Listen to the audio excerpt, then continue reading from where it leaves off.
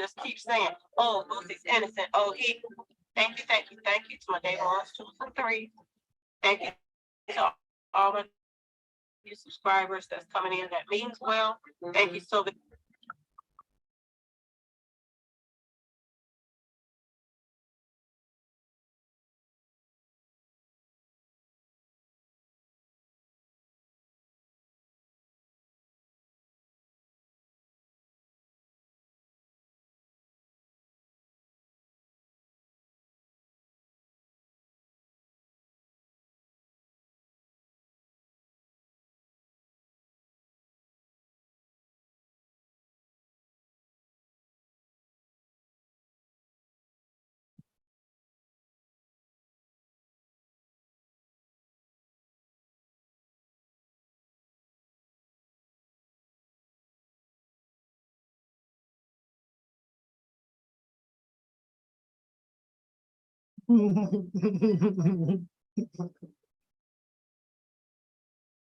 Ooh, child.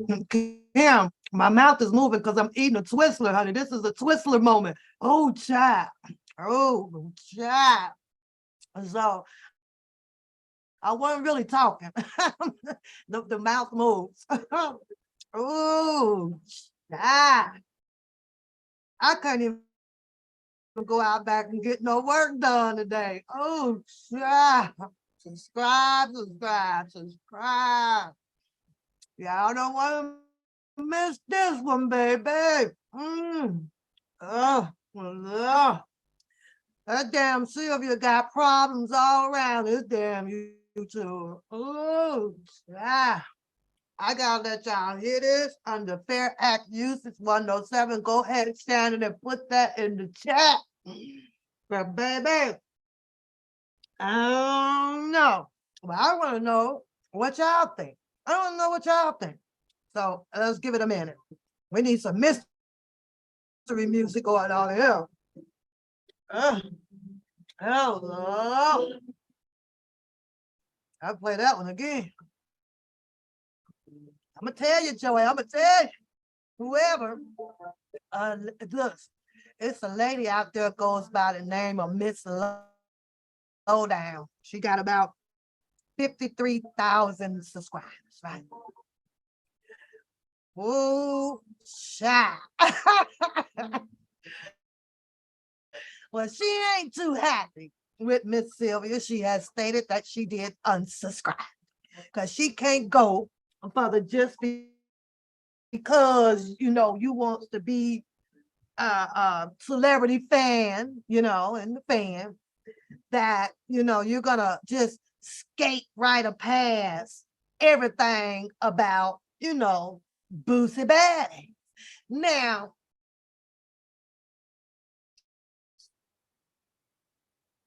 it appears to be that this lady goes by the name of Lowdown, that she must have been following the Boosie Badass character for quite some while. She can call out these names of this Quando and a whole bunch of them, right? And she can call it out.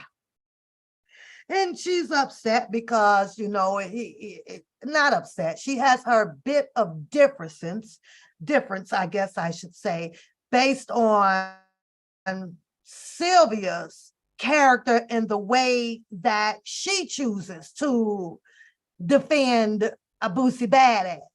But what she's saying, this lowdown person, is that if Sylvia would know who she is being a fan of, maybe you might want to not say so much. You understand what I'm saying? Now, understand the fact, and I said it the other day, just because he bonded out doesn't mean that he is not going back for another court appearance, whether it is trial or without a jury. He's going back. In the meantime, between time, while he is out, there, is going to be further investigations. I'm not a fanatic fan of that type of industry people, meaning the bad boys kind of thug life club. I can't do it because somewhere beneath the surface, when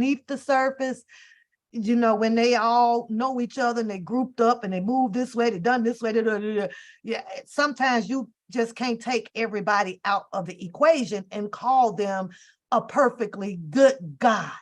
So, yeah, she's only covering the case, granted, but I think what lowdown, this lady lowdown is saying that when you prepare yourself to say certain things, and I kind of got to agree with it, you got to stay neutral about it and kind of not look like one person is all the way innocent on some things until it all plays itself out. Me, I think that it would be sufficeable if, you just mentioned that, it has a date. You said the woman is crazy. I don't know, but let me hear some of her testimony, right? Because truth be told, I have to say this. Her story, hey, her story about these occurring situations or the past situations, I've heard them before. I've heard that Whack 100 speaking on a bunch of stuff. I've heard this person speaking on a bunch of stuff. I've also watched quite a few of Boosie Badass lives myself. Dealing in that type of lifestyle, there's always going to be some underlay for the overplay. Now, she ain't the first person that I actually have heard mention something about the weapon, and I'm gonna make I'll have somebody else take the charge for me. She's not the first one. I've heard that over there in the gangster lanes, from a bunch of guys, and I was like, what? Who? Okay. I've also watched where Boosie has gotten pulled over several times, right? And granted, there are sometimes maybe, he should have not been addressed, but then there is sometimes if the law is clear and it applies to everyone under the Constitution, there are some things that I don't agree that, okay, wait a minute, where his ticket at? Because had it been us, a minority, regular old Jane and Doe's out here with $50 in your account, you'd have got that ticket. You'd have got that work. You'd have got it. Yeah, they'd have gave it to you. They'd have hauled your ass on down to the jail and all that shit. But so, is this do we have one side of the streets out here? And I'm talking about on the gangster lane over there with the industry, right? We get it. Some are for him. And then you're going to have the other side where, some are not for him. And I get it. When you are not for a person, somehow we have established the word hater. We don't depict it as being right or wrong anymore. We become haters. Somehow that has superseded the right and the wrong, right? But I was listening to her, somehow just came down my stream. I ain't never seen this channel ever. This my pretty badass is the hot topic for the week in the last week, right? Oh, let me see what she got to say. Normally, I don't usually hear too many women speaking on Boosie Badass. It's always a panel of a bunch of men that's in that lane of the celebrity stuff, right? When you the dollar, that's what the real one do. Can't have real ones like that. He'll be free. Okay, well, that may have a point to it. I may have a point. But here's what's gonna happen, right? Because everybody says that those people are always watching, right? They're always looking. And it helps them with their case. Hit the like button, please, because I just took time to come back. I said, forget that yard for today, right? I don't know, come back here and sit and chill with y'all. So y'all can hit the like button, please. Right? So if you have an opposing side that is subliminal or being direct based on some things that they feel that they know and they're sharing, and you got those people watching, and that is a level of a probable cause. Well, let us go look into this. Let us go look into this. Let us go look at that. And then you got the good people who is standing their ground of being a boosie badass friend or a fan, right? And he ain't do this, he ain't do that, he ain't do that. He's a good man. He did caught it up, he caught it up. And we already know that most of the people out here are saying that he was saying some things that was probably, could have been withheld on Vlad and then that other man's show, right? But if you have someone like this lowdown person, right, who is speaking her thoughts and her opinions based on what she might have researched or whatever, in her mind, she's like, well, no, if, she got a gut feeling that somewhere that Boosie was somewhere involved in whatever this murder stuff was, or somebody got killed by the name of, I don't know this person, what is it, Quintanillo? That goes to show y'all how much this rap industry, I just knew. Quando Rondo, that's what she called that. But when all of this information is put out here in the atmosphere, you best believe that those people are jotting it down. Oh, this person. Oh, this person. Technically, as they say, social media now has become the main source for these people to start probable causes of investigation. Quando. Thank you, boo. Quando. But she mad at Sylvia, y'all. And she just, let me let y'all hear for a minute. Ooh, child. I appreciate you. I do not own the rights to this video, but this video is being used For entertainment and educational purposes. the Fair Act Everything usage. is alleged, so it's But not. let's go And listen. The Fair Act use is in my description box, y'all. So let's get to it, y'all. So I want to talk about. You got that right, Shannon. Again, y'all. I need to recap. But this is her feelings of how she felt about Sylvia, infamous Sylvia. When people got fans, they try to look over the fact and look the other way when stuff is right in their face, y'all. Okay, I've been working on some other stuff. Okay, I've been working on some other stuff, but I have to jump on here really, really quick. But before I continue this, let me ask the chat a question. Once you become a fan of somebody, right? Does it even really matter what a person has done in the past? So me, like I said, with R. Kelly. And because that stuff was so old or he hadn't been to trial on it, I'm guilty. I'm one of those people to be like, you know what? No, you tried him on this. No, that person already had they say. No, this already happened. And, then we see everybody coming back for money, money, money, money, money, money. No apology. They just want money, money, money, money, money. I'm like, you know what? No.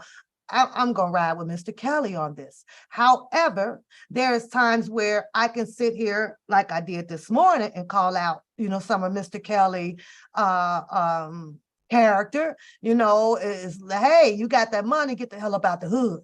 You can't put the money with a bunch of friends. You can't put money and have millions of people around you that is, minorities or don't have money or don't do, because they're gonna do crazy ass shit to you, right? So I've said those things, right? So I don't want to be contradicting myself here, but let's listen to this Miss Lowdown. Mind you, she's up to 53,000 subscribers, 0.7. So somewhere, somebody, a lot of people has been listening to her channel. Hey, her channel has grown. Something they liking what she's saying. So, but let's listen. Say something about this. okay? Mhm. You know, we got these pages and bloggers that's running around here talking about, you know, stop throwing. Oh, Lord, hold on. What? Yeah. Yep. Okay. Okay, hold on, y'all. Name and all of this other stuff, and I just have to unsubscribe from somebody that just put this up. You know, I just subscribed to her, and then I have to unsubscribe because you know you're sitting up here in a position just because you're Hold speaking on. as a fan. Hold on, hold on, hold You on. were covering and you have Hold on. Oh shit. and Hold you know on. he's keeping up with Jocelyn what's Smith going on like that. says And now you that she feels that the feds watch y'all. Who is y'all? Let's not do subliminal. Be direct over here because we big girls and boys, so we could take it. Who are they watching and get their information because y'all do too much? Who is specific? Who are you talking about? Because that's the only way you're going to get to the bottom of your narrative that you just put in the chat. Who are you talking about? Don't be scared and punkish about your shit once you put it in the chat. Who are y'all? The bloggers. Which bloggers? There's a whole lot of bloggers. You gonna call something out, then you point it out. And then before you point it out, you also have to point out the fact whether you feel what the bloggers do is legal or illegal. So you got to know the law with all of that too. You need to know the law. Is it legal or illegal? Opinions or facts? Which way is it? It's like choosing whether if you're going to go up or down. Because the only people, like I said, and I said it this morning, that kaleidoscope copy paste pictorial stuff. Now, see, that is somewhere aligned to being, you know, conspiracy thoughts. Now, that can probe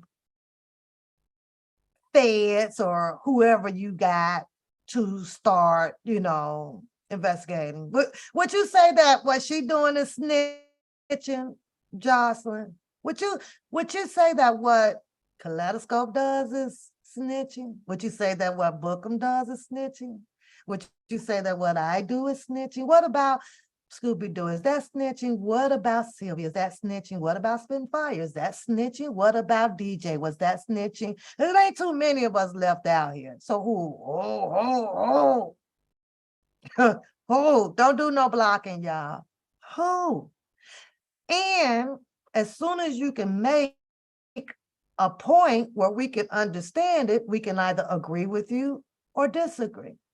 You said the feds can sit back because some bloggers do the work, in my opinion.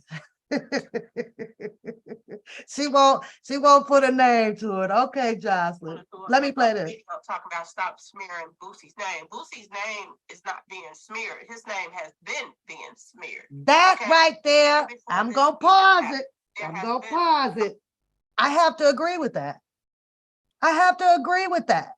I'm sorry, I have to agree with that. And I also, to keep it check and balance, I agree also with what Sylvia's doing. If Sylvia is choosing to go out there and get information to bring to her channel based on her being a fan and who she chooses to support, she has all right to do so. Absolutely. Go do it. Go run and do it. At the end of the day, how Miss Lowdown is thinking and how and acting according to what she has done her research on and know about, and what Sylvia is doing, I can't be certain. And so I ain't gonna lie. I don't think that Sylvia may have did a full deep dive research with on Boosie Badass. I think that Sylvia just found someone that she would like to be a fan of and to support. Now, once Sylvia, which I am pretty sure because it's part of her character, reaches further to get transcripts, the transcripts are only going to tell you what happened and what was said in the courtroom, right? That's what she do, the stenotype. The transcripts are not going to have up in there what exactly is the whole totality of Boosie Badass lifestyle, or who he was involved with or not involved with, and how he raised kids and how he did all that stuff. But you better keep in mind, boy, because when they come like y'all said. Boosie Badass had a whole girlfriend. When I tell you, when I seen her come live years ago, I was there. Boop, let me see what she got to say. You know, like I say, I'm a fan of his music. I'm a total fan of his music.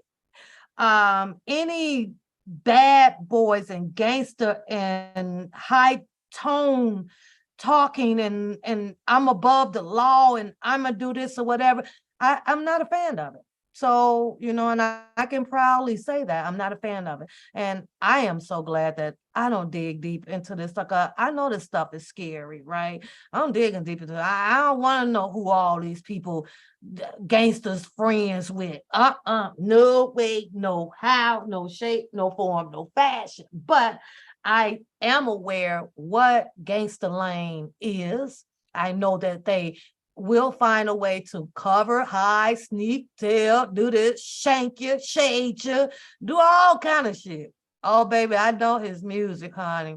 His music, how you getting up doing something crazy, like twerking it out at 50.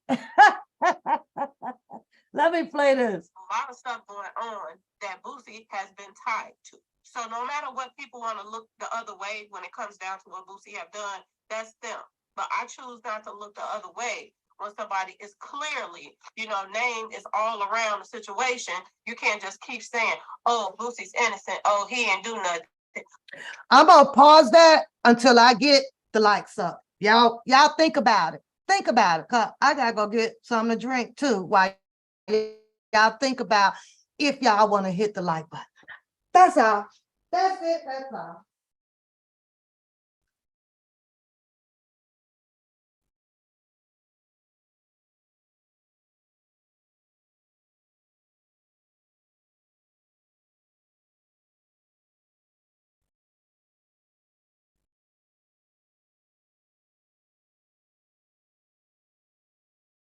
Sure. Don't get your shoes.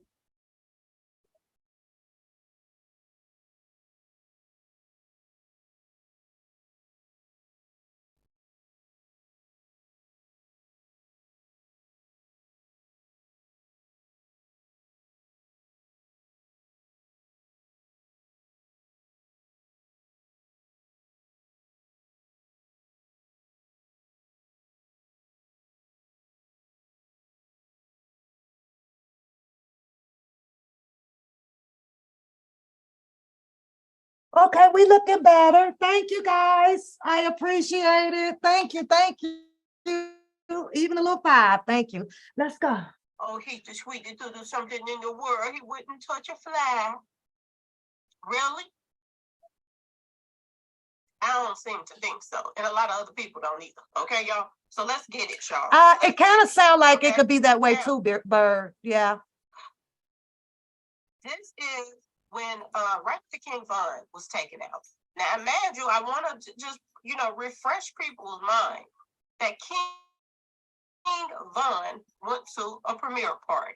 Okay, y'all? The night that he passed. He left that premiere party on his way back to their hotel room or their house, wherever they were staying at. Okay, he was on his way with his entourage somewhere else. Okay, King Von gets some type of call or whatever, and somebody tells him to meet. Boosie is going to meet him at the hookah lounge, y'all. And Boosie had told him, welcome back, Miss Brown, because he was supposed to be doing some music with King Von. Now, let me tell y'all something. You can tell this was a setup from the start, because right after King Von passed away, now, Boosie was the first one to... Let me pause that so we can be impartial, right? I gotta be impartial right now. What I'm hearing when Sylvia does her live on Boosie Badass, it is done in a form of of a choice. Number one, she has the right to be selective about who she wants to run her stories on and who she, chooses to be a fan of or not. So get that to Sylvia.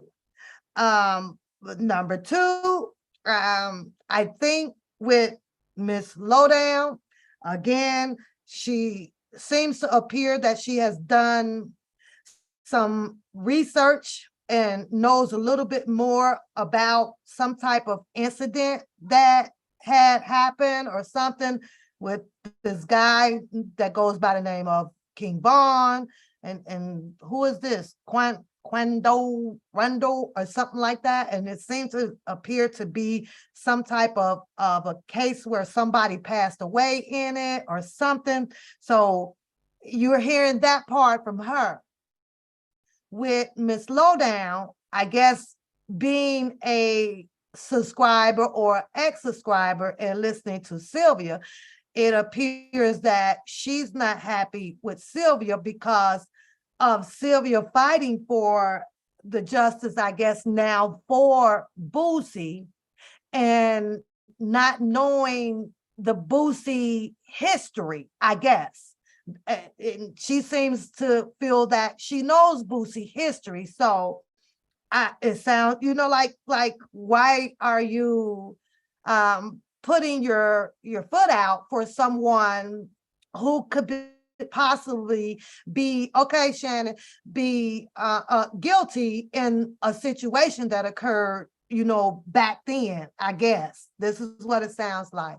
So, but let's carry on because this is what it sounds like. Now, should she be mad about the way Sylvia delivers her commentary as far as being a fan or a person that chooses to fight for men rights, as they say out here? Me personally, I don't think that every man, fall up under having rights under the Constitution if there are some things that was done in the tragedy lane, with the pows and stuff like that. I don't know. Pretty soon, the way I see this, because now since it has fed down to the Boosie badass lane, right? This is never going to stop until they're going to land all of them in a compromised situation, which is going to bring out so much of their life that they have kept away from social media. Y'all know what I'm saying by that. Music, just like he did with Duke 93rd, dissing King Von. He put up a song dissing King Von. Now, ask yourself this question: why would Boosie reach out to King Von? Jocelyn say I do too much. Jocelyn, I ain't doing half of the shit what these people do out here, baby. It was all a setup from the start. Okay, so he goes to this hookah lounge, call himself in go meet Boosie, but lo and behold, Quando Rondo shows up. Quando Rondo shows up, and then everything looks so staged that it don't make sense in the first place. Quando Rondo wanted King Von to hit him. He wanted him to, y'all, so that his boy could do what he did and get away with it. Okay, y'all? It was all a setup, and it stemmed from Boosie. Just like it was all a setup. Okay. So there you have that part, right? So we pretty much didn't hit the nail. We didn't hit the pin on the donkey right there, right? She seems to be annoyed with Sylvia's deliverance with, free Boosie badass, when Miss Lowdown feels that she knows that, in her research, in her opinion, and she just placed him there, right? She just placed him exactly, Bird. She did a whole conspiracy thing without Boosie badass going through a trial. You see, it's different when you already done premeditated it up to find somebody guilty. So she did do that. We heard it. She said she did do that based on her her own words that, he was there, he did that, he set him up, he did that, and she did that, and he ain't even been on trial yet, I guess, for what she is speaking of. But because of what she feels that she knows, and she feels, since Sylvia rocks the Christianity world, right? That how could someone in this Christianity world make noise about it's a female book freeing Boosie Badass. So this is how all of this gets started, right? And this is just not like the Sylvia and the Miss Lowdown, right? This is like all around the social media. It's different ideologies. Hers is different from Sylvia, and Sylvia has her own which way of rocking, up or down, and so does she. So I think that she is not liking the fact that Sylvia is in her Christianity world, and how can a Christian, up under God, is rooting and tooting for Boosie Badass to be free when, she don't know half of what I know. This is how I'm talking, like, for Lowdown. And she's saying for a fact that, she feels that Boosie Badass was a part of X, Y, and Z. And I have to promise y'all, I've heard this same, somewhat similar story from other, a panel of men. I did. Let's hear it again. Goes to this hookah lounge, call his husband to go meet Boosie, but lo and behold, Quando Rondo shows up. Quando Rondo shows up, and then everything looks so staged that it don't make sense in the first place. Quando Rondo wanted King Von to hit him. He wanted him to, y'all, so that his boy could do what he did and get away with it. Okay, y'all. It was all a setup, and it stemmed from Boosie. Ooh, child. There it is, right there. Okay, y'all. She says that it all stemmed from Boosie Badass. Now, where's Jocelyn? Raise your hand. Because, baby, this is considered conspiracy, since no one has seen a trial yet. You understand what I'm saying? So you said that since those people be watching and y'all be helping them, what do you think about that one, Jocelyn? What do you think about that one? Huh? You think that was a act of a conspiracy? Huh? Putting something out here that a man has not been found guilty on? Wouldn't you think so? And I see you now. Do you think so, Jocelyn? Because she said, did you hear what she said? Let's play back. I'll give you 10 seconds back. Hit him. He wanted him to, y'all, so that his boy could do what he did and get away with it. Okay, y'all? It was all a setup. And it stemmed from Boosie. She said, do it. That's right. It was set up with the Duke 93rd, y'all. Okay, y'all? Duke 93rd, the same thing, a straight up setup. But this other page over here, she want to sit back and defend Boosie. Well, what about defending? How would she feel if this was her child? If King Von was her child, and Boosie called him to come somewhere and didn't show up, and his friends showed up? This one right here. Okay, how would she feel if her son was selling jewelry and Boosie called her son to come and he was gonna help him sell some stuff, and he ended up coming back home in a body bag? Would she be still talking about stop smearing Boosie's name?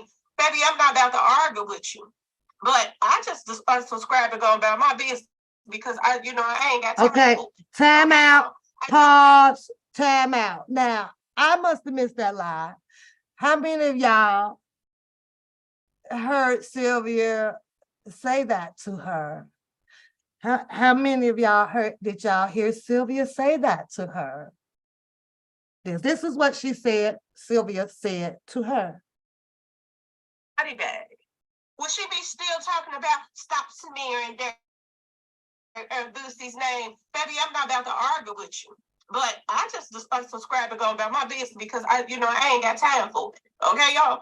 I don't have time for it. You're not going to look the other way when somebody's out here named keep popping up in situations over and over again. And we're supposed to just pretend like Boosie ain't had nothing to do with nothing, right, y'all? Basically until he go to trial. Being taken out are all Boosie's associates. Are y'all serious? Are we going to continue this? Just let him, he didn't threaten people on social media. He threatened people, they come up something happened to him. Somebody threatened his son on social media and he was taken out not too long afterwards. His baby mama's brother come up past the way. He threatened her too. And he bragged about it. Just because his hands has, been clean all these years don't make his hands clean, y'all. It doesn't mean that he don't have no blood on his hand, because he don't got no blood on his hand. He said out his own mouth that he used children to take crimes for him, so he don't have to go to jail. This been going on in the hood a long time. The older guys that's in street associations, they get the younger kids to hang out with them. So when something goes down, they take the fall because they're young. They can get out of it. Whereas these older cats, they got a record or whatever, they're going to go do some time. This has been going on for a long time. But who enough to get on social media and admit it? Boosie do. He said that in an interview. And he used these children to rat around with him and pass them the weapon if they get pulled over. And you mean to tell me this so-called Christian channel over here want to just act like that Boosie's not doing none of this stuff? Are you serious? Now, just because a lot of us hear a lot of things on the social media, right? You gotta give it some weight, right? To take a lot of this stuff with a grain of salt. Now, I say that because when you are on social media, you can pretty much, people pretty much say what they want to say, act how they want to act, do how they want to do, right? It's up to you, without having the facts or a person have actually literally got caught on it and got charged with it, right? To make this propaganda up, right? You like I've had to know, I have to actually see, like, well, okay, wow, your son is in court, for a gun that you told him to hold on to. It's kind of a different play out, right? Now, take this other scenario, right? Kaleidoscope. These are people messages that they put up coming from either Twitter or Instagram. And you know that in each post, they only give you very limited of words to put in there, right? Could be 60, could be 40, you never know, right? But yet then you don't have the whole concept of what they really wanted to say. And then they tend to break it down. They be sporadic with their words. They throw some here and some there. But it'll be the outside people who chooses to run the story will take their whole master plan way of thinking and put together the story that you never even freaking finished. You just kind of touching on it here, touching on it there, few responses, yep, nope, and then blah, blah, blah, blah, blah. And then it leaves it to the people to finish it off. And then there goes the propaganda. Boom, it's gone. And that's how I see the way Kaleidoscope do her things, right? Because I'll go, like, I remember seeing that post on Instagram. I remember seeing that.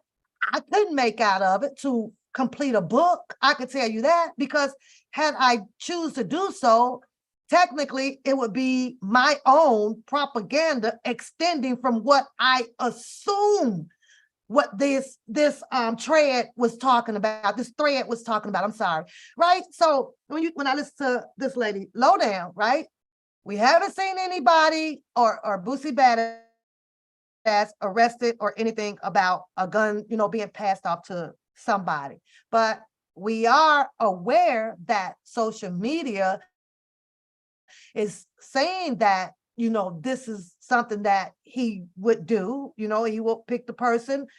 I heard him say it. that has the lowest, or whatever, the ranking or this or that, to, to take that charge, and the person that's the big dog, stays out of jail, and then go help that person. It kind of don't make sense to let the big person go. I get that when you talk about street, right?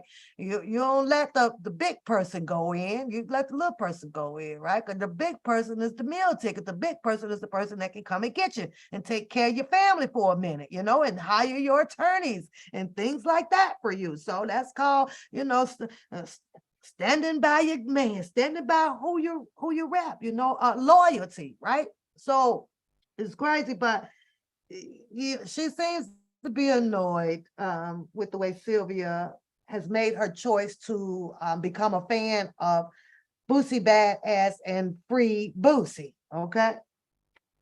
Okay. So right after King Von is set up and taken out, Boosie called herself, got a movie coming out. And lo and behold, who's in the movie, y'all? Quando Rondo. Quando Rondo, most likely, like all these other young kids out here that's younger, adults, they're out here thinking that Boosie putting him on a pedestal, thinking that Boosie is the man, okay? And a lot of people feel like this.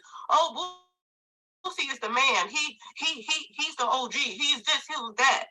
But do you, and they got a nerve to talk about snitches and people snitching and this and that. When I put up the video with Boosie rolling and stuff and doing his trees right after he got out of jail, people was making excuses coming in the comment section talking about, oh, that's a pen. Oh, he just doing that because he can prove that he still has stuff in the system before then, that he got locked up. That was all making excuses. So I got to point that out. I got an opinion. I got something to say. So she says that she put up the video. She put up the video with Boosie doing his roll up. Okay, he's rolling up, roll up gang, right? About to get his work on. Even puff, whatever, right? First thing to ask yourself before you deliver something like that. And, I always make sure that I ask myself too. Is it right to post this? Why am I posting this? Is this done to do detrimental harm to? And as Jocelyn says, that y'all, or the bloggers does things that has some impromptu where the big boys, the FEDS and then the homelands and all that can get hold to it and start this whole investigation on a person, and then find somewhere in the law where they may feel that it's illegal to do. Then look up your sheet in the case you're looking for, if you got a bad rap sheet, do you have warrants, do you this, are you felony, are you this or this or that? Now they have that probability, let probable cause, let's go investigate this a little bit further. Should we probably could get an extra bonus for this? If Lowdown did something like this, do you feel that she is one of those yawls, Jocelyn? She's helping out the feds or that nature of authority force, right? That force to say, wow, write this down, add this to this. We didn't know about that. So keep in mind that Boosie will have a trial coming up. He will. He's only out on bond. So when you have something, this type of propaganda at this level, and you posted it up, is it done out of anger? Is it done out of because I just don't like him. I don't know. It's hard to tell because I'm not here to think for her or whatever. But I know that if it was me and I had a mindset like that, and I choose to post something up about Boosie or anybody else, and if I know that he has this whole felony background, basically I'll have to decide, am I going to do this out of anger or just because, I don't like you? Or do I feel like running my clout chase campaign? I don't know, but it's the decisions that we have to think about before we jumpstart, before the gun is fired at the start line. You got to think about it, right? Like, I don't know, but she says it herself that, she took the pictures of him doing X, Y, and Z. and she posted them up and all of this stuff. And the truth of the matter is, like, or am I trying to, catch all the bad boys? I don't know. Me, ooh, child, I don't know about all this goddamn crazy ass shit, but yeah, they could have it. Right after he got out of jail, well, that excuses coming in the comment section talking about, oh, that's a pen. Oh, he just doing that because he can prove that he still has stuff in the system before then that he got locked up. They was all making excuses, and people are still continuing to make excuse after excuse after excuse for Boosie. She don't like Boosie. No matter what. And y'all can say, oh, she in her feelings, she this and that. This could be anybody. This don't have to be Boosie. If you're wrong about something, you're wrong about something. And this is what's wrong with I'm still waiting to see why she unsubscribed from Sylvia. I'm waiting to hear where she's saying that Sylvia was wrong. She did mention.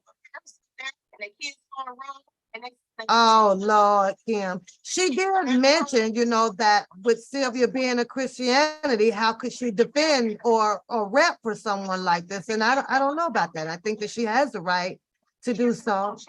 But be right too. Because if you doing wrong, your kids gonna say, no, mama, you that ain't right what you doing either. Both of y'all should sit down and talk. Now, just don't just take your mama's side just because, that's your mama. Take the mama side because she's right. Okay, y'all? Shit, I'm saving my mama. How many of y'all saving y'all mama? I ain't coming out here to put my mama up on no screen. I don't give a fuck if my mama walk around with no blunts or a billy goat or none of that. I ain't turning my mama in or my mama, and that ain't gonna happen. And I used to walk around and say, even with my brothers or my sisters or whatever, they done did some shit. I ain't gonna be no. The police gonna have to do their own work. It come back here. Do you know about if Rob or Jeff or Carlos or anything? We heard that a car was stolen up the street, and your brother had on a blue checkered vest coat with a small baby back tie on or whatever. I'm like, I don't know, who? My brother? I can't recall. I mean, I seen my mama go shopping the other day. She still buys his clothes, but I ain't seen no baby tie up in the bag, in the Walmart bag. I don't know what you're talking about. Sorry. I just can't do that. So with that one, on that one, low down, if like the choice of word that she had used, if it was your mama, I ain't turning my mama in. I'm sorry. I don't give a damn if she done went and robbed the First National Bank. I ain't turning my mama in. And that ain't gonna happen. I ain't got but one mama. And I'm not gonna do that shit. Now, had they caught my mama coming out of the bank, First National, or the Harris Bank, or the BMO, or the Chase, whichever one y'all want to use, right? And I just so happen to be riding by, right? Oh Lord, that looked like my mama. I'm still ain't gonna stop. I'm gonna have to check it out later. I'm gonna have to wait for my mama phone call to be like, hey, I need bond. But bam, I gotta go get my mama out. That's my mama. My mama still gonna have to fight her case and all that stuff, but I'm gonna have to ride with my mama. I'm sorry. Mama, you was wrong. Where that money at? Like Mad Money. Mad Money. Shit, I'm gonna get my mama. I'm gonna get my mama. They're never wrong. And this is where we're going wrong at right now. And this is one thing. Yeah, just let the police do their job. Snake you too.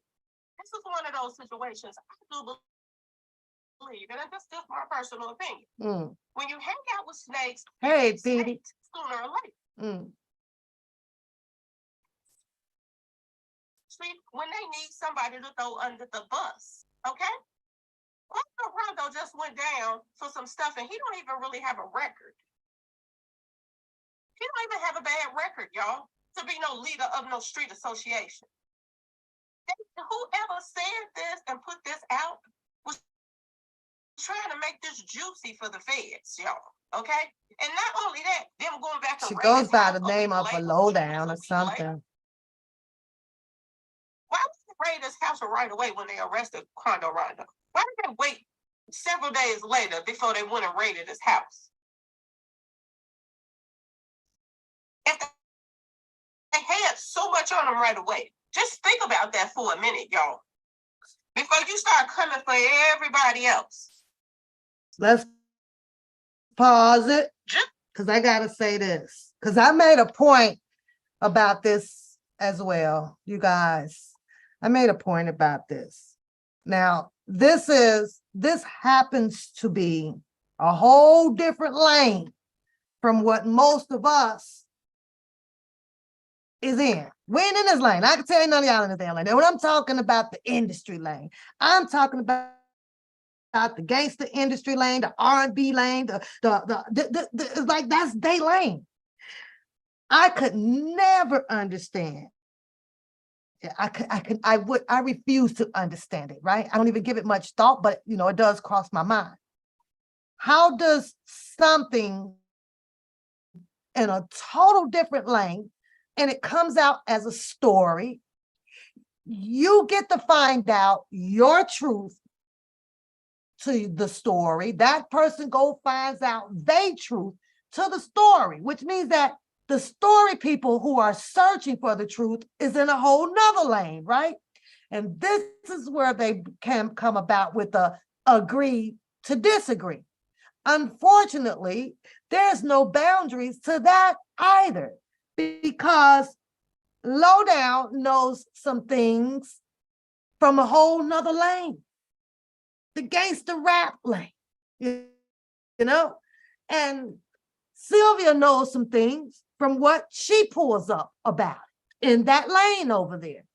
But yet then, whatever the case may be, it caused Lowdown to have now some personal feelings about Sylvia, the way she chooses to deliver or become a fan or fight for the justice of whom she think is innocent.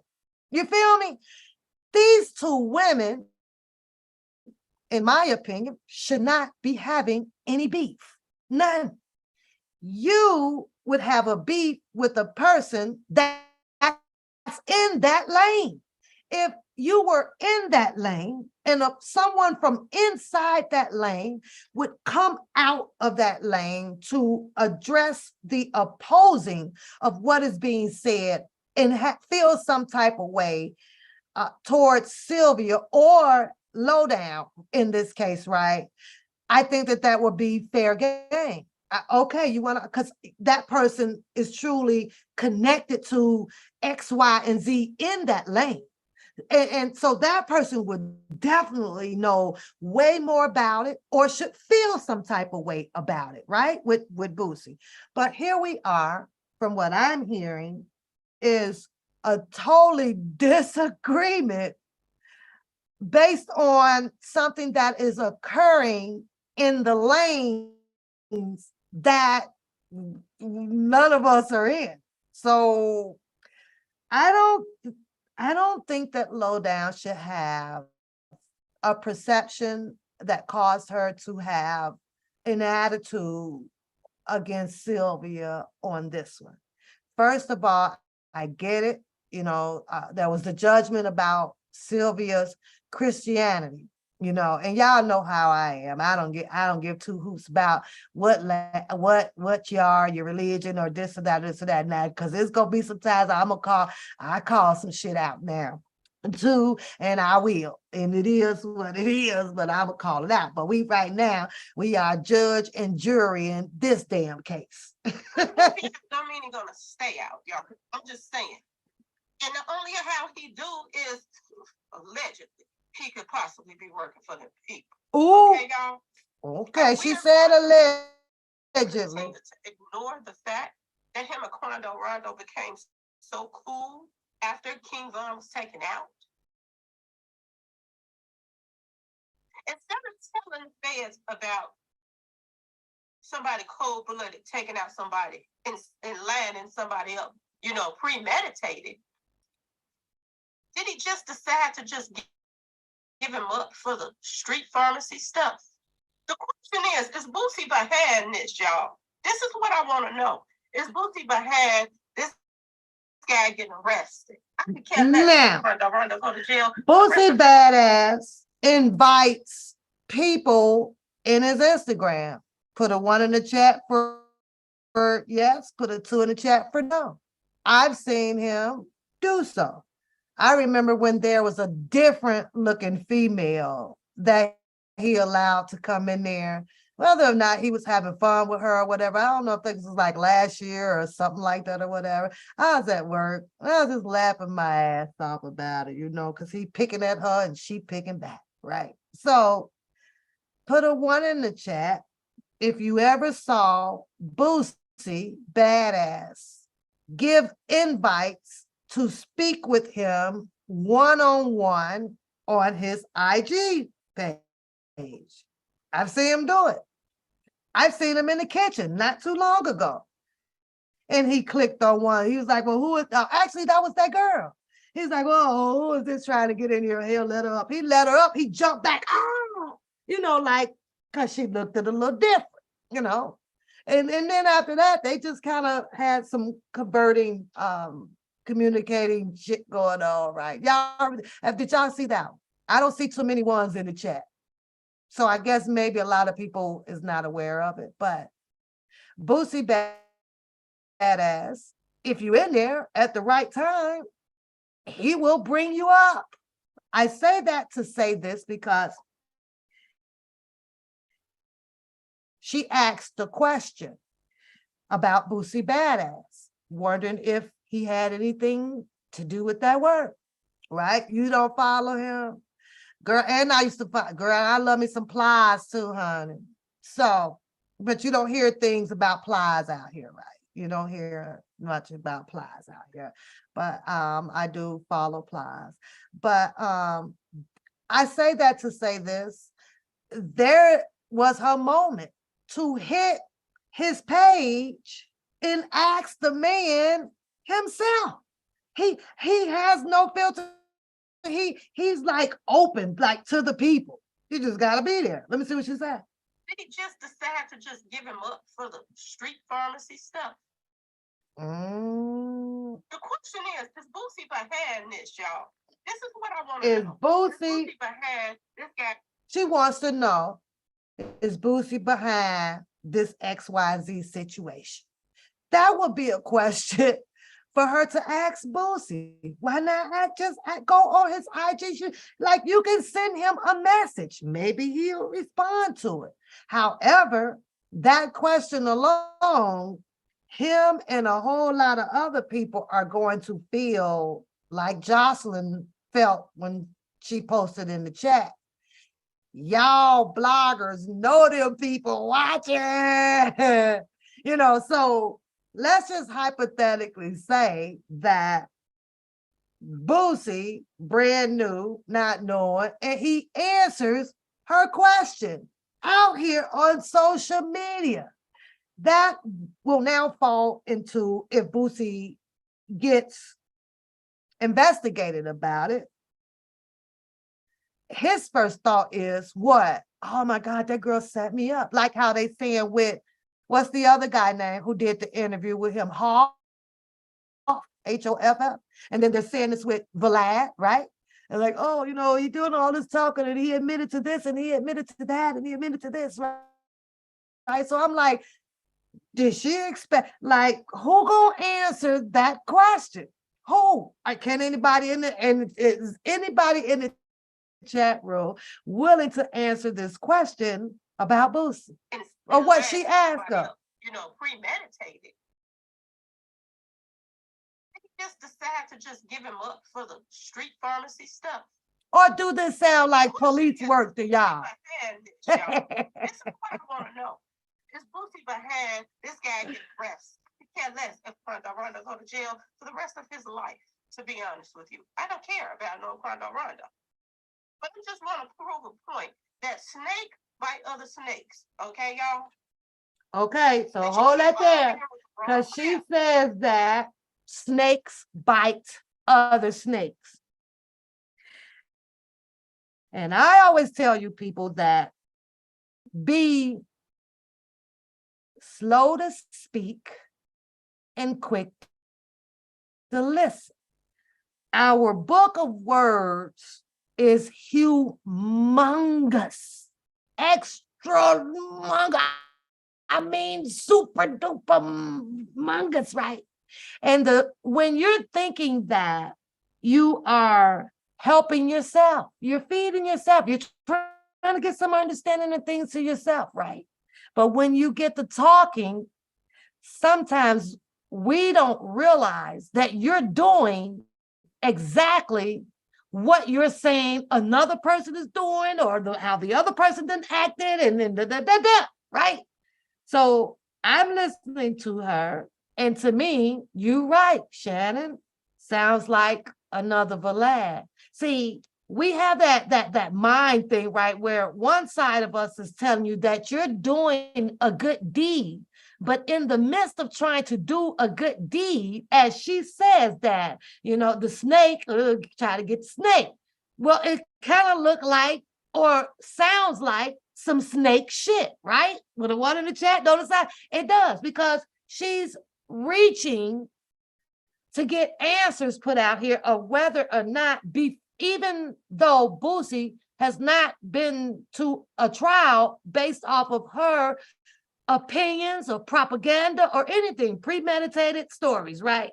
He ain't been to trial for it, but yet then we're going to talk about it. I'm going to tell you some hypotheses of it. I'm going to tell you that this is what I know for sure. This is what I heard. He said it out of his own mouth. Well, I feel like if Boosie said anything out of his own mouth, then you let Boosie entrap his damn self. That's just how I feel. Can't nobody tell it like he can tell it, because it's his story. If he was, it was his story. But when we try to depict some things apart in a story, little do you know, there is a part of us that will end up being a snake. You just don't know it, because you think you're doing something fair game. You think you're doing something with loyalty, honesty, and in a sense of owing all of this like to yourself, right? You know what I mean? So, Audrey M, how did you delete Audrey? How did she do that? She's not a mom. Oh, no, Audrey deleted. Okay, no questions, Father. No further questions. If it's done, it's done. I was like, wait a minute, I'm reading that wrong. I said this a long time ago when I just talked about Duke the Juke. For him to even want to be around Boosie, it made you question him for wanting to be around this guy in the first place.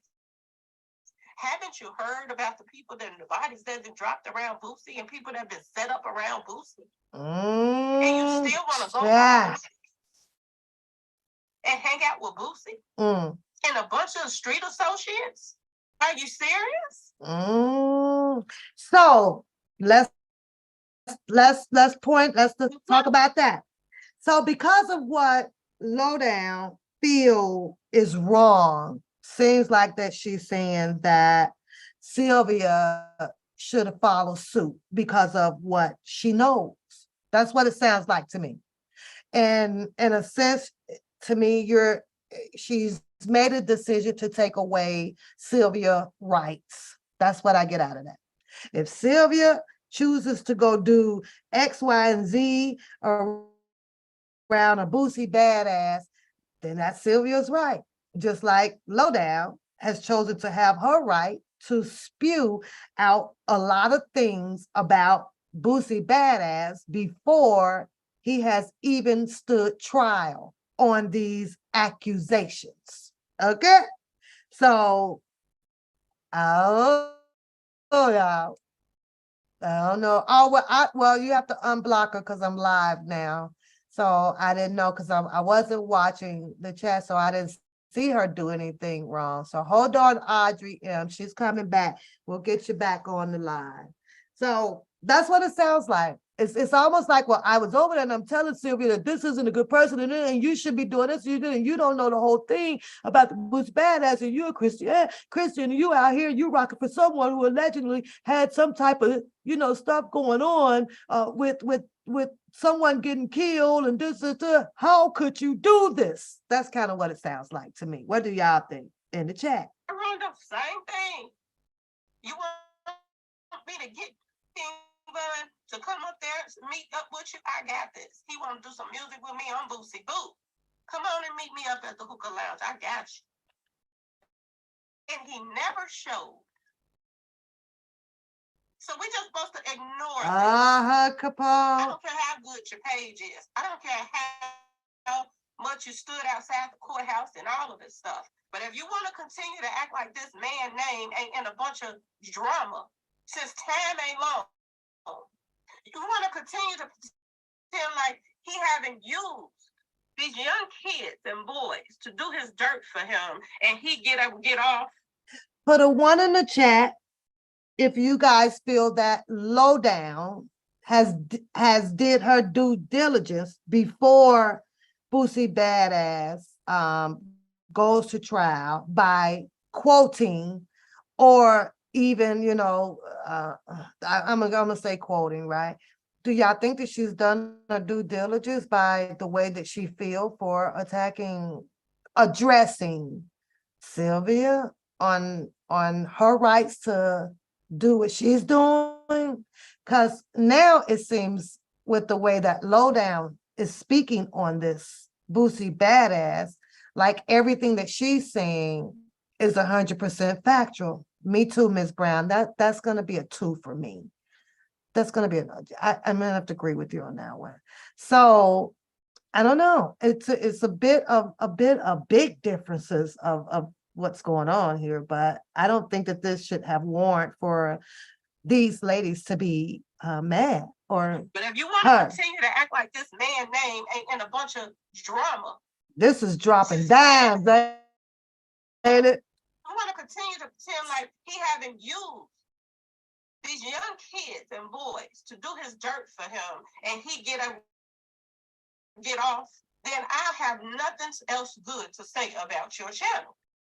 And that's the honest to God truth, y'all. So that kills everything. That kid, this whole celebrity, a Boosie Badass, made her come up with the decision to kill everything between her and Sylvia, not just a disagreement about the Boosie Badass. She killing everything.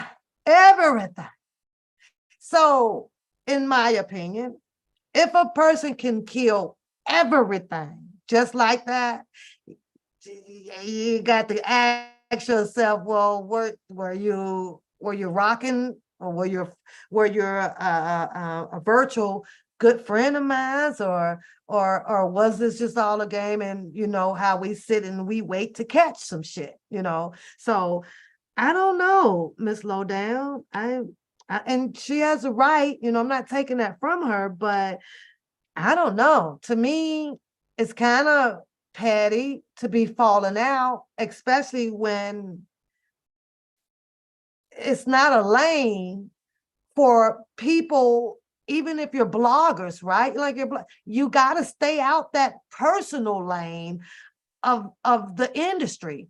Because truth be told, we all don't know. We will never know the God honest truth to what's going on in their world. All we're going to hear is speculations and theories and hypotheses and different dialogues around here. And I'm telling you now, where would Lowdown fit in perfectly at? Over on the WAC 100 panel. Now, what she should have been that word. She should have fit in perfectly over there, because and some of the other channels who actually been out there with the Boosie Badass and stuff, she would have fit perfectly in over there to have her theory, it'll fit perfectly in with them, because unfortunately, fortunately, they're telling the same damn stories that she's telling. You understand? Like, tell Boosie's story. You know, I don't know a story. That wants to support this because this is weird. Now let's talk about when Boosie was arrested. Boosie was arrested June 14th, that Wednesday, y'all. Okay. Okay, so that's the end of that because she's just gonna talk about He ain't gonna drink, y'all. That allegedly has something to do with she's just gonna go into some more of the videos and stuff like that, and she's gonna run you down Boosie's timeline of his him being in some trouble out there in the industry world, right? So I guess once you've done some things or whatever, lowdown, you know, may not never forgive you. You in a bunch of trouble. Like, oh shit, I got caught with a gun. Lowdown saw me. You know, I'm gonna be a bad person for the rest of my life. I don't know. You know, like I say, I really try not to get like that industry shit, man, that shit too deep. It's too goddamn deep, y'all. It's too deep. I'm trying to tell you, it's too deep. Like, holy cow. And I know for sure, like you just don't go that deep into it where it puts you at a very disturbing emotional state, you know, where when you come at the people, except for me and and Book I'm doing some goofy ass shit. You understand what I'm saying? So that gets a pass. That gets a pass. Now, in the meantime, between time, I hope that, maybe they don't fall out too much. Why y'all ain't tell me that I had an E in Bookham and it's a U? Whoa, child.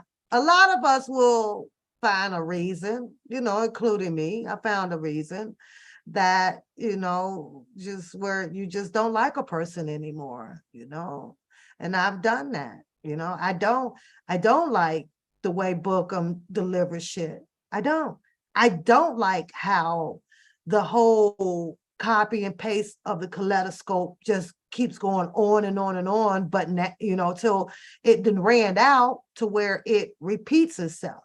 If you pay closely attention to it, the only thing that changes on there was one picture to the next page. And the next page got a whole different thread going on, but that picture somehow meets its maker over here on page 2. If you don't be careful, it'll jump back over on page 1 to a whole nother different thread. I'm sitting there like, who done said what, when, where, and how? What in, like, this is a hot damn, it's not her fault though. It's not her fault that we don't understand what she's putting up. We are the stupid and the crazy ones and the slow ones. Not our fault. It's our fault that y'all don't know how to put the pieces to the puzzle. Listen, I'm guilty because when you're doing too much, I don't have no interest in it. None. I like shit simple. Simplify that shit down to the common denominator, and just like you do a trigonometry problem, geometry, you write it down, the X over the Y, the common parentheses, okay, carry that down, move that over there, okay, we got that. Guess what? The problem is done. There's only so many ways you can solve a geometry problem. There's only so many ways that you can add and subtract 2 plus 2. There's only so many ways that you can take 7 times 7 with parentheses and the 7 times 7. You have to finish it. It needs to conclude itself, or you'll never have an answer to it. And that's exactly what I get out of kaleidoscoping. There's never going to be an answer. Never. She got the longest math problem in history time. Einstein would start back smoking his crack if he had to deal with that shit. Like, what the fuck? And he did smoke crack, according to the biography. According to the biography. Yeah, he did. He had to do it. Got introduced to it. Right? He got introduced to it. You know, it was a project he was working on, and he went to get some help, and he was a little bit stressed about some things. So one of the partners said he went to go get some help when he was already indulging in the stuff. Well, he told Einstein, oh, whoa, whoa, whoa, whoa. You see this white stuff right here? This stuff gonna make you kind of mellow out. You understand what I'm saying?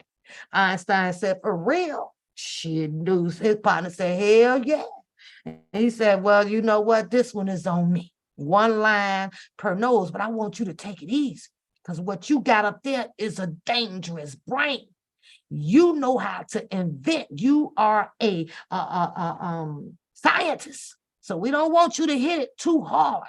Get you all fucked up. Nope. Einstein, every now and then when he ran into his problem solving, he had to take a little toot-toot. Once he took that little toot-toot, Einstein coming out with shit like boom, boom, boom. It was no problem because he was getting up in age. So the friend of his kind of helped him, you know, move along and rejuvenate his brain. And in that laboratory, boy, he was whipping, doop, doop, doop, doop, doop. And then he slowed back down.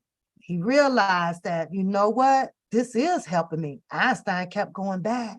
He had to get another hit. He did. He took one goddamn good ass hit out there, and guess what he did for y'all ass? Man, y'all got lights.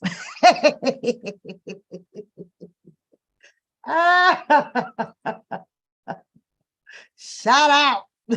Shout out to the crack and the lights. Y'all got some lights out of that shit. I ain't lying. All the lights, y'all got red and green lights out there. Shout out to the black man who invented all your Colgate toothpaste. He knew you niggas' breath was gonna start kicking somewhere down the line. He knew it. He said the white folks was selling y'all all that goddamn bullshit or some Crest and what you call that stuff in the orange box, all this. They said that wasn't gonna be enough. That wasn't gonna be enough. Boy, he had some brothers with some hitter and quitters by the breath. That brother got up in there in that laboratory and said, you know what? I got something called Colgate to your mouth. Invented the Colgate toothpaste. Now everybody out here funky, black, fresh breath, clean. Oh, yeah. I'm just saying, you know, my point to this live, and I'll probably come back. I ain't got shit to do, y'all. I'm bored, so I'm just hanging out. I was going out back, but hell with it. I'm gonna change that till tomorrow. But yeah, it's the things that we actually get upset about, the things that we engage in that causes us to take it out on other people. And we do that. Human nature is crazy, right? It's crazy as hell. I know for sure that this guy did X, Y, and Z, you know, but you are a Christian and you shouldn't be acting like that. And now I don't like you, you know. And I'm guilty of it. Like I told you, I started out in my car late at night, coming home. I'm like, what the hell? Who is this guy? And I'm listening to him and I'm listening to him. So now I got to go channel hopping, right? Because I went on all these, looking at all these channels and shit. So I'm listening to this, I'm watching this. Oh, okay, R. Kelly. Okay, R. Kelly. Oh, this guy right here. Oh, that man talk too much. I used to literally tell myself, this man talks too goddamn much. And he say he R. Kelly friend. I'm like, ooh, R. Kelly, you got people like this out here on deck with you. So, and I'm literally talking to myself, you know, as I'm taking this car ride home. So then I was like, you know what? I got something to say. I was like, I got something to say. And that's crazy, right?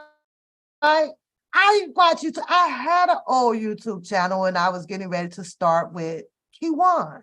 I think there's one video up on the channel, I believe so. And it's Kiwan having tea with me at and in his baby stage, right?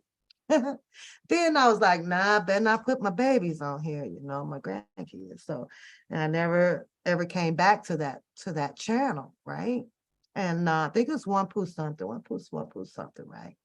So, and this was before way before I started riding home. So I'm listening every day, y'all. I'm sitting on my bed. How many of y'all remember that? I had the kitchen braids. Y'all remember that? Matter of fact, I'm gonna show y'all. Hold on. Let me go here. Let me go here. Okay, let me go here. I don't know how many of y'all remember that. I gotta switch accounts because it's under the one papoose. 866. I'm losing subscribers every day. I'm losing subscribers every day, y'all. I swear I'd have been lost about 5 per day. I don't give a shit. It is what it is. If you didn't want to be here, you don't have to be here. And I'm still gonna talk. It was like bye. They could at least stop by and say bye. Do y'all agree? Let's stop by and say bye. Say bye, bitch. We leaving your channel. Just bye. They won't even send you a bye. They just leave. Okay, so wait a minute. Let me see. Wait a minute. Okay, switch your channels. Girl, please. I probably done lost at least about 30 now. I've lost about 30, y'all. They would like me to leave this bitch channel. Every time I get to talking about something instead, consistent perspective, it's costing me. These people they don't like the way she be telling it, honey. Like, no, no, no, no, no. Okay, let me get this one up. Hold on. My One Papoose channel been consistent with subscribers for damn near a year. It ain't moved at all. It's still on the same. It's still on the same number for like over a year, a whole freaking year. All right, let me go to the very first one. Y'all remember I was doing a Libra? I was doing them all. I ain't know nobody. I didn't know a single soul out here, man. I was here DJ with the meat and the roaches, and the lady was waiting on the shopping cart. I meant the luggage cart. You name it, boy. I was just out here like, who are these people? And then it was like every channel that I was finding, I was like, oh, he involved too? Him too? Oh my Lord. And so mainly, the shits and giggle kind of started with, oh no, it's not this page. It must be the other page, right? That doesn't go back this far.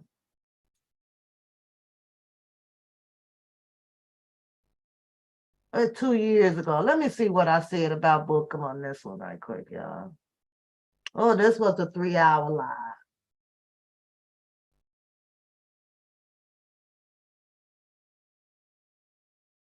And as you can see, it's going to show pretty much all of y'all still here. Everybody's still here. Everybody that was in the chat. And that's how I know, who's been around for a long time. Because I usually would go back this far, right? This one here, I'm in my freaking room, cracking up. Let me see. Okay, that's the thing. Some colleague.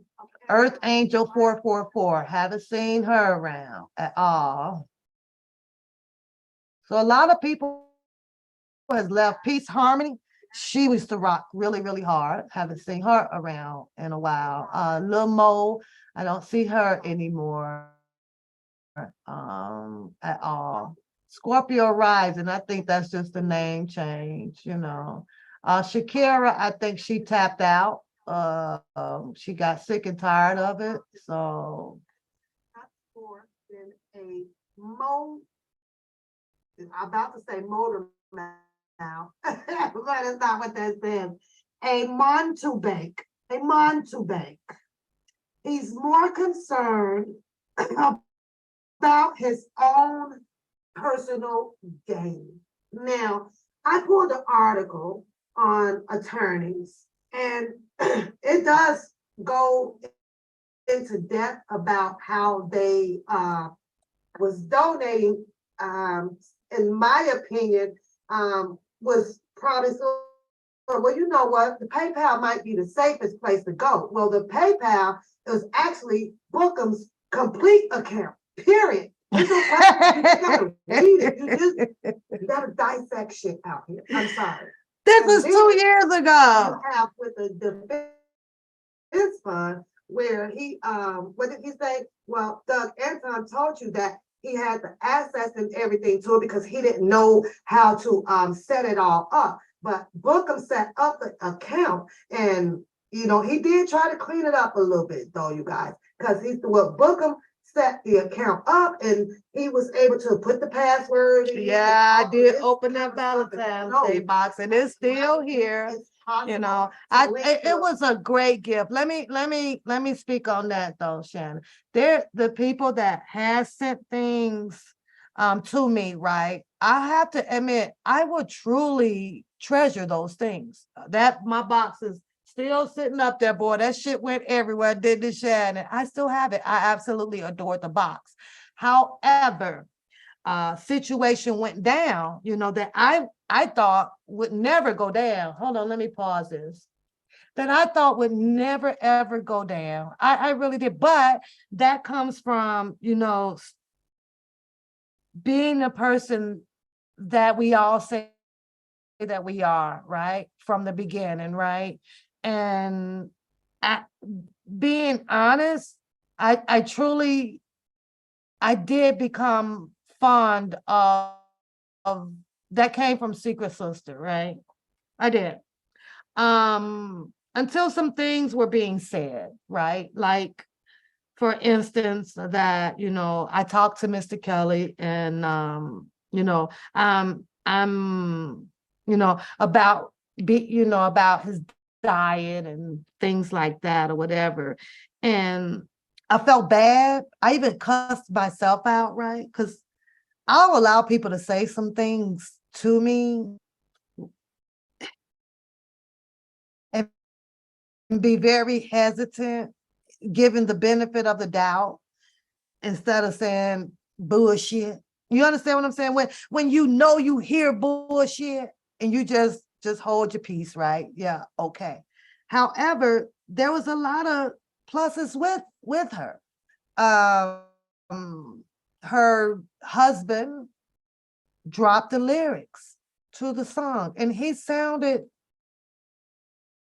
like this was something that he wanted to do. So I was so blessed and so grateful. And I was like, you know, I can pay you for, you know, for doing that for me. No, he would want it. He's like, no, Pap, I got you. I like your show. And I like, you know, and so let me, you know, I'll put it together for you. What did I do? Send the lyrics to my BFF. Y'all know Megan comes in the chat here and there, right? And she put the graphics to it, right?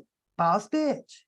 You know, so recently, not too long ago, I was hearing that, or I heard that she said something about I was doing something or something with her husband.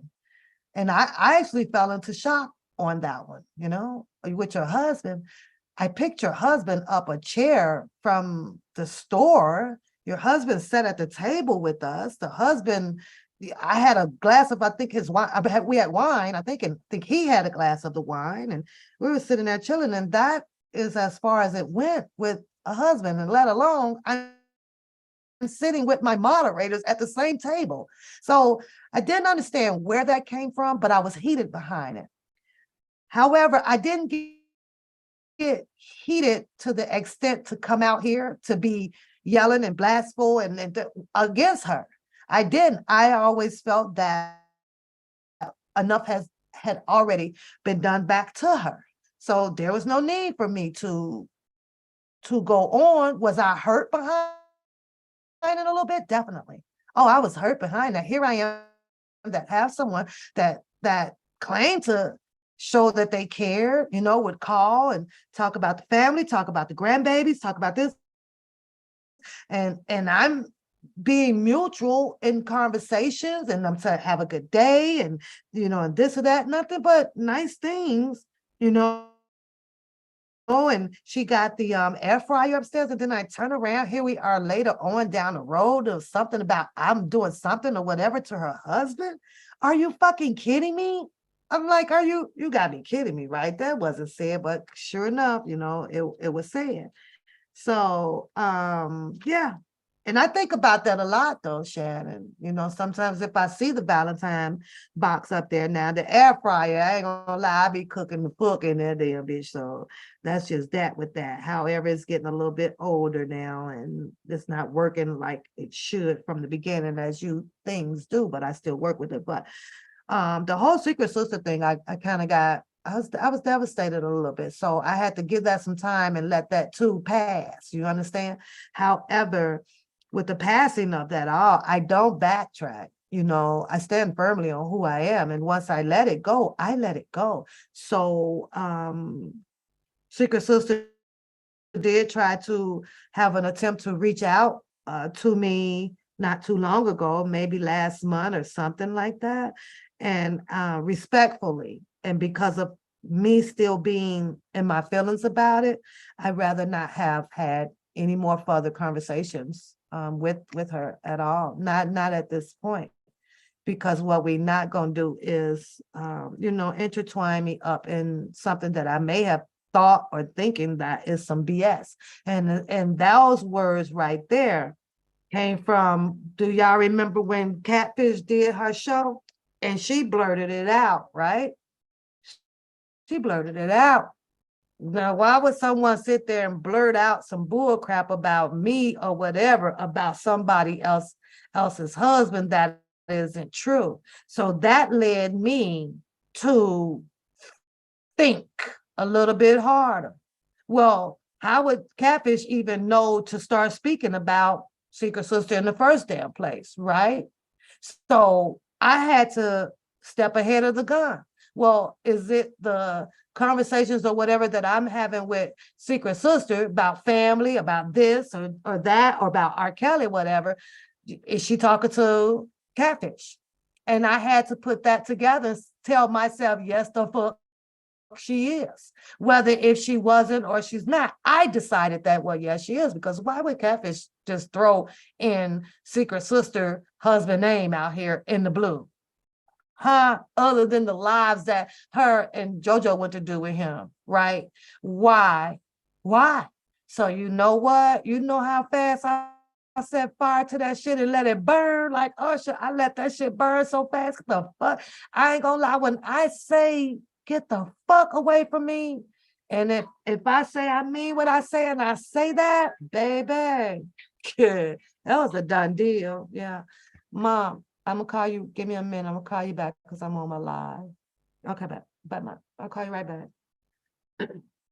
She just want to see how my day doing after church.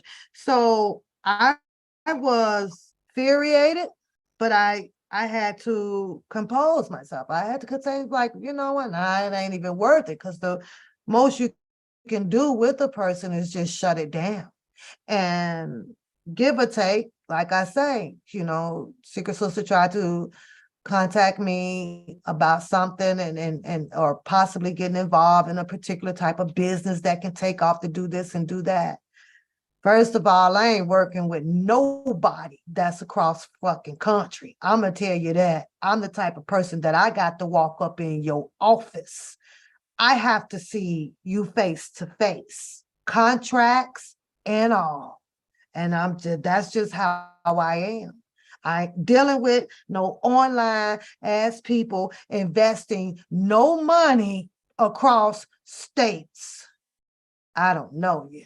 Ain't gonna fucking happen. But that shit happened. That shit happened. And I just never responded to the calls. She said,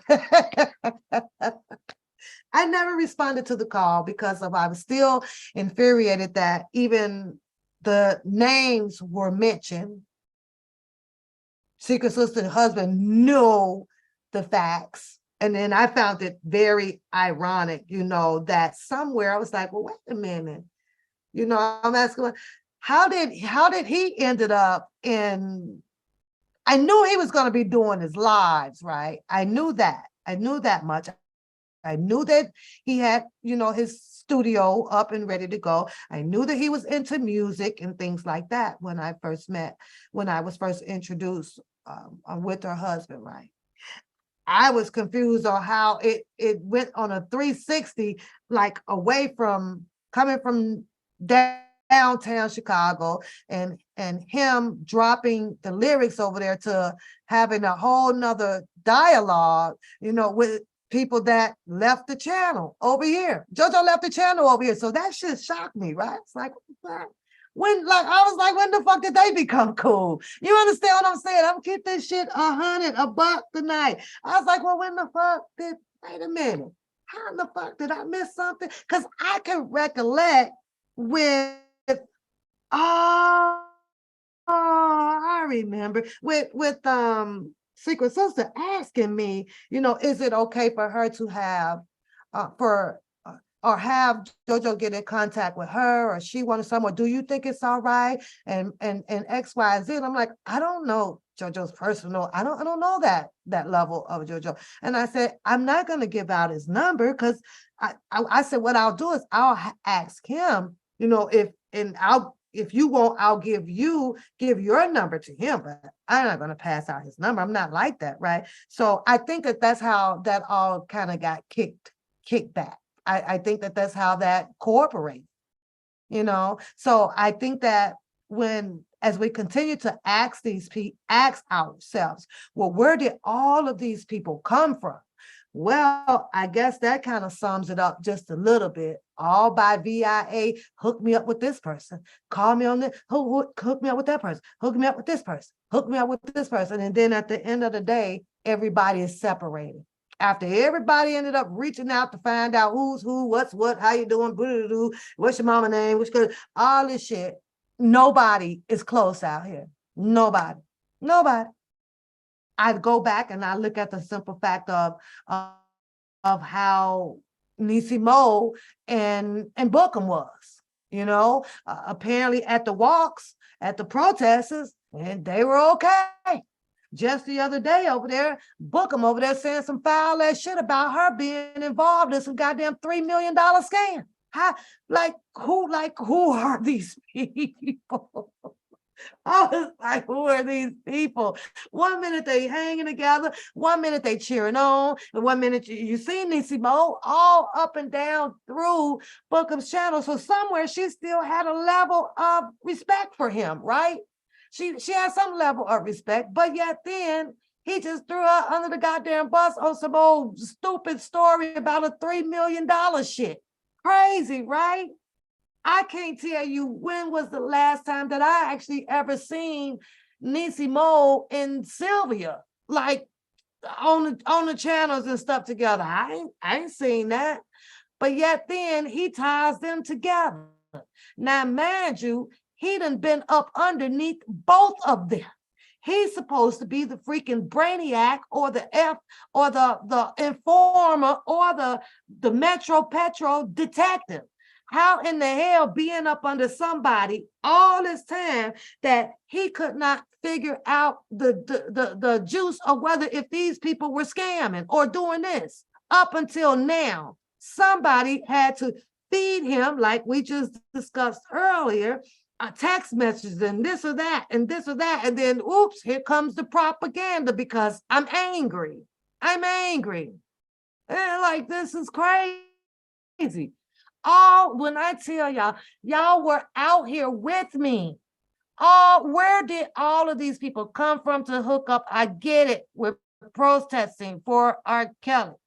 All of them are in pictures and shit. You feel me? Hey, buddy. Yeah, sister, this is my sister. Until now, the whole world have been told. He says stop. Yeah, they all came out just cold, Capone. And when you see people act like that, you would think, okay, it's okay to socialize with them or this or that. But you know, then it just no. You said putting you in direct fire of others, baby. And Audrey, I wasn't about to let that happen. There was not about to be no goddamn entrapment over here. And I say I'm shutting it down. That's what the hell I meant. That shit wasn't finna play out like that. I don't give a damn who had a plan. I don't give a damn. I don't get into that type of stuff like that. No, you know why? It's much harder to get your ass out of it than it is to get your ass in it. And I ain't had that type of time to try to dig myself up out of some shit. I can't understand it. Like literally these people, you know, in one sense, we feel like that these people actually kind of knew each other. That's what everybody was kind of saying, like, oh, all these people know each other, they just really know each other, they know each other. But yet then the same people that we were yelling that knows each other ended up being the same people that was falling out with each other. So I don't know. I mean, this shit was, man, we could go back. Audrey M. Let me just say this, Audrey. I've had phone calls, Audrey, okay? And I hear, and like I say, I'm slow to speak. I'm quick to listen. And then once you can come out here and you watch this and you watch that, and by me knowing, you know, what I know, only I can question myself like, huh? Like, what the fuck? Who? You know, then my first question though, Audrey, I'm like, who the fuck? What was this a whole bunch of player game on, you know, what on over here on me to remove me from the circle because I'm gonna call the shit out. I don't know. You know, I'm still confused on that. Like, what the fuck? He fucked up. When I really, Audrey, I can't say that I didn't. I really thought I really came across some really good people. I really did. But they also say the game is to be sold, not told. And I bought some of that shit, okay? I bought some of that shit. But at this point, I threw all that shit up. I vomited all of it back up. It was so disgusting in my mouth. It was just distasteful. It made my stomach hurt. I was like, what in the fuck heck is this shit? But then you all got the narrative, you know, the propaganda out here that I guess I'm supposed to have become jealous of this or that, you know, then I run people off of here and I did this and I did things for the rights of my own good, for my sanctuary. That's what I did. And I knew exactly what I was doing, but I was not under the, like I say now, you know, that there, and everybody has a right to start a channel, but after the whole break up, make up, you know, now you know, JoJo runs the show. And like I say, I don't know what happened to Secret Sister Husband's show, but he was all set up. I thought it was great, you know, commentary, different subjects, different angle, right? And something happened in that. Who was the common denominator between that? The freaking catfish, you know, and some things were said and done, and he wouldn't let you on. And then guess what? The Secret Sister Husband, I guess, allegedly walked away from that. Then you go back over here on the other side. What's the one guy name? Now there's a big vibe. There and then there's others right in this community, but I sit down not every day, but every chance that I can get. And the more I keep thinking about all of this energy and the force that the walks and the protests were out here begging for these people to come out. Let's grow this. They were not there, but when it ended, it was like everybody had a channel. You know, I don't know. I don't know where Dottie was. I wish I can have an answer to that. Was it just not the right moment? Or not the right time, or did she start recognizing that, oh, there's people out here that's for R. Kelly, you know? Well, I'm for R. Kelly too, so I'll start a channel. You know, I don't know. It's confusing. You know, I listen to Spitting Fire, and I do, but in Spitting Fire said due to health reasons or another that she couldn't come. But everybody knows how I feel about situations as well with that, and I understand that there has to be a type of leader somewhere. I can respect that, but I was having deja vu behind Sharon Wimbush. You know, do this and do that and do that and do this and go over there and sit down and put the hand on yellow, turn around in a circle, put your hand. Who? I used to sit over like, who in the fuck do they think they're talking to? We had all of the do this, do that, do this, do that, do that. Let's grow it. Let's get out here. Come on, everybody, let's go. And we didn't have that. So it was kind of hard for me. I don't know about you guys. It was kind of hard for me to digest and fall back in line. We were trying to formulate a line. There was some of us that was not good at it. There was some of us that were good at it. You go start one, two, be I know that's what's up. Oh, you think that she, see, like I say, I don't know. I know that the other girl, she was blowing Facebook up. What's her name? Not Capone. Oh my God, what is her name? She was actually out here. I think she did a lot. She came on Sylvia's show one time. She was blowing Facebook up. I forgot her name. Oh God, what is her name? What is her name? We got her name. That one girl, you know, because I used to listen to her a lot. But to be denounced with you, it was a whole bunch of R. Kelly groups over on the Facebook. And I'm gonna always feel like that, Capone. I always feel like that. And they say that once you establish a movement, the greater the movement is in the beginning, the harder it is to get knocked down. The harder it is to have separation. The harder it is to grow hatred amongst each other. Because that first time was going to bring in solidarity. But that was the time for everybody to actually know everybody, to know each other's position and where this situation was going. But because that ended, and then everybody had to come back out here to the YouTube world, and then we found out that this person is playing this position, this person is playing that position, this person has got this. It was like, oh, the fuck up. It was hard to take Sharon Wimbush seriously, you know, on the fact that everything that she wanted was done in the comfort of her own zone.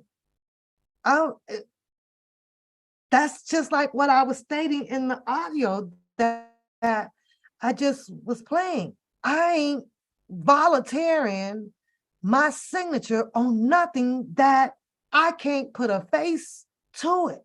In reality, okay, let's all have this meeting. Go wherever, let's find us a town hall. Usually, what is it, the VMFW? They open their place up to everybody. I gotta see you. I gotta feel your energy.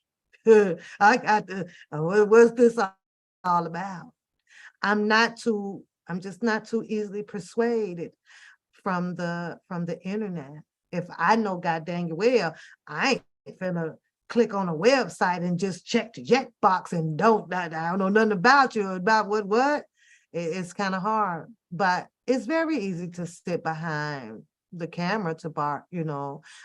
Every civil rights leader that I have seen or read the biographies and looked up old videos, I seen all those people out there working. I seen all of those people out there working. Maybe Martin Luther King or Malcolm X or whatever couldn't be out there from time to time because they may have fallen ill or something like that, but they were out there. They were out there. Uh-oh, who's going after Ronnie Ball? How can you be in support of someone? Oh, you talking about Sharon Wimbush? Yeah. He's another one though. He's at the point where he's found his lane. And if that's his lane that he chose is where he wants to go ahead on and support and advocate for R. Kelly, is go on and do it.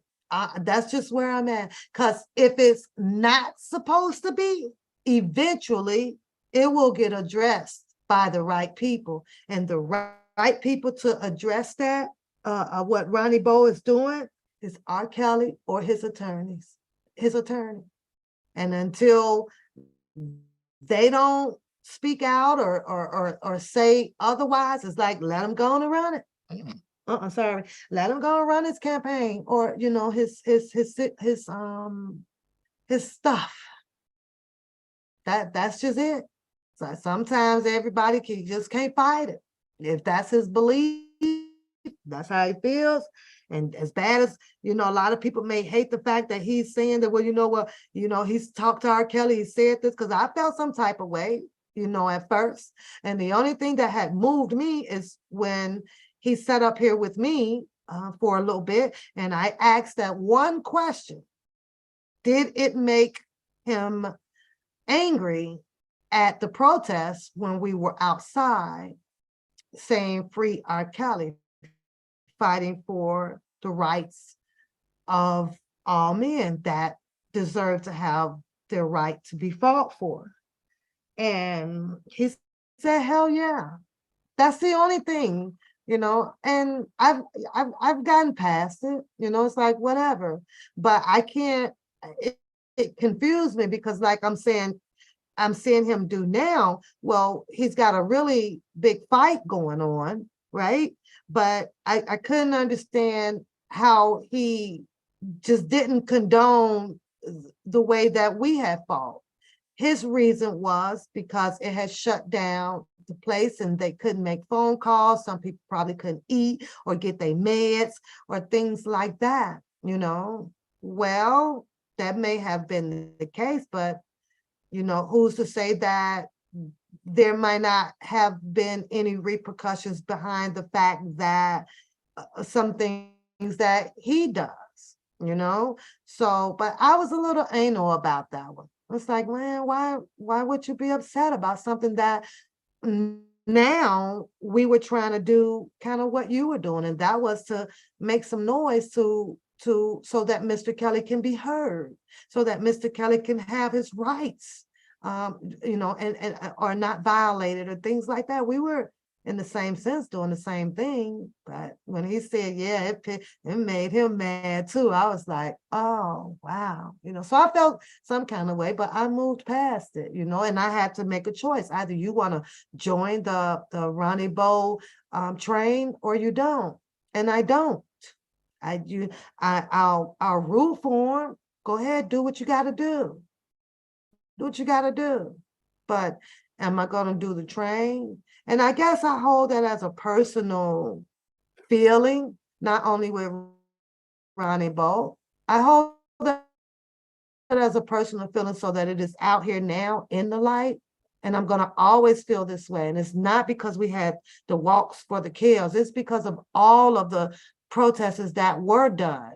And then to sit up and people have all the brightest ideas right now, or this a certain type of leadership that they may know how to lead or like to lead that way. I'm just not down with it. I ain't signing no paperwork.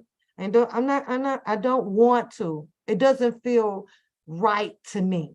So people can get loud and shout and this and call all the names and do all this and yada, yada, yada from the comfort of their freaking seat on the microphone. And I wouldn't give two hoots whether if they turn blue, purple, red, black, or orange. It ain't gonna affect me.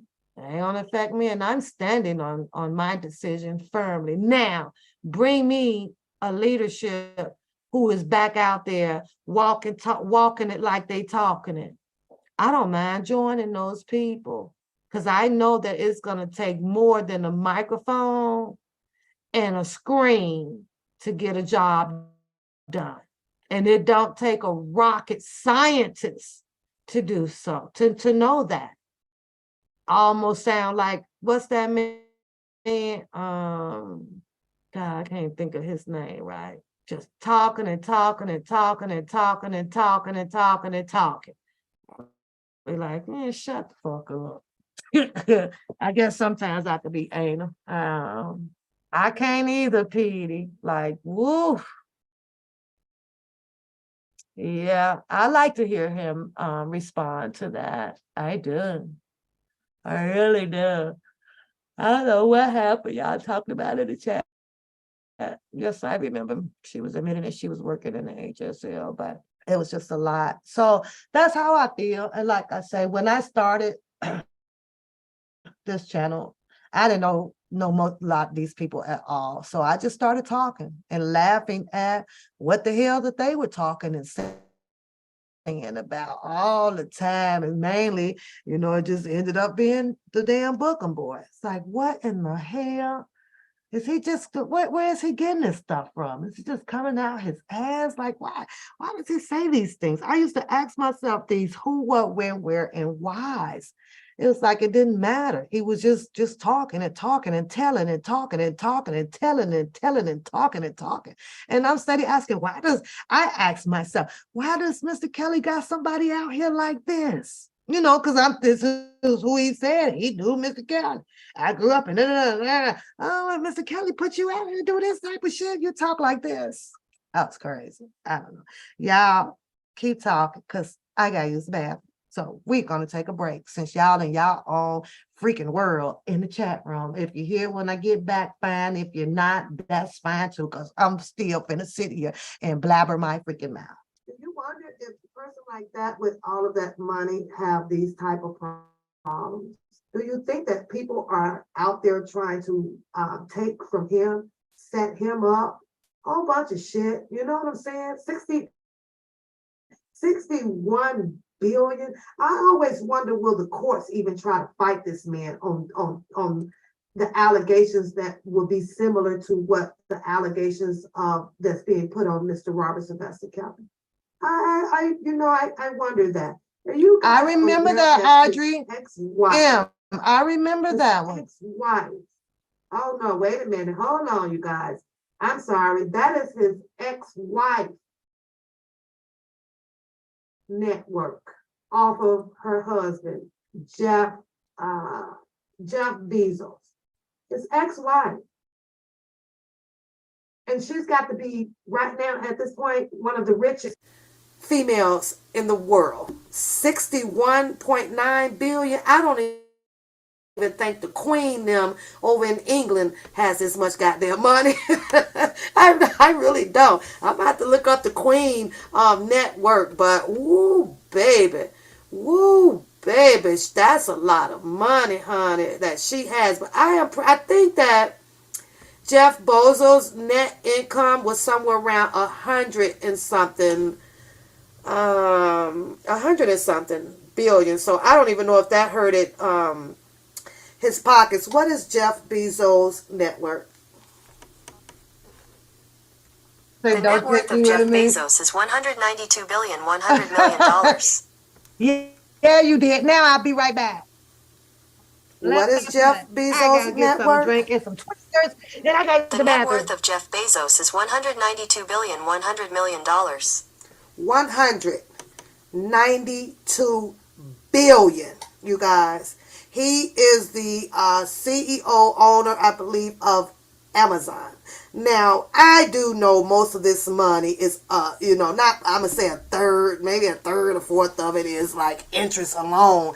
Interest alone with that type of money in different banks or so, and he's probably banking several, whatever. You can bet that this man off of interest alone is banking roughly about maybe $350,000 a day. You feel me? Like $350,000 per day on interest alone on this money. Interest alone. Interest alone. $192 billion, and we all sitting out here for a goddamn stimulus check. Hell, he could have gave everybody a goddamn stimulus check on his own, and it would not hurt his fucking pocket, you guys. He could have sent everybody, because sharing is caring, right? If he cared at all, he's gonna make all that fucking money right back, right? Off of people shot the fuck out of Amazon, and he's also receiving I promise you guys, on interest alone from the banks.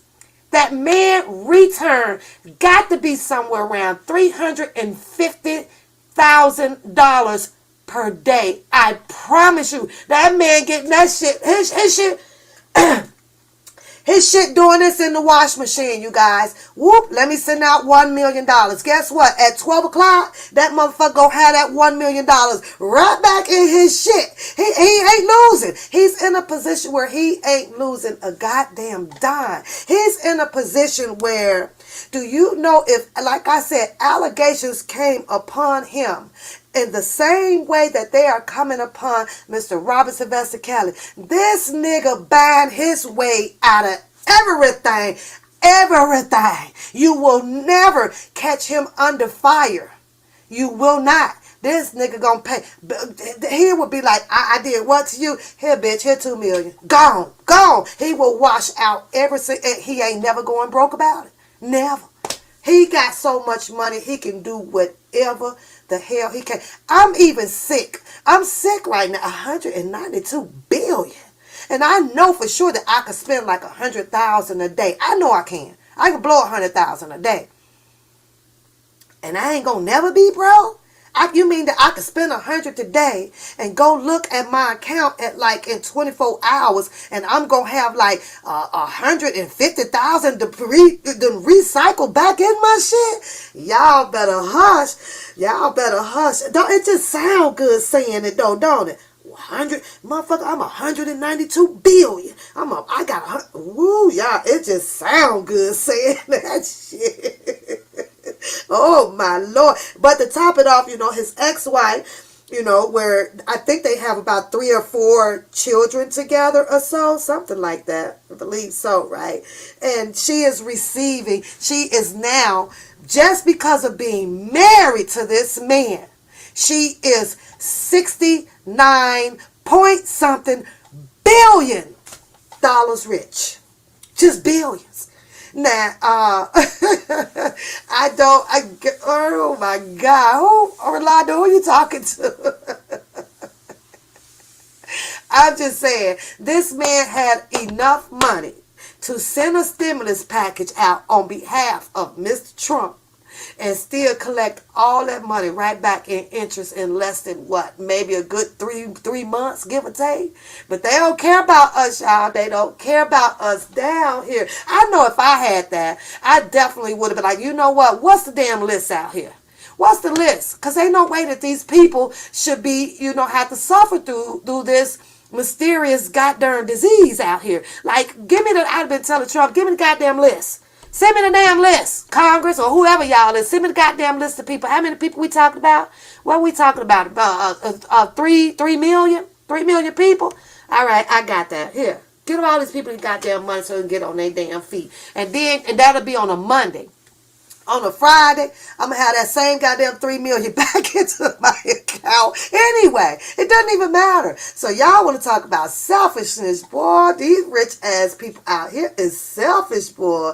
They don't give a damn about our ass down here as millions. All they want you to do is keep shopping and make themselves rich. And I was just thinking about something, right? Because I'm sure he's got a big ass life insurance policy and all of this stuff and the 4 kids or whatever. Like, can you imagine just writing your will up saying that, oh my God, you know, and loving you won't know about it. Okay, let me see what y'all talking about. Let me get in y'all conversation. Right, y'all don't ask me some shit. Y'all ask me some stuff.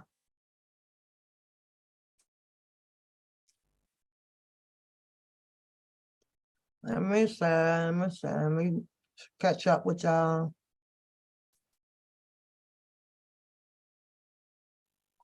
Okay, I see y'all talking about Kimora. Everybody jumped on that one.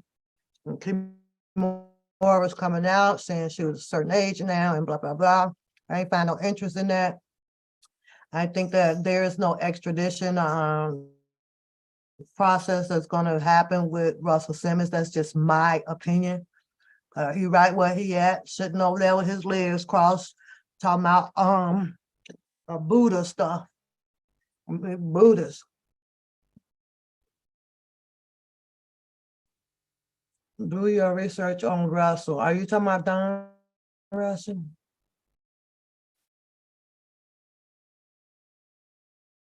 Oh, you're talking about Russell. Okay. You don't do the things she did if she loved him. Oh, I don't know. I didn't really have no opinion on that.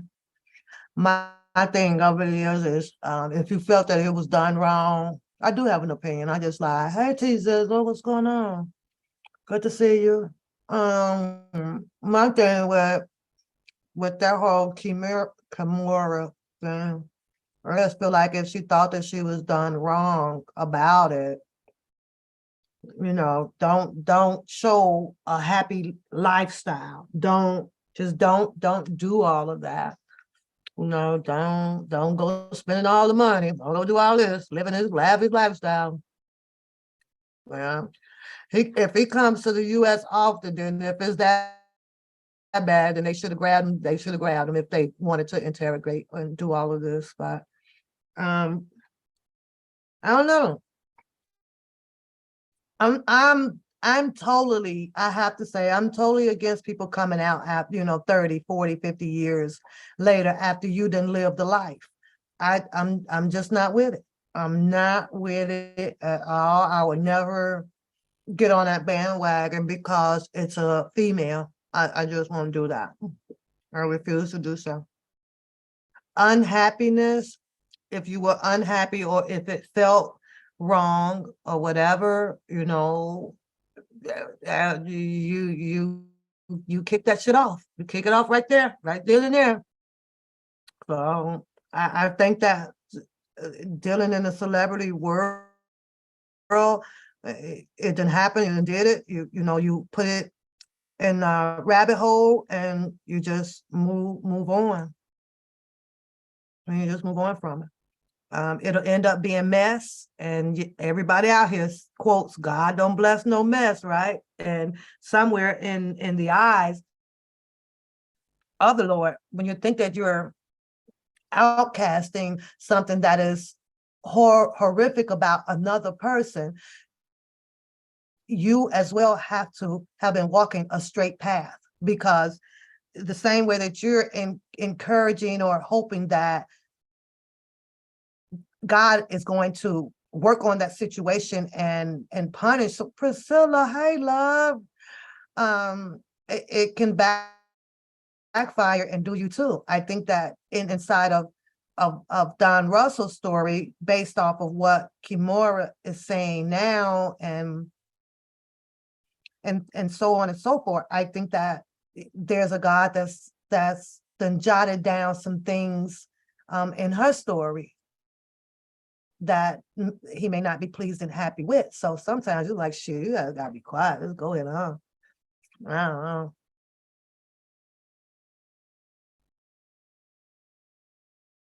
Audrey says she think that the kids only contact him when they want a little bit more money.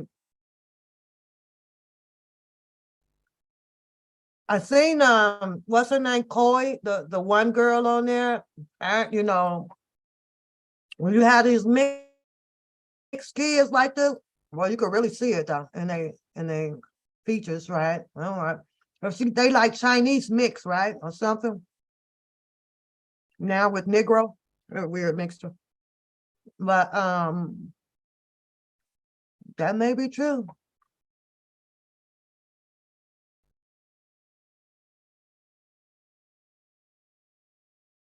Oh, so yeah, they could have, if it was a big thing, you right, Capone, hell, they could have grabbed them then. Akoi, how you say her name? Akoi. And she's speaking out. And she's the oldest, right? I couldn't help but to notice that she's like in a condo or something, right? She doesn't have no big old pretty house with the gold toilet seat and nothing. I've seen hers too. Yeah.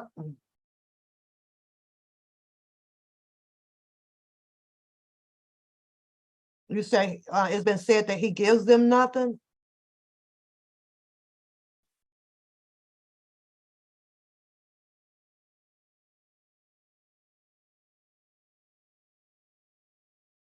She's 20 years old and she hasn't gone to college. Why not? See, I don't follow this stuff like that. She doesn't even know what she wants to go to college for. Audrey, you silly. Audrey, you silly. Kimora is just trying to tarnish Russell's name because I didn't even know he was broke. Audrey, yeah. I don't think a person of his caliber, right, coming from being a rapper, Run DMC, and so on and so forth, right? But probably some clothing line, just building all kind of this, investing money into different labels. He probably got money there, whatever. I don't think that he'll ever be, because he is a businessman, right? And then as far as who you know, right? And sometimes it could be who you know. Hell, he might be best friends under the Apple man, right? Or the Facebook man. You never know. That done already done told him off a couple of millions. Like, I don't know who you know. That's who you know. This stuff can go so deep. That man probably is involved in so much stuff we couldn't even imagine that he had done already invested in. What about shares? What about stocks? What about, he probably had all that shit that Kimora probably didn't even know about. Some things ain't always told in the marriage. That stuff probably ain't told. Like he had that big old office sitting off to the side with doors and shit. You don't know what the men doing up behind him. They done set up all kind of jacks of all trades. Some people do not go from the level of being richer like that to all just being broke because they ended up in a particular marriage or then had kids. Men stash away just like women do. Gee, they have the stash spot. They know how to maneuver around. And speak, if we're speaking about Russell, can you imagine how long his contact of rich people probably were? And then you don't hear his name coming out alongside what's some of the people after Houdini? What's the guy name who does all of the cachets in everybody's song? God, what is his name? He does all the cachets in everybody's song. He always coming out to say something. Yeah, always coming out to say something.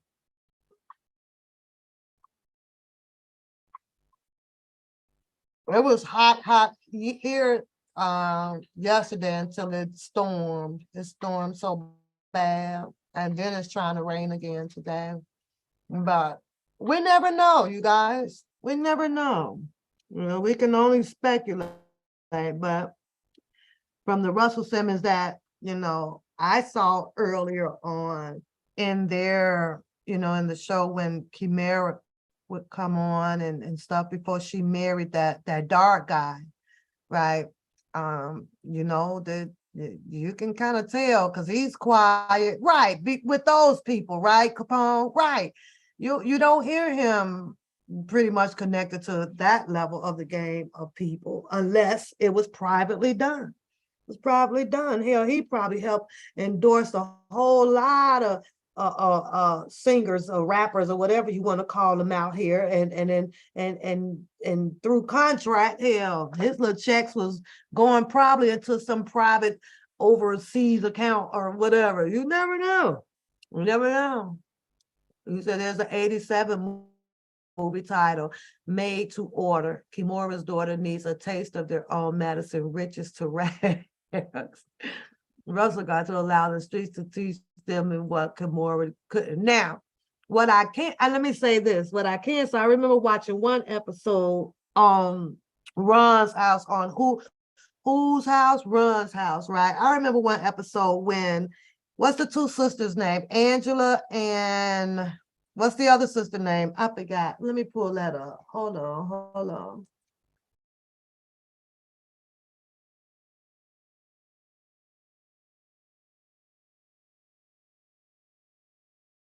Vanessa, right? I remember them going to Uncle Russell speaking about the startup of the pastries. I was watching them, I was following it, right? I remember them going to that and he was giving them, his opinion and some options and things of sort like that. Would you believe that he probably helped endorse and get them up and going? I don't know what happened to the pastries. I always thought that they were so cute, but I never got around to ordering a pair. I wanted a pair of those.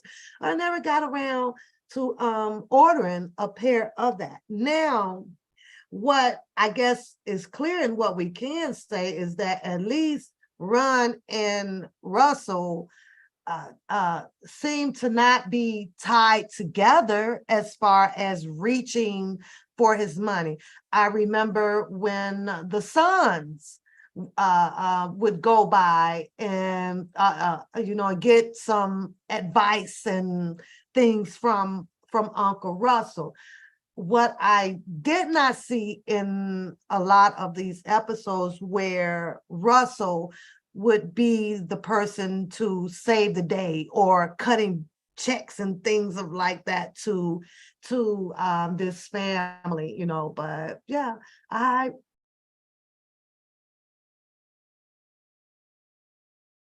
the 22. And I don't even think that I used to I kind of had a talk to, right, with my girl, right? And I said, hey, the Ron house wasn't even that big. Did y'all think his house was that big? I thought it was kind of small. It looked like a little about $600,000 home to me. So did Ron didn't have no money? Did Ron have some money?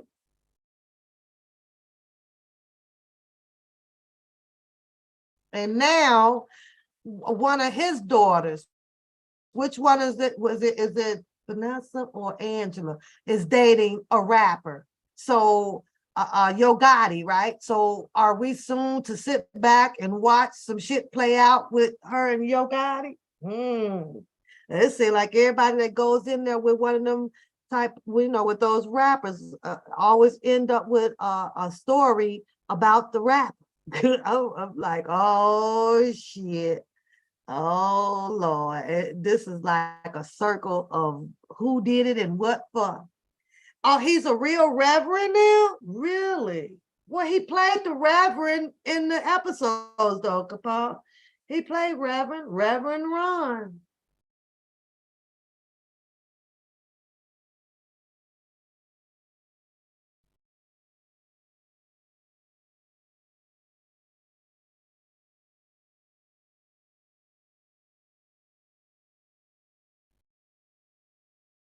Whose house? Ron's house.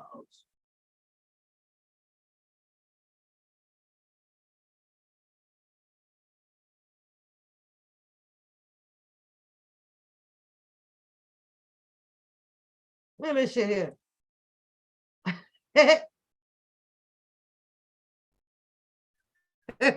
This is Russell Simmons' daughter, Akeo, the one that everybody is seeing out there, right? Talking about she getting her a sugar daddy. Negotiate a way to an increased allowance. Hi, darling.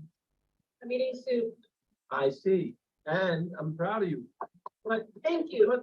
I'm not going to not. But first of all, you're talking about healthy and you're eating that. What's in that? And then you had a Coca-Cola commercial earlier, like the little cans are better. The only reason the little cans of Coca-Cola are better, baby, Coca-Cola is less poison in them. You can't just say, people are going to think I'm getting paid. I'm not. I just like Coca-Cola. Well, darling, there's less poison in the little cans, so you're right in your estimation that the little cans taste better.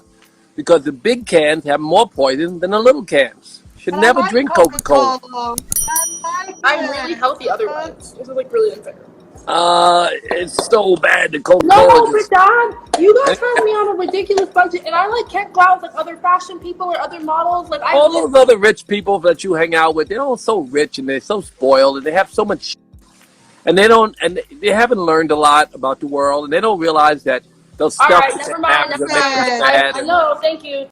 that she's doing what she's doing because he has her on such a strict budget.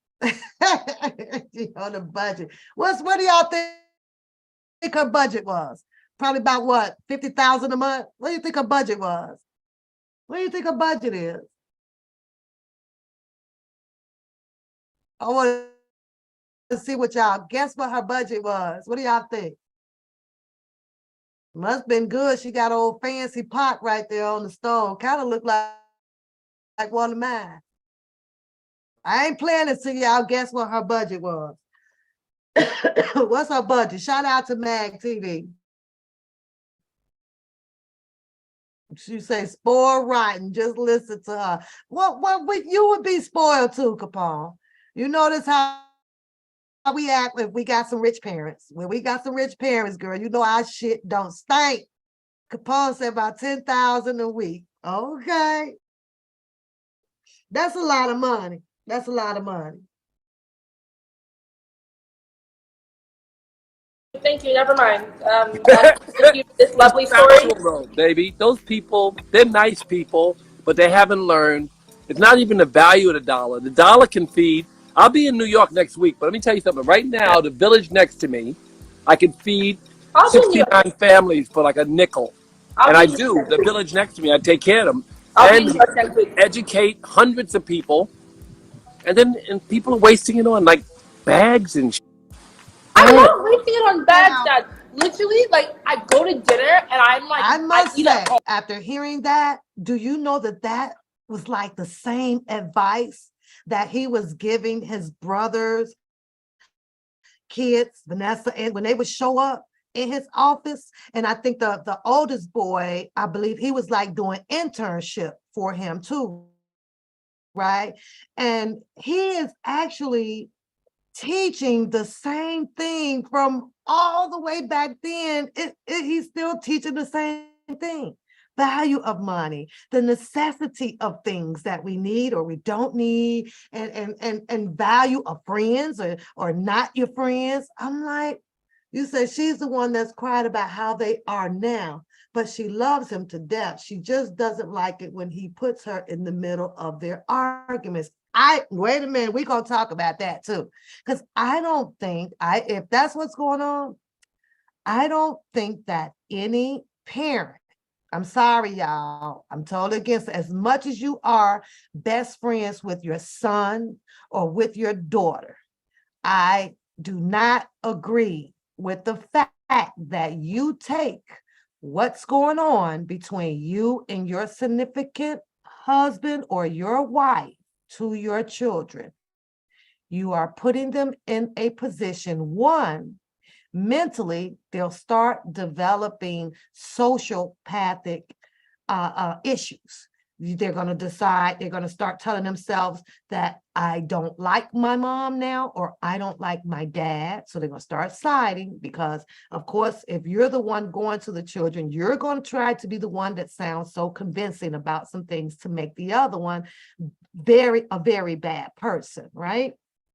So I don't condone it. I never will condone that.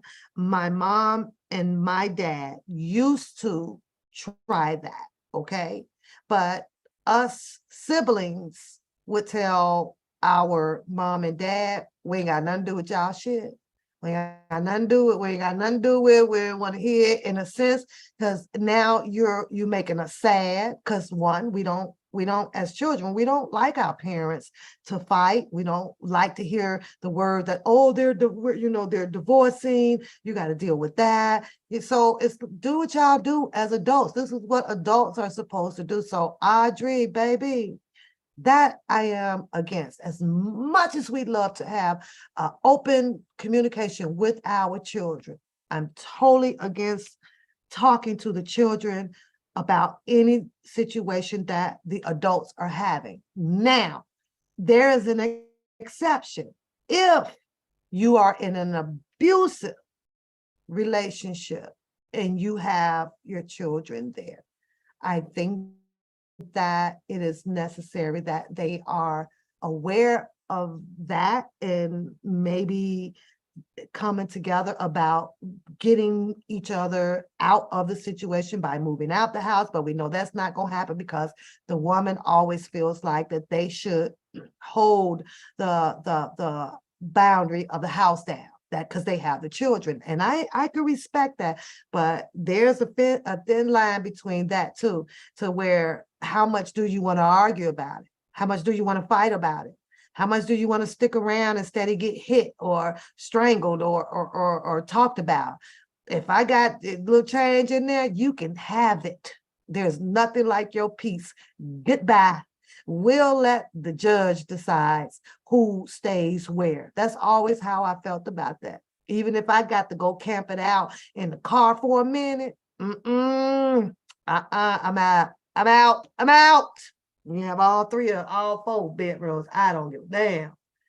That's why I really don't care about what Russell is going through. I care about people that care about their own people, like Boosie and Melly now. Respectfully, she said that she was really cruel to her. He was telling her that she's a bit like her mother. Okay, let's finish listening. Home and then I go and get like a soda. Like, y'all really happy on the tightest budget out of anybody at Harvard. I'm not even lying. But you will learn that being frugal is kind of like godliness. It's part of what makes you happy, not wasteful. You know what? Never mind. Moving on topics. Thank you for the lecture. I get this all the time. Well, I don't want you to hang up on me. I just called to tell you I love you. I'm not gonna hang up on you. I gotta go though. I'm eating my dinner here. Like, what kind of soup is it? What kind of soup? You're gonna be mad because there's chicken in it, but it's vegetables and chicken. I use antibiotics and steroids and microplastic and oh my God, that's okay. I'm only, I don't beat on you all day, right? But I just sometimes, if you especially want online, talking about chicken, don't feed people chicken. Don't contribute to the poisoning of the planet. It and has the suffering way of the more animals. veggies in it than it has chicken. The suffering of the chickens. You don't want that. Bye-bye. And you're so pretty though. Why are you so pretty? I'm leaving. You're so pretty. Thanks, God. It's not gonna make me stay. I'm trying to eat my vegetable soup. It has a little bit of chicken, but it's mostly healthy. There's nothing healthy about that canned shit. But It's I love you. It's not canned. I made it. Oh, why'd you put You're chicken? so fake. I've been saying online. I made this soup for lunch, and I'm still eating. I didn't believe you. I thought you made it out of a can. No, I put in all the vegetables that we had in the house, and then some leftover chicken from dinner, from 2 days ago. I've literally made this. Oh, it would have been so much nicer if you just made it with vegetable broth. Oh my gosh. That's okay. Are you happy? And you having fun in LA? Kind of. I'm broke. Well, look where you live. Broke relative to what? Well, I can live. I can just stay in the house. It's a great time because I can't go anywhere. Well, your house is so big, you can get lost in there. All right. Good point. I'm just saying, it's hard to keep my friends. I'm very proud of you about your job you got. Let's talk about that. You can't put where I work on the internet, Daddy. But it won't tell them where you work. It's who you work for. You can't do that either on the internet. Huh? You can't do that either on the internet. But I'm going in 2 days. Going to work for a very important, distinguished gentleman. Okay, I'm going to hang up because you're going to get me And I'm trouble. very proud of you for getting that job. Thank you, Daddy. I'm going to hang up. Well, wait a minute. I'm very proud of you for that job. That's going to be great. It's going to give you a background so you can be a great servant to the world. Because you are going to be a great servant. You're going to make the world a nicer and happier place. For sure you are. Be sure to like, comment, and subscribe. Ooh. You see how they do that? Sorry. I'm just saying. Okay. You don't even have sugar daddy capability, right? Aren't you a B? Oh, hey, he said. I'm going to go. Y'all want to finish watching this? Let me see. Hold on. Let me pause this because I can go back to she tell her dad that she about to get her a sugar daddy. Y'all want to finish? Who does she work for? Whoever she working for, her dad played a part in helping her get that job. Yeah. That's crazy, right? We don't have those privileges. Nope, nope. You just got to get on up. And then too bad that your mom and daddy don't know the supervisor over at Apple or the manager or shit like that. She probably didn't even have to fill out no app. She probably just had went through internship and all that stuff. And the privileges. The privileges. And now I'm with Audrey M in the chat, right? This is all it takes. It's crazy because, you know, and I understand that it's part of life, right? But you have the celebrities, you know, they come out here, they're rich, they build themselves up. Then they have the children behind them. And this is all we have that keeps the blackness going out here in the celebrity world. And this is all who we gonna see. Y'all let me know when we see somebody new, because the newer people coming up is just the babies of the older people that y'all done already seen go through a specific type of situation or drama or this or that, you know, or whatever. I'm gonna ask the chat, when am I gonna see any of y'all kids out here in the celebrity world with something brand new? We just going through a cycle of the same stuff. Y'all want to see the rest of it? It's about 3 more minutes long. She said she better to get her a sugar daddy. Now, I don't know how that feels to tell your daddy that you about to get a sugar daddy, especially when you get an allowance from your daddy. How will the sugar daddy feel about that? Will the sugar daddy come into play by saying, well, hey, if you won't get some Dino, we're going to give you that, but I can't give you what your daddy is giving you. If your daddy giving you allegedly 10,000 a week, I can't beat that out. I can't match 10 grand. She must have find her a big sugar daddy, bigger than her daddy. That's a lot of damn money. Allowance. She's getting an allowance. Now I'm pretty sure the sugar daddy she gonna end up being a sugar mama. If she don't be careful. Let me run that back to the sugar daddy part. Hold on, y'all. Let's run that back. Shout out again to Mag TV. Shout out. But check it out. Let's go. I want to know how she finna become she want a sugar daddy. I want to find out. You could be the fire. Look at Shannon, want him a cut. Hey, Shannon, can she be your sugar mama? Put a 1 for yes and a 2 for no. And be truthful, Shannon. Shannon, will you take her on as your sugar mama? She could call P. Diddy. I don't think P. Diddy got as much money as him. I don't know. That's a tough call, Audrey. That's a tough one, Audrey. I don't know about that one. I don't know. Granted that they both are business people, but I would Shannon say, hell yeah. Shannon, if she chooses to be your sugar mama, would you continue to work? Would you continue to work? But back to Audrey, they both businessmen, P. Diddy too, investors, you know, they know how to move the money, you know, do X, Y, Z with it. But Russell been out here a long time. Reba say hook up with a ball. Y'all, it's see the things that we do for money, Audrey Flower, Audrey my Audrey. You see the shit we do for money? Look at the chat. Shannon say, hell yeah, she could be the sugar daddy. Reba say, shit, hook me up with a damn baller. We will do. You just never know. You never know. Let me see. Let's see, y'all. Let's see. Have sugar daddy capabilities, right? Aren't you a B? Of course you are, right? I'm just saying, if you don't give me money, I'm gonna go. I don't know. If you So, don't give me money. I'm gonna sell arms. I'm gonna sell. But he said You're that not he going to do any of that. gives her an allowance. And she turns around and says, well, if you give me money. Well, is she getting money or not? Somebody is lying in this video. You don't want the oh, geez. So there's some conflict in here. There's a conflict in the video because Russell says that he's sending her an allowance. She gets an allowance for being his daughter. What other things would it be that she would be getting an allowance for? You say she's too entitled. She's entitled now to keep getting allowances. Is that what you're saying, Capone? And she's what, 20? How old is she now? 20 what? Audrey M. Good child. Ooh. When do we cut off the age of giving out allowances? And if she's still getting allowances, and if there is no more child support to pay, then why give out allowance?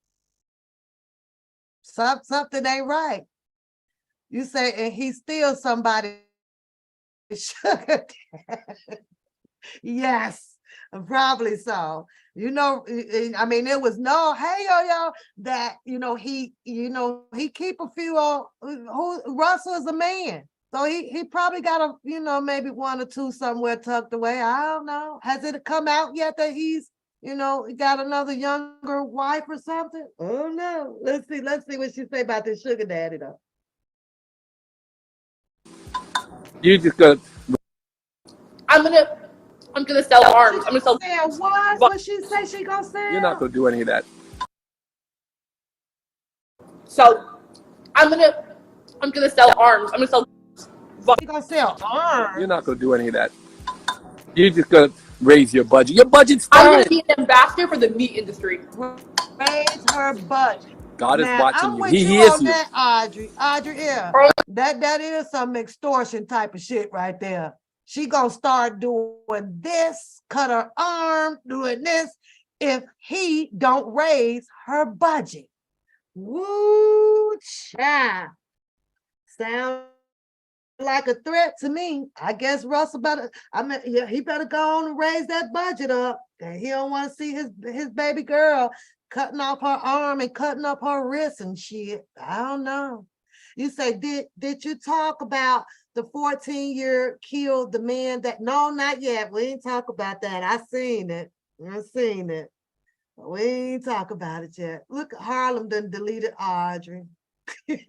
Harlem, don't delete her. Harlem, boo. Harlem. Harlem,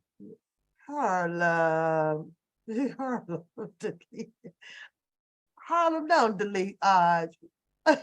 She didn't delete it, Sandra Love too. I think Harlem might be laying on the button, y'all. Harlem, she over there hitting the delete button. Sounds like learned behavior to me. Oh, child. You say, did she say she's going to be the ambassador for the P? I couldn't understand what she was saying. Harlem, when you over there, you taking everybody out the chat. She gonna bring y'all back. Hold on one second. She laying on the button. She accidentally. Wait, let's see what she gonna do. She gonna take off a what? You're just gonna raise your budget. Your budget's I'm fine. gonna be an ambassador for the meat industry. Because she knows that he don't want God her is watching eating you. meat. He hears so you. She said the meat. That means your higher self hears you. You know what you said. It's bad. You're not gonna do that. You're just talking. Where's that boyfriend of yours? Is he still around? Yeah, he's not. He's hiking right now. Oh, Does he know how? Russell, you No. can't say that on the Well, I won't have to. I'm thing. sure. He seems sweet. Did y'all hear what he said? Now, if something happened to that boy, Russell, now they really gonna come extradite your ass back. He said that, does he know that I'll kill him? Like, you shouldn't. Oh my God. OMG. Let's bag that up, Russell, because that wasn't cool. Can't have your daughter to yourself all the time. He's hiking right now. No, she Does he said know the how meat, MEAT. No. She's eating. Well, I won't chicken, have to. I'm and sure. he doesn't like, He seems the sweet. meat. Thanks. What else? Have you been meditating every day? No. You should sit still for at least 20 minutes every day. If you don't have 20 minutes to sit still, you need 2 Everyone hours. is saying raise my budget. Everyone is saying I'm a good kid and you should do it. Raise your budget. You guys should not. I don't understand why they glamorize all these people who have so much money and do so little. Why should I raise her budget? Her budget Dad, is fine. I don't do so Most little. of you would be okay with the I budget have she 2 has. student jobs and I go to school and I have a summer job. So all the jobs must contribute to the overall budget. They're minimum wage. No. You model. Sometimes they send you giant checks for taking pictures. I save all my work money. Oh, well, then there you go. Well, he I like know to that, save my didn't money. he? You say run that back. He said that no, you model. And he knows that for a fact. And they send you big checks. Let's run that on back, y'all. Oh, yeah. I'm sorry. I think that she's trying to extort more money from her dad. I'm with Audrey. I'm for a minute on this one now. I might change my mind, but hold on, let me see. Saying I'm a good kid and you should do it. Raise your budget. You guys should not. I don't understand why they glamorize all these people who have so much money and do so little. Why should I raise her budget? Her budget Dad, is fine. I don't do so little. Most of you would be okay with the I budget have she 2 has. student jobs and I go to school and I have a summer job. So all the jobs must contribute to the overall budget. To show They're her, minimum wage. teaching her. No. Instead of You- buying all of your wants and your possibly your needs, right? Because you got to get your needs, but fall back a little bit off of all that wanting stuff, right?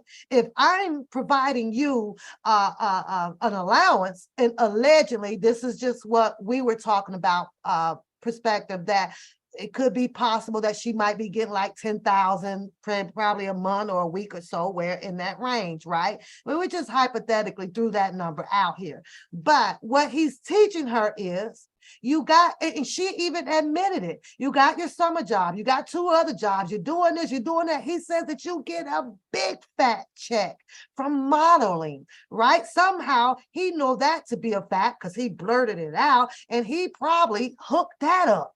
He probably hooked that up for her, right? So he's saying instead of your big fat checks that is probably about $20,000 total a month with her other jobs or this or that, right? How about you match my 10 with your 10? You put 10 away. What he's saying in the underlining tone is, and watch it grow, so that you can become rich as well when you get older. And guess what happens after that? You also gets to take care of your children the same way that I am doing mine. But if she fails to follow the way that her dad is trying to teach her financially, not only healthy eating so that she can live longer, right? He's teaching her that too in the same process, right? With the same process. But he's teaching her that I'm not going to be around, to responsibilities. I may not be around. And of course, yeah, there may be a will or whatever, but you can build your own person, and holding on to your responsibilities of taking care of your extended family as well. But she's got a whole lot of lip lock coming back like, I ain't trying to do this, or here it is. You need to just up my goddamn allowance, so I ain't got to be doing all of this freaking work. Majority of it allegedly seems like that this is something that he's setting these things up to have her prepared. You say that's the job she said he probably got her fired from. Because oh, I'm missing part of the story. Damn it. Okay, but this video is fun. Let's finish it. Model. Sometimes they send you giant checks for taking pictures. I save all my work money. Oh, well, then there we go. I like to save my money too. Maybe I should save my money. You save my money. Fine. What else? Shout out to Mag TV. Did you tell everybody what you're going to be when you grow up? Can y'all help me out with the shout out to the Mag TV? My mom, I don't know. please. A servant. It's all saying raise my budget. I'm not saying that. Oh, It totally is saying that. someone says you're a little bit Because spoiled. you're her dad and she deserves it. What? You're a good kid, It's but okay. I'm gonna go see my friends and Minnie's gonna give me a You have a ride. car? So I'll be okay. Ming's car also. Oh, Okay, I'm not Ming and Ming's car's not my car, but she gave me a ride, so thank you, Ming. what a waste. She's in New York, the car's sitting in LA. Oh, he got jokes Me now. too. He got jokes. Monthly for her to look at the car on Instagram. What? Ming was here. Ming's there now. I know she's there now. And I know she's, you know, I see everything on Instagram. I know every move you 13 make. week. He's getting busted. sorry? Rosie's turning 13. Jesus. Jesus. Time flies. Have you seen everybody you need to see in LA? When do you go back to school? Uh-oh. School? August? Oh. Wait a minute. So wait, you go to work when? Beginning of June. I'm gonna go right now. I leave in 2 days. Oh, I'll be in New York at the beginning of June. Okay. And we can hang out. Okay. And guess where he always goes? You can drive me to work. I can. But guess where he always goes at No, night? you can drive me to work for real because I'm scared I'm gonna get on the subway. You won't be. What if a rat runs over my foot? So what? Pet the rat. What do you want me to do? What would you do to it? I don't know, it's scary. That's not scary.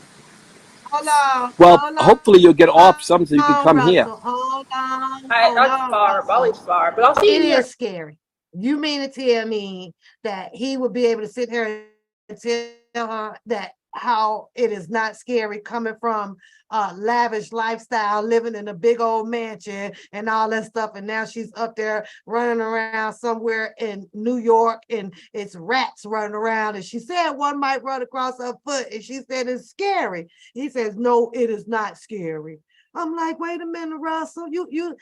Listen. They grew up in a lavish mansion and stuff. It would be scary to me. It's shocked. I'm like, what is this? I ain't never seen one of these before. Lord, there's a rat by my foot. By my foot. I wouldn't even be able to describe it if I've been living up and grew up in a lifestyle of rich and famous. But he said, what? Oh, we only got about a minute left or so here. I'll see you in New York. But the hotel will be done soon, like in August. I gotta go. I'll be out of here. All right, I love you so much. I have to go catch Ming because I have a ride at a certain hour. And if I'm not in the car, I'm not getting a ride. All right, have fun. I love you. Love you.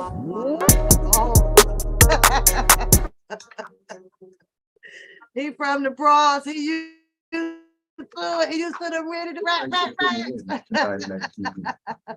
He used to it. Okay, let's do one more, y'all. Let's do one more. Let's do one more. Let's do one more. Shout out to Mag TV, y'all. Shout out to Mag TV. If you don't raise my budget, I'm gonna go super nice.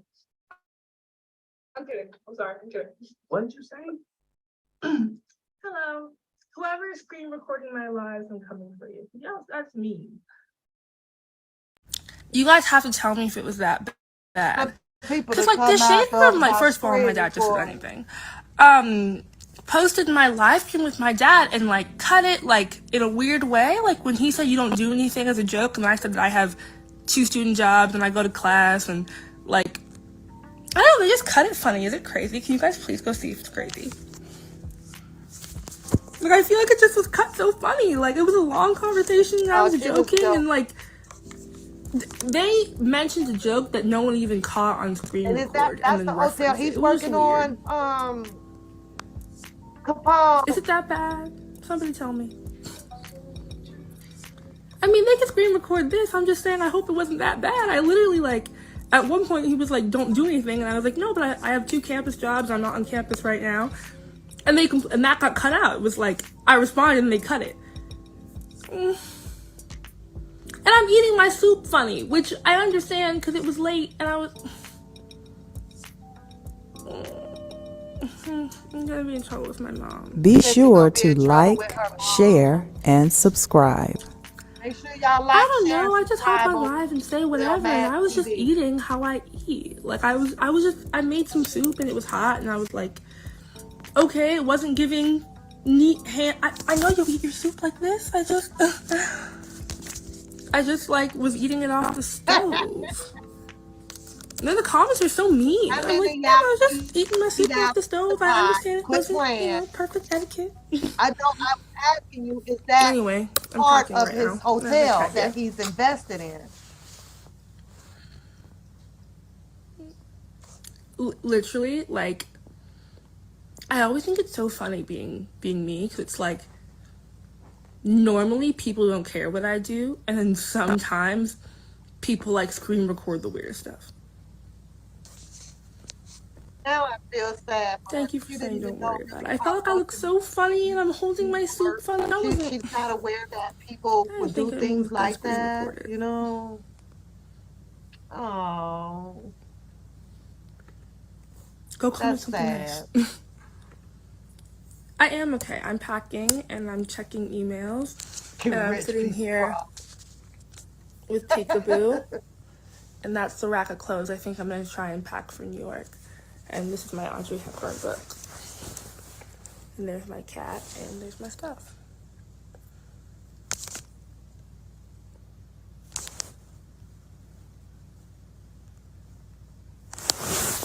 I know when people read too much into things. Like, I'm sorry, you don't ever heard Sugar Daddy as a joke in a song? Like, it wasn't Yeah, that she deep, but must not everyone's be being used so to dramatic in the social media. comments. I wish I could tell Oh, who's she's screen putting recording my on stuff. for it. Like She's like acting on like if Snapchat. she's No, not but I aware know how that to this eat is soup. what, Clearly, who eats perfect? I know how to eat soup. I social swear. I media was would just do. like, it was hot, and I had just finished making it.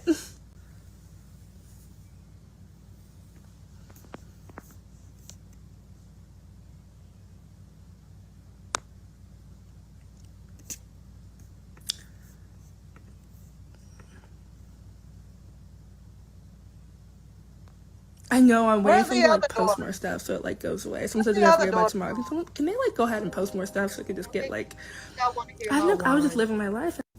I don't know. I don't like the up to the shade room, just to people in general. Like he was saying he'll be in New York on whatever days and we were having discussion what we're gonna do in New York. But all the comments were saying how he's on the run and hiding in a foreign country when he just said, Yeah, I'll that be in don't New make York half sense the because summer. people were saying that he was. Okay, that was boring. Be one of the Shout top. out to Mad TV.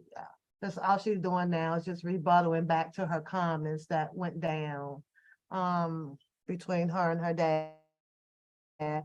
You say, I help my grown kids. Heck, I got 2 babies now while the mamas are at work. As long as I see them doing their part, I'll always help it. I'm gonna always do for my.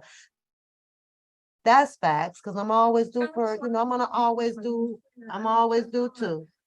However, I do set a few limitations, like today, my daughter had a certain time to come back because I do want to enjoy some of my Sunday to myself. Shannon said, if you watching the channel, he need a sugar mama. Any sugar mamas in the chat, hit the link. We're going to do hookup. Hit the link, hit the link, hit the link. Is there any sugar mamas in the chat? Now is the time to have the hookup hotline. The One Papoose channel will not be held responsible for your hookup. So if you or your partner who you hooked up with has became a psycho in the relationship, do not call my number. That's on you, baby. That's on you, baby. Hit the link, Audrey. Come on up here, sit with your girl. Sit with your girl.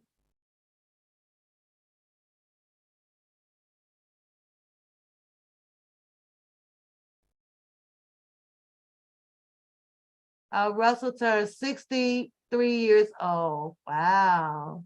Wow. Whose house? Ron's house. Come on up. It's hookup time. Hit the link. Hit the goddamn link. I ain't got nothing to do right now. Y'all need to come up here and entertain me. Entertain. Come on, Sandra Love. You ain't been acting. Come on, Sandra. Get on the panel. Introduce yourself. Come on and warm up to Pap. Ask you got let y'all want to have an ask Pap a question moment. Y'all want to have that? Y'all want to do that? I still got a little time. I still got some time on it. Some time on it. I still have some time. Whose house? Ron's house.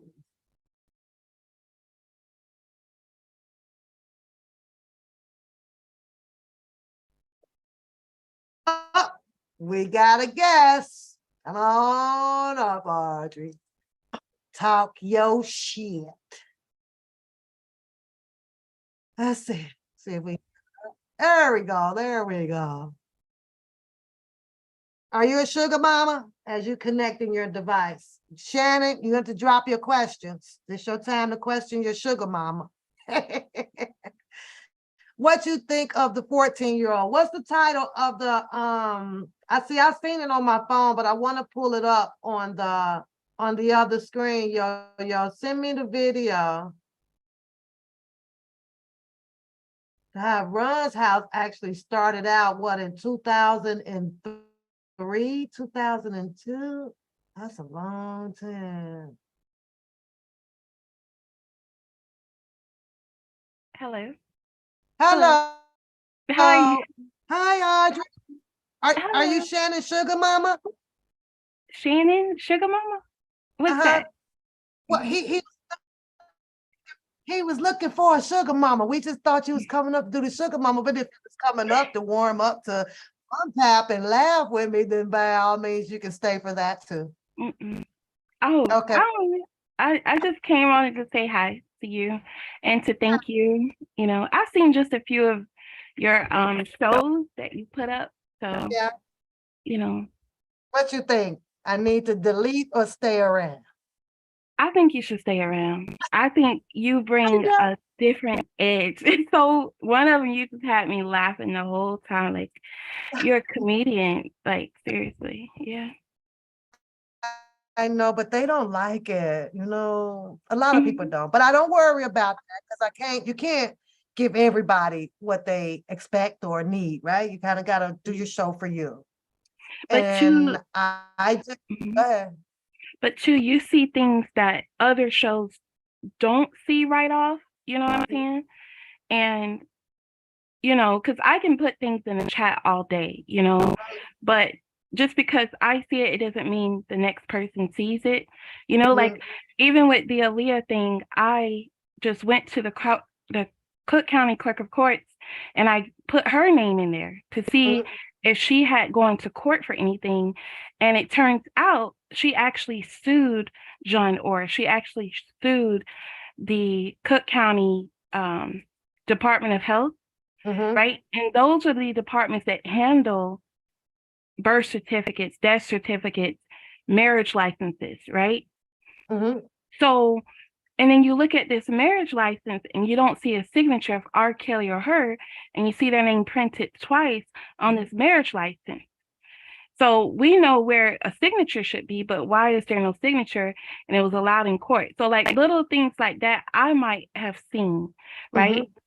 So I was saying you are the type, you will find it. Like you just broke that down, that whole conversation. I've seen that video before, like a while ago, right?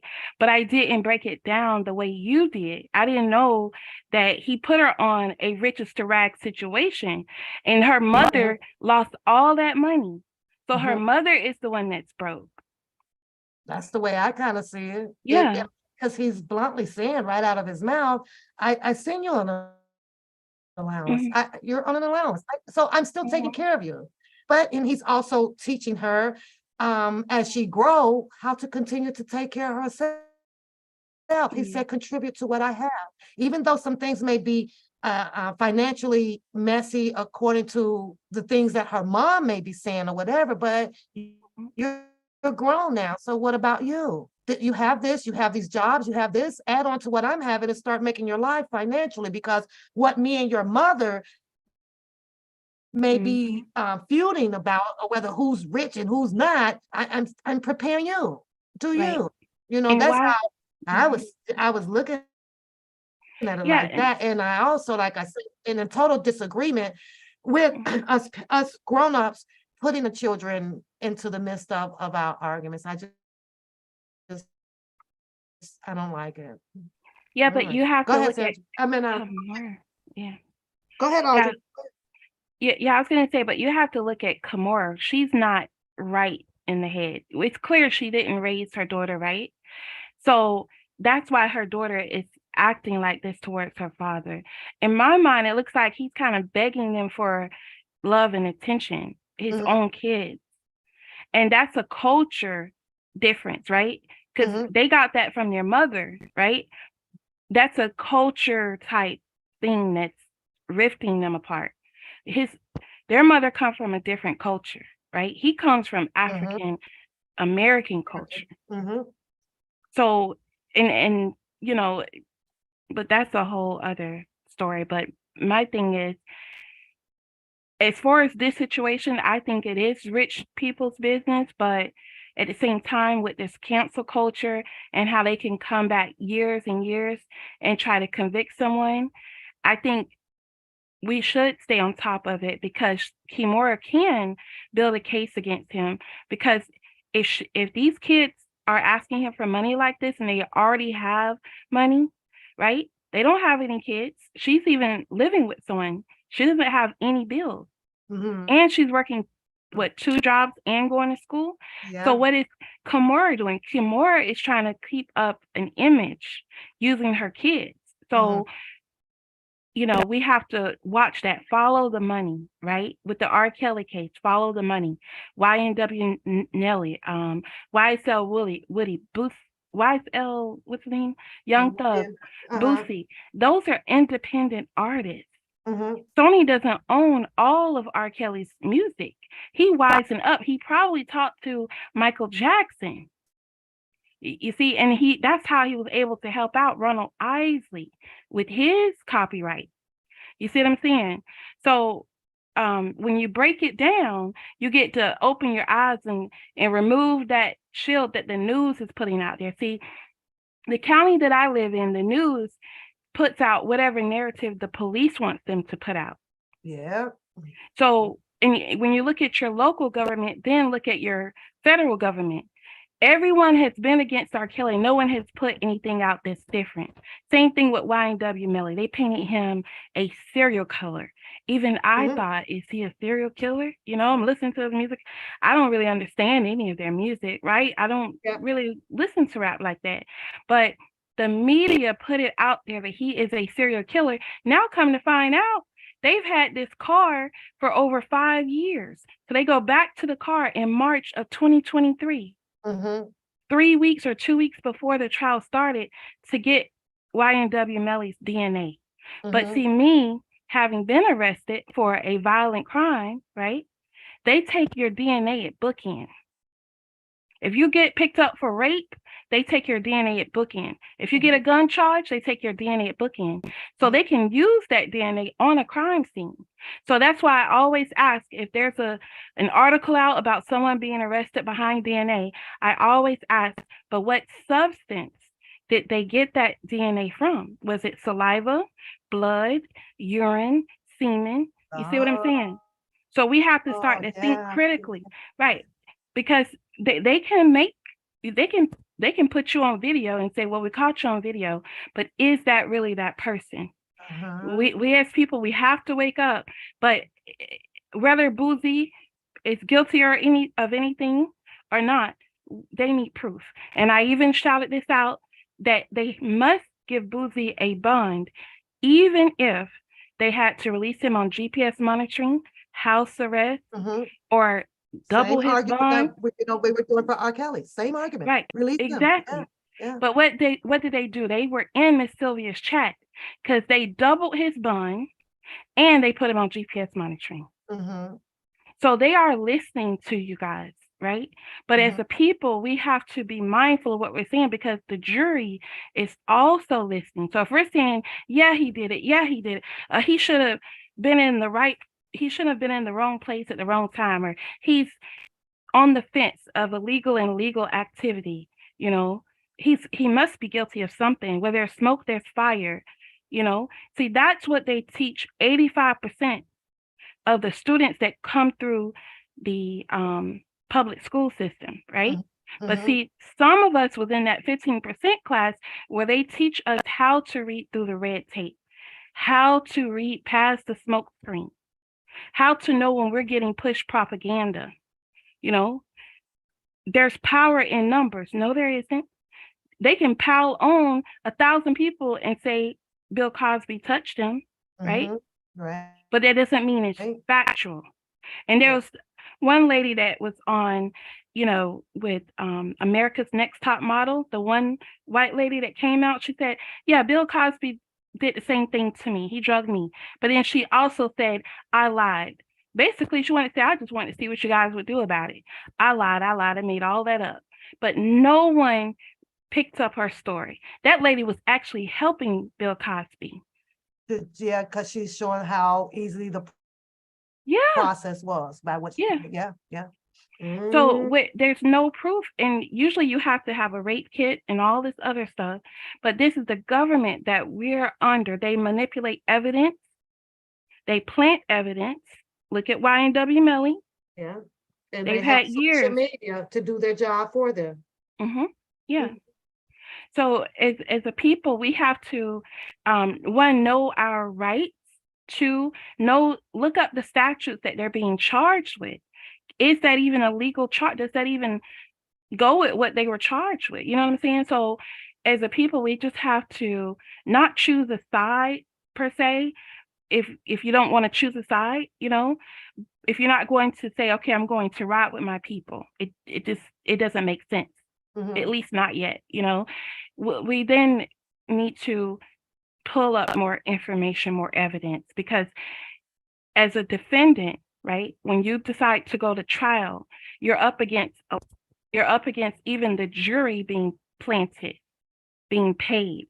See, the feds, yes, they have a high rate of conviction, but so does any other county.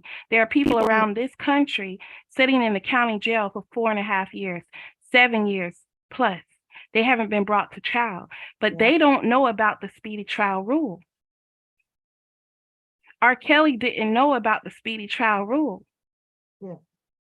Okay, so you have the right to go to trial within 60 days. You don't have to wait years so that so that the prosecution can build a case against you. They can wait and, like, if a person doesn't want to come forward and be a witness against you, the prosecution can wait years, and when that person commits another crime, they'll have to cut a deal with the defense. With the prosecution, so that they can become an informant in your case. That's what happened in my case. 4.5 years I waited for trial. Thank goodness I didn't have to wait in jail the whole time, right? But that happens a lot. And I ask people, if it's taken 5 years for YNW Melly to come to trial, right? You have to wonder why, you know, because the discovery doesn't change.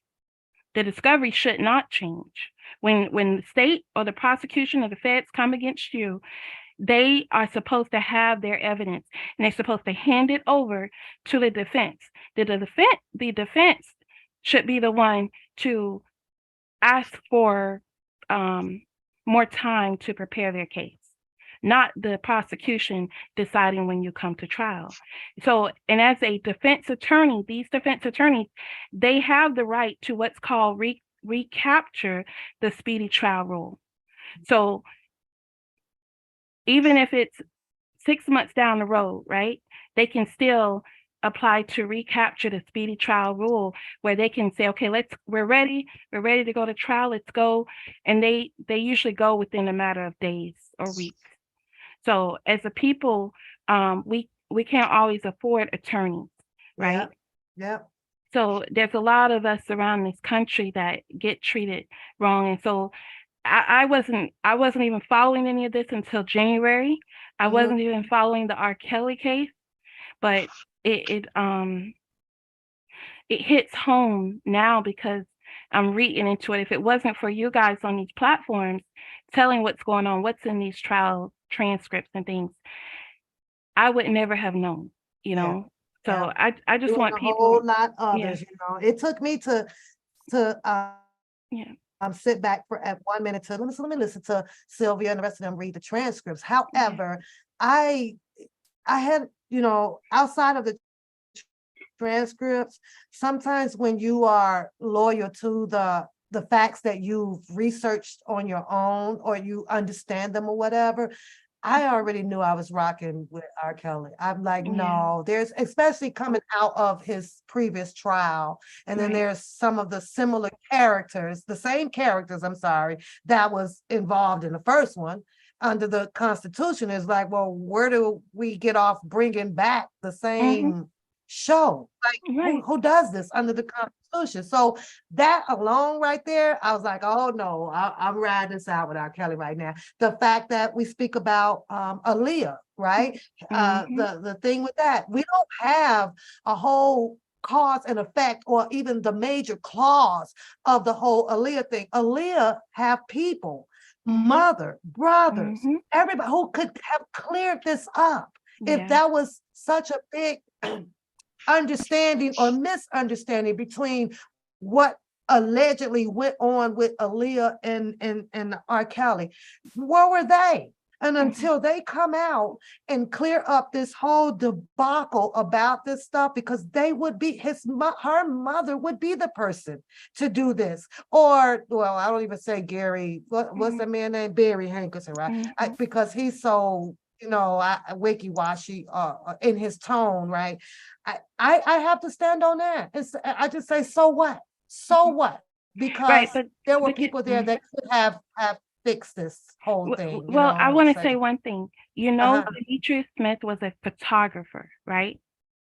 It was a photographer. He put together this whole marriage. He even claims he got Aaliyah a fake ID, but you have to listen carefully to what he's saying.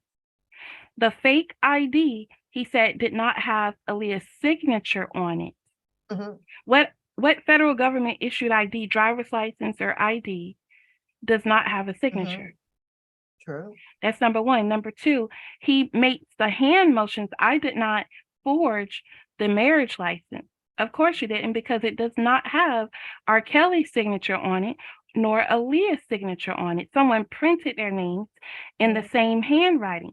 Now, with him being a photographer, that's how he met R. Kelly. That's how he makes his money, right? Being a photographer. So you mean to tell me you have actually said this on platforms that you kept a camera with you at all times, even while you worked for R. Kelly?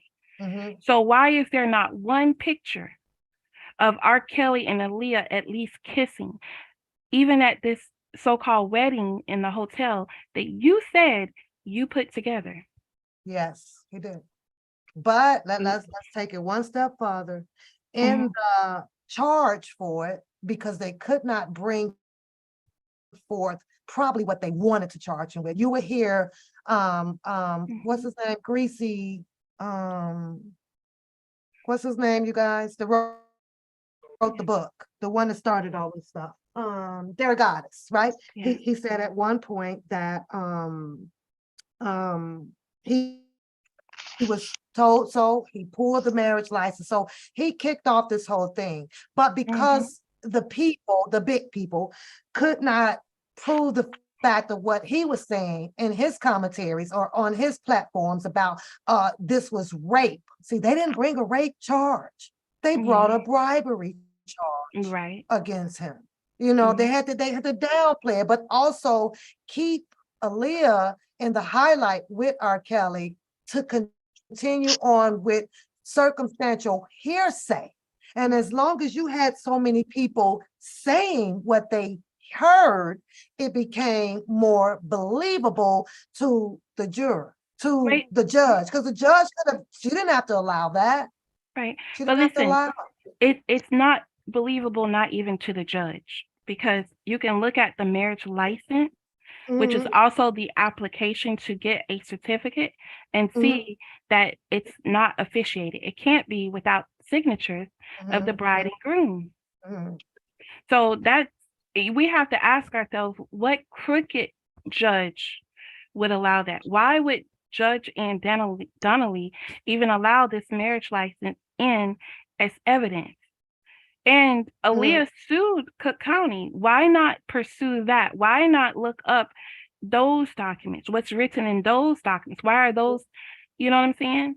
Because Yes. this marriage license, anyone can type that up. Yep. Okay. Anyone can lie on somebody, but you can't lie on the signature, because you have what's called handwriting experts, handwriting analyzers that can, you know what I'm saying? So that's the reason. And then you have to ask yourself, what was the motive? The only one that has admitted to this marriage thing is Demetrius Smith. What was his motive? Well, you had that what, who was that took the stand? Wasn't that the clerk or something that he allegedly paid the $500 to or something? I haven't read all of the transcripts. Okay. But just knowing what I know, like even in 2002, when the tape was being sold as a bootleg, I knew that wasn't R. Kelly. There's at least 3 men on that tape, right? 2 of which you can look at the penis size, their body weight size. And then with this marriage license, it's like R. Kelly, Aaliyah, both denied it. And this document is clearly falsified because, number one, they wrote their names in print. Anytime you're trying to forge something, you know, or make it seem like you're going to try the easiest way out, which you're going to write it in all caps and in print, right? So with this, they did that, and it's in the same handwriting for Aaliyah's name and R. Kelly's name, but at the top of that marriage license, their name is already printed. So at the bottom, it was supposed to be signed. So why is their name printed twice and in all caps? It doesn't make any sense. So, and we as a people, as Black people, this is what I'm saying, we have to come together, because things like this are happening in the courtroom. These people, the law is breaking the law. They planted YNW Melly's DNA. They framed R. Kelly, right? Look at what they're doing to Young Thug. YSL Woody said on that long 3-4 hour video at 2 hours and 58 minutes in that he had shot 2 people that day. He had the bullets in his pocket. I'm sure he had the gunpowder on his arms. He knew the gun in the back seat under the car seat with that detective claimed was not his gun, because he knew he had ditched the gun, but he thought he was caught red-handed. He should have kept his mouth shut, just like YMW Melly kept his mouth shut when he was 15, 16. You know, because clearly no one called in a shooting. Even the Black officer was trying to tell him, look, man, we don't have nothing on you. All we have is the driver, the reckless driving. But he was trying to throw Young Thug under the bus. Quavo, he was trying to see who they can get. And he was like, oh, I don't like Young Thug anyways. You know, that's his motive. But the real reason he said all this, who's going to try to get people locked up on a RICO for driving? Or a gun charge that for the state, for a convicted felon in the state, at least in my state, I think Florida, I think it's a maximum of 5 or 15, I'm not sure, on a convicted felon holding a gun. Right, having possession of a gun or ammunition, he would not have no time. Okay, nothing that he couldn't do. Okay, so the shooting was the reason he said all of that, and no one seemed to have listened to what he said at 2 hours and 58 minutes. And he shot 2 people that day. He shot 2 people. I just shot 2 people. So he was trying to ask them for a deal. He thought he was caught red-handed, but he wasn't. So that's what I'm saying. Like, so is he even qualified to stand as a witness? Qualified to even bring a RICO on anyone? He's acting on his own recognizance. We don't know why he shot 2 people. It could have been over his girlfriend or something. He kept calling her, telling her, you know, you got to take ownership of that gun. I don't know, but most of the time, men do get in things behind women and vice versa. So, Yeah, women and money. yeah. Women So and with money. that, in the R. Kelly's case, as a people, we should be breaking down that videotape. Number one, the tape was released to the. We can say Jim Derogatis is the one who started the whole street bootlegging of the video, Mhm. because after he had it, he supposedly sent it to Chicago PD. But Sparkle already had the tape, but she claims she got it after Jim Derogatis, after, and that they came to her asking her, "Is this your niece?" That's like looking for a needle in a haystack. There's no name on the tape. How are they finding you, Sparkle, of all people? Why didn't they find her parents? Yeah. Is this your daughter on the tape? You know, and then you have to wonder, how does Sparkle know that her niece was exactly 14 and a half when the tape was made? Yep. She didn't say 14. Some of the interviews says 14, but I caught some where she says she was 14 and a half. How do you know? And then this tape surfaced in what, 2001, 2002? But you know the year it was made. Yeah. That All they doesn't make need sense. was a bunch of people on the bandwagon with Right. similar stories or bouncing off of each other Right. to make it stick. That's all they needed. Right. And so 1994 started this, labeling him as a pedophile, right? Maybe R. Kelly Yeah. should have sued them. Maybe he should have fought back. He fought back when the one girl tried to pin a baby on him, right? Yeah. He took a DNA test, right? It proved to not be his baby. Same thing with what's his name? Bill Cosby. Someone came out saying they were his daughter, right? Proved the DNA test proved that was not his daughter. Okay, so we have to start looking at everything, not just going by what the media puts out there, because even Turi just said on the Vlad interview that he put out the marriage certificate first on MTV, and that Vibe magazine must have gotten the marriage certificate from him, from MTV, but he lied, because Vibe magazine put out the marriage license. The marriage license is what lacks the signatures. So why are they not talking about that? The validity of this marriage license. So we as a people, we have to wake up and know when someone's trying to pull something over our head, over our eyes. So that's what I'm stating. Like, we as a people, I know you, Miss Papa, you probably felt like R. Kelly could have done it. A lot of people were on that train, right? Especially if you never saw the tape, right? But I happen to have seen the tape in 2002, right?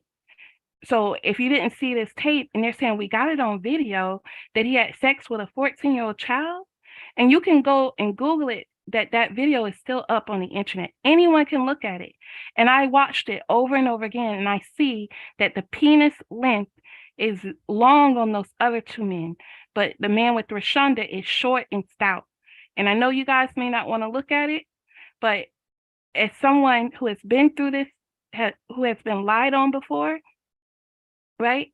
Right. And the state has actually manipulated police reports, right? Like, I'll call the officer, no, I didn't write that in the report. The judge dismissed the case, right? Because I provided proof to the judge that I didn't do what they said I had done. And the state, anyways, the second case, one of the officers actually got on the stand and said, no, I did not say what was put in this report. But guess what? My trial transcripts were even changed. If I had known better, I would have videotaped my own trial. I would have brought in a camera or a smartphone to videotape it, because they changed the trial transcript. So as a people, we have to look at that R. Kelly trial and wonder, why is it not on video, right? So the things that are in the transcript, some of it is blacked out. It shouldn't be blacked out. And we have to wonder, is that even what was said? Right. Too? Because that's how they operate. So we as a people, when there's money at stake, right? My civil rights were violated. I had a right to sue. So they had to get me to prevent me from suing. So with R. Kelly, I believe this man is worth about 100 billion. I believe that way because I study numbers. I study the stocks, right? I study the stock market. So as just knowing that, right? And I want to make one point to sort of spark your mind. Vitamin water. Vitamin water is just one product, right, that sits on the grocery shelf. Vitamin water was sold to Berkshire Hathaway, aka Coca-Cola, aka Warren Buffett, for $4 billion. Just one product, 4 billion, right? Yeah. And same thing with Nike, right? What are they saying that Michael Jordan is worth? About 2 billion, right? Now look at the value of Nike. They say that what's his name? Kanye West is about worth 2 billion, but look at the value of Adidas. Now you go look at their stocks in 1986 when Jordans first came out. Okay. Right? And before that, 1984. It wasn't even $1 per share. Now you go look at Adidas and see what Kanye West did for Adidas. So as a people, we need to stop going on Vlad. We need to build our own brands, which we are building their brands. We're building their platforms, but the power is with us, right? So as a people, we have to come together, share knowledge, and share our wealth so that we can grow it, right? That's one thing I love about people like 50 Cent and what's his name, Shaquille O'Neal. They don't mind, investing and having, they don't have to even lift a finger, right? They're just making money and they're not doing anything because they're doing what their Caucasian counterparts have done. So as a people, that's one thing we need to wake up about and realize that R. Kelly's value. If that guy, Sting or whoever, can make $2,000 a day just because P. Diddy sampled his song, $2,000 a day. Now look at all the songs and the producing and the writing R. Kelly has done. You tell me that he's not worth at least $100 billion. $2,000 a day off one sample, right? Now you go look at the stocks. You go look at the numbers. That's so I say follow the money and look at why Young Thug, he's not only just one artist, but he's the owner of an entire record label. As far as I know, I don't know nothing about it, but I think that's why they're trying to say YSL is a gang. I don't know. And then you have Melly. I don't know if he's independent or not. Boosie has said he's independent. Right. I know Mary J. Blige is now independent. So we have to watch these people. We have to protect them, right? And as a people, if we have that mentality that we want to put out good, then we want to share that, pay it forward, and that's really all I wanted to say is we need to look at it different than what we're used to. The average person don't know the things that I might know, but from if you put two collective heads together, it can get to the absolute truth of what the findings should be and what should be said. So I totally understand that, girl. I'm loving you right now because you is dropping it. Yeah, because even in the R. Kelly's case, he doesn't even know what's going on. But as they kept reading these transcripts, I'm like, Grey Goose Vodka offered Rashonda Landfair a deal. So I researched Grey Goose Vodka. It goes back to J. Edgar Hoover. That's the FBI. You see what I'm saying? Wait, when you broke up, that's the FBI, what? Yeah, so when I researched Grey Goose Vodka, the founders, right? They're all family members. They have done bootleg liquor, during prohibition eras, right? They've done crooked stuff to stay in business, to stay billionaires, right? Now, I'm not saying Grey Goose Vodka per se, but their ties to other entities, the liquor industry, right? So, Uh-huh. and it goes back ties to J. Edgar Hoover. You got to have government ties to get away with the stuff they were getting away with, right? Same thing if you look Yeah. at the Harvey Weinstein, not Harvey Weinstein, but the Jeffrey Epstein case. Uh-huh. Epstein was being watched because I guess somebody came forward back in like 2001 era time, and that's around the time that they brought charges against R. Kelly. 2008, 2005. You're gonna the dates are going to align with R. Kelly like within a month. So what I ask, because with this Epstein guy, he could have brought down people with links to Buckingham Palace, right? So we have to wonder, okay, yes, they came after Epstein, but they found something else, right? That's why they had to get him off. But around this time, we have the cancel culture and the Me Too movement. So around this time, they kind of had to kill him. You know what I'm saying? So the rest of it wouldn't get out. The rest of those people couldn't get out. Right. I don't know, but I'm just reading into stuff. But according to what I read, Epstein didn't do anything with anybody. He was actually hiding candid cameras to film very powerful people doing things they shouldn't be doing. And he was using that as leverage for whatever he had business-wise.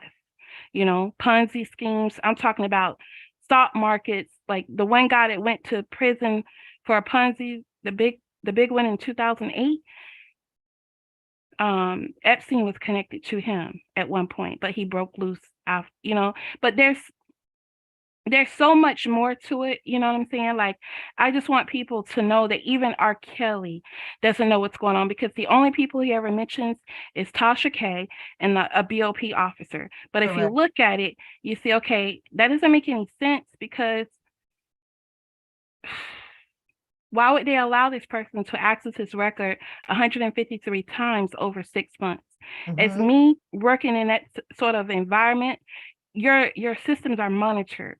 They have IT professionals that monitor you. You shouldn't be able to send something to a personal Gmail. It's supposed to be blocked, number one. Well, but they okay. say that they reprimanded that person, Audrey, by given options to either go early retirement. But that's what they're telling. I don't know. The second option would have been investigation leading to a conviction. It didn't seem to sway that when we all know that somehow this individual just miraculously disappeared off the planet of the earth. That's it. That's a done deal. No, you lose your job, and we're going to investigate, and if this has probable cause, then we should bring you in. There's a violation under the Constitution for this man's rights, and that was his rights of privacy, right? Right. I completely understand, but that doesn't absolve Tasha K either. They can even go after her, but they won't, because number one, Tasha K said, I got friends in Cook County. I got friends. She's giving them what they want. So why would they mute her? Why would they muff her? Wait, hold on. She said, I have friends in MCC Chicago. She never said Minneapolis, Minnesota. The Fed said it was an employee out of Minneapolis, Minnesota. Oh, you're right. So was it really an employee ever to begin with? And then if you are an employee, wouldn't you share that info with multiple vloggers? Why just put all your eggs in one basket? Yeah. You know what I'm saying? Right. So Tasha K knows some things. That's why when that lady gave that interview with her, you could tell by her demeanor, even though she says, I think he might be innocent, but you're still saying, it doesn't add up. So Tasha K is a federal agent. She straddles to not save herself, but she straddles to like you say, to be able to fit in both sides of the world, both sides of the arguments, so to the normal person who is not thinking above the surface level, like you have, you would just think that, oh, she's just doing commentary, or, oh, okay. But Right. with me, I'm leaning towards exactly what Mhm. you said. I agree with it. You're a straddler, and it's to keep yourself at the safe zone, just like base. You at home base. Nobody can touch me, or nobody can do this if I'm on this side of the team, or act like I'm on this side of the team. Right. But in reality, I'm on this side of the team. So two faces, Right. two Right. faces. I even considered that she's just trying to stay relevant, right? But right is right Yeah. and wrong is wrong. And Carmel doesn't wait for nobody, and she knows about this. Anyone black, especially living in Florida, because we are always taught you can get struck down by lightning just by lying. You know what I'm saying? Yeah. So she knows this. So we have to ask ourselves, what did she do? What did she do to become a federal agent? See, that's the kind of investigating we as a people need to do. Is it taxes? What is she doing? You know, same thing with Rashonda and her mother, you know, and you have to ask yourself, because she said she was forced to testify, right? Yeah. But she, you know, why was she forced to testify? Was it Section 8? Was she on Section 8 all those years, but getting all that money from R. Kelly? You know? So did the feds pull up their information and go looking into their bank accounts? Were they on Section 8 and, you know what I'm saying, when they're not supposed to be? Were they not reporting money? And there's someone saying that she got a PPP loan or something? But so Yeah. why do you need Section 8? And the other thing too, she claims in the trial that she was in a 10-year long sexual relationship with R. Kelly, a decade-long sexual relationship. Now, her auntie is Sparkle. Sparkle is the one that started this whole thing about the tape, right? Is she really the auntie, or is she really? Yeah, that's her auntie. The Okay, mother so is her which- sister. So the other similar name, Rashawn, because we have a Rashonda and a Rashawn. Rashona. I So know. one of them is allegedly her daughter. I don't know, but Rashonda Landfair, I believe, is the one on the tape, but the guy is not R. Kelly. And R. Kelly didn't snitch on the guy either, whoever he is. But Rashonda Landfair, if she was in a 10-year long relationship, why has Sparkle never said that? She's been on Breakfast Club, probably Vlad, but she never mentioned, oh, and you know it was him on the tape because he was in a 10-year, he's still having sex with her. They was in a relationship for 10 whole years. That's why he left his wife. You mean to tell me that R. Kelly didn't leave his wife for Rashonda Landfair in 1998 when they had their first child? In 2000 when they had their second child? In 2002 when they had their third child? No, so it's something that his wife did that made him leave her. He divorced her. She even went on video, Drea Kelly went on video stating that she wanted her husband back, at least where they can be civil, where they can talk, have a friendship again, because she missed that. It's an interview, I think she's wearing a green dress, and I see in the comments they're saying that interview was done 7 years after their divorce. So she loved him even 7 years after their divorce. So what did you do? And I know a lot of men backpedal and go back to their exes, right? Especially if the man has done something, he'll fix it and get her back, right? So what did Drea Kelly do? A man that he was married to you for 2 years before you ever gave birth, right? He intentionally made you his wife. He intentionally made you the mother of his kid. And So what did he do? And there's three. There's another son that, you know, the word on the curve was a little bit questionable. Oh, that the son might not be here. That's what the word on the curve. Lord. You know, but the similarity, the features, you know, kind of were there. And to keep something so nasty out of the mainstream, you know, he just started saying, you know, my 3 kids. But you know, and we got to look at the fact that they won't unseal that divorce. course. Yeah. I'm willing to bet it's all in there, but they will not unseal it. I was hoping it got unsealed. Wh- I was like, I want to know. What I'm thankful for is that he came out with all of that music between the time that tape came out and his Mhm, trial, because if it wasn't for him making Sony that much money or whoever that much mhm. money and all those other artists making their careers boom, they would have done away with R. Kelly a long time ago. You know what I'm saying? So he fought his way, and you can listen to his music. Even I think he knew about the tape in 1998. I think it was possibly his own brother that partnered with Sparkle and Lisa Van Allen to do this. Now we have That's, a mod. Beauty I says know. that according to her resources, she was told, that Roshana is in Mhm. fact Sparkle's daughter, that she allowed her sister and the brother-in-law to adopt Oh as a wow. baby, and allegedly, we'll say Wow. allegedly over here, but yeah.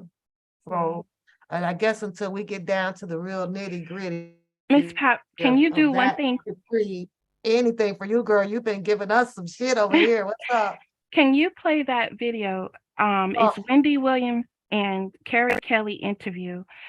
The part 2, like the last 5 minutes, he mentions a mansion, he mentions young girls and videotape, like taping over a movie. And I want you to break that down, because the way I broke it down with how I understood it, I I mean, confess.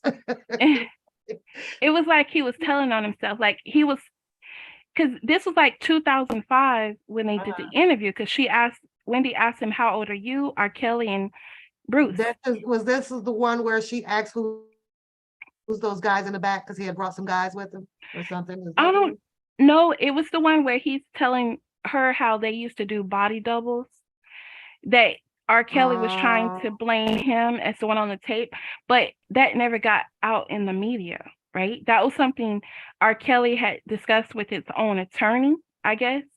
So no one, so he's out here saying that, well, he tried to put the tape on me. You know what I'm saying? Why would you say that? Keep it to yourself, keep it quiet. R. Kelly's not snitching. You know what I'm saying?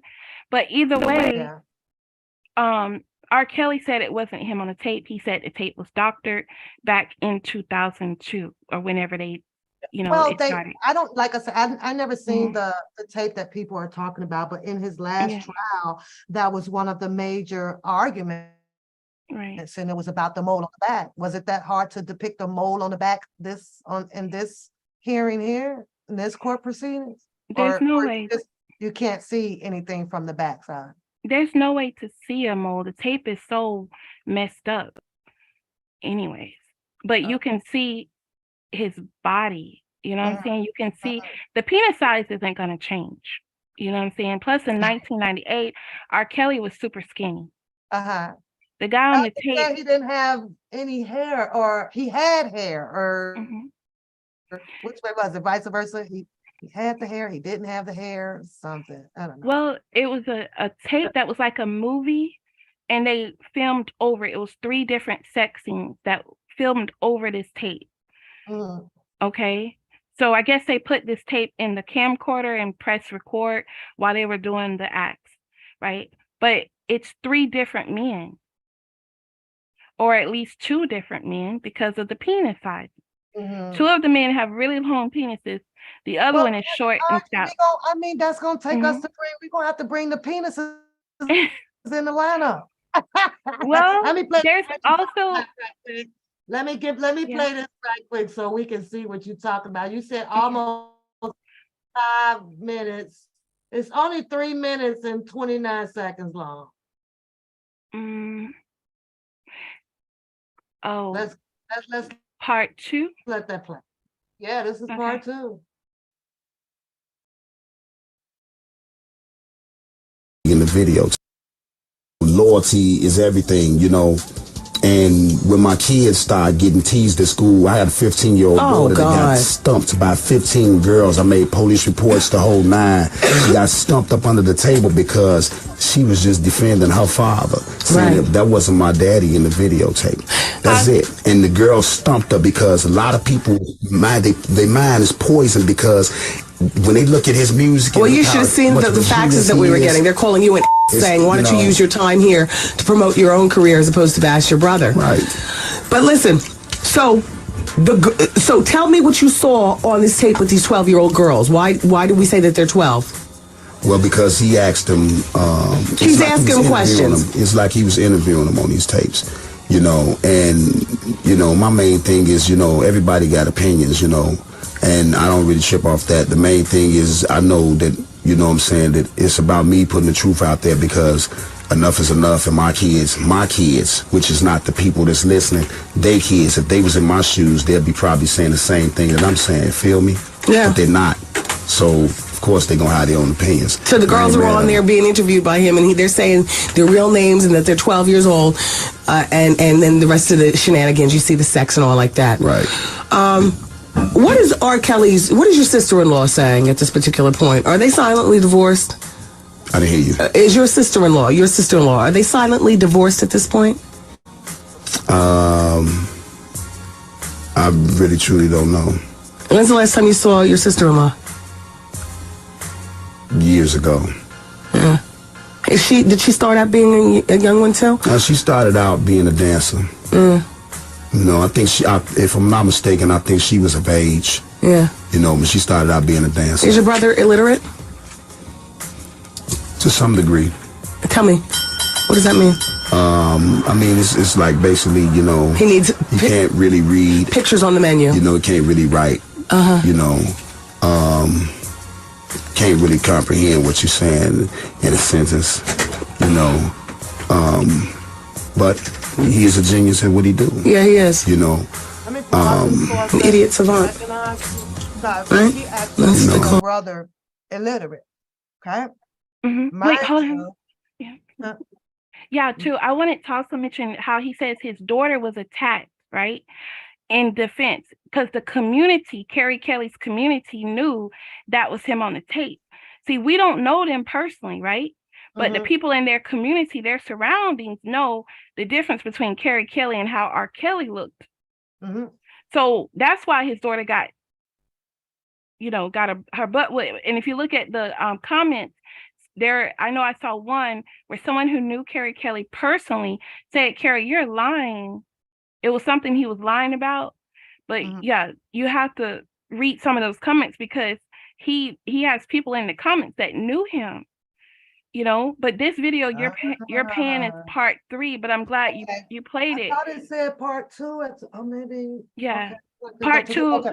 And it starts at 6:30. 6:30. Yeah, I see part 1. Okay, maybe I missed part 2. So this is part 3. Okay, I'm gonna go back. But so in the comment, who asked this question says, "Well, Audrey, respectfully, how do you know what Mr. Kelly penis would look like?" And she still state, Ms. Brown, she said she looked at the video, she watched the video. She said she noticed that there were, you know, different sizes to the penis.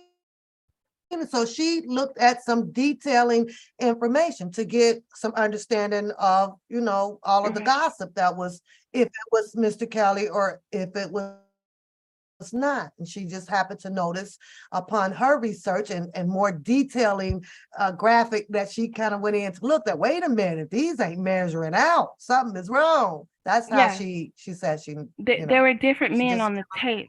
Yeah. I think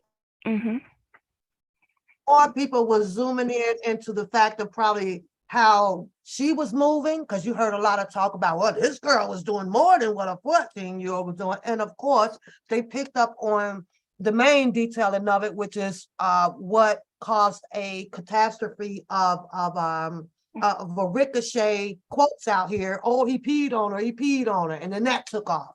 But here Audrey is telling us that, no, I looked at a little bit further into the detailing of it, and she saw 3 different angles and size of these genital area. And So, also, anyone who knows an artist, like a person that can draw, like, and make it look like it looks, that's me. I have an eye for things.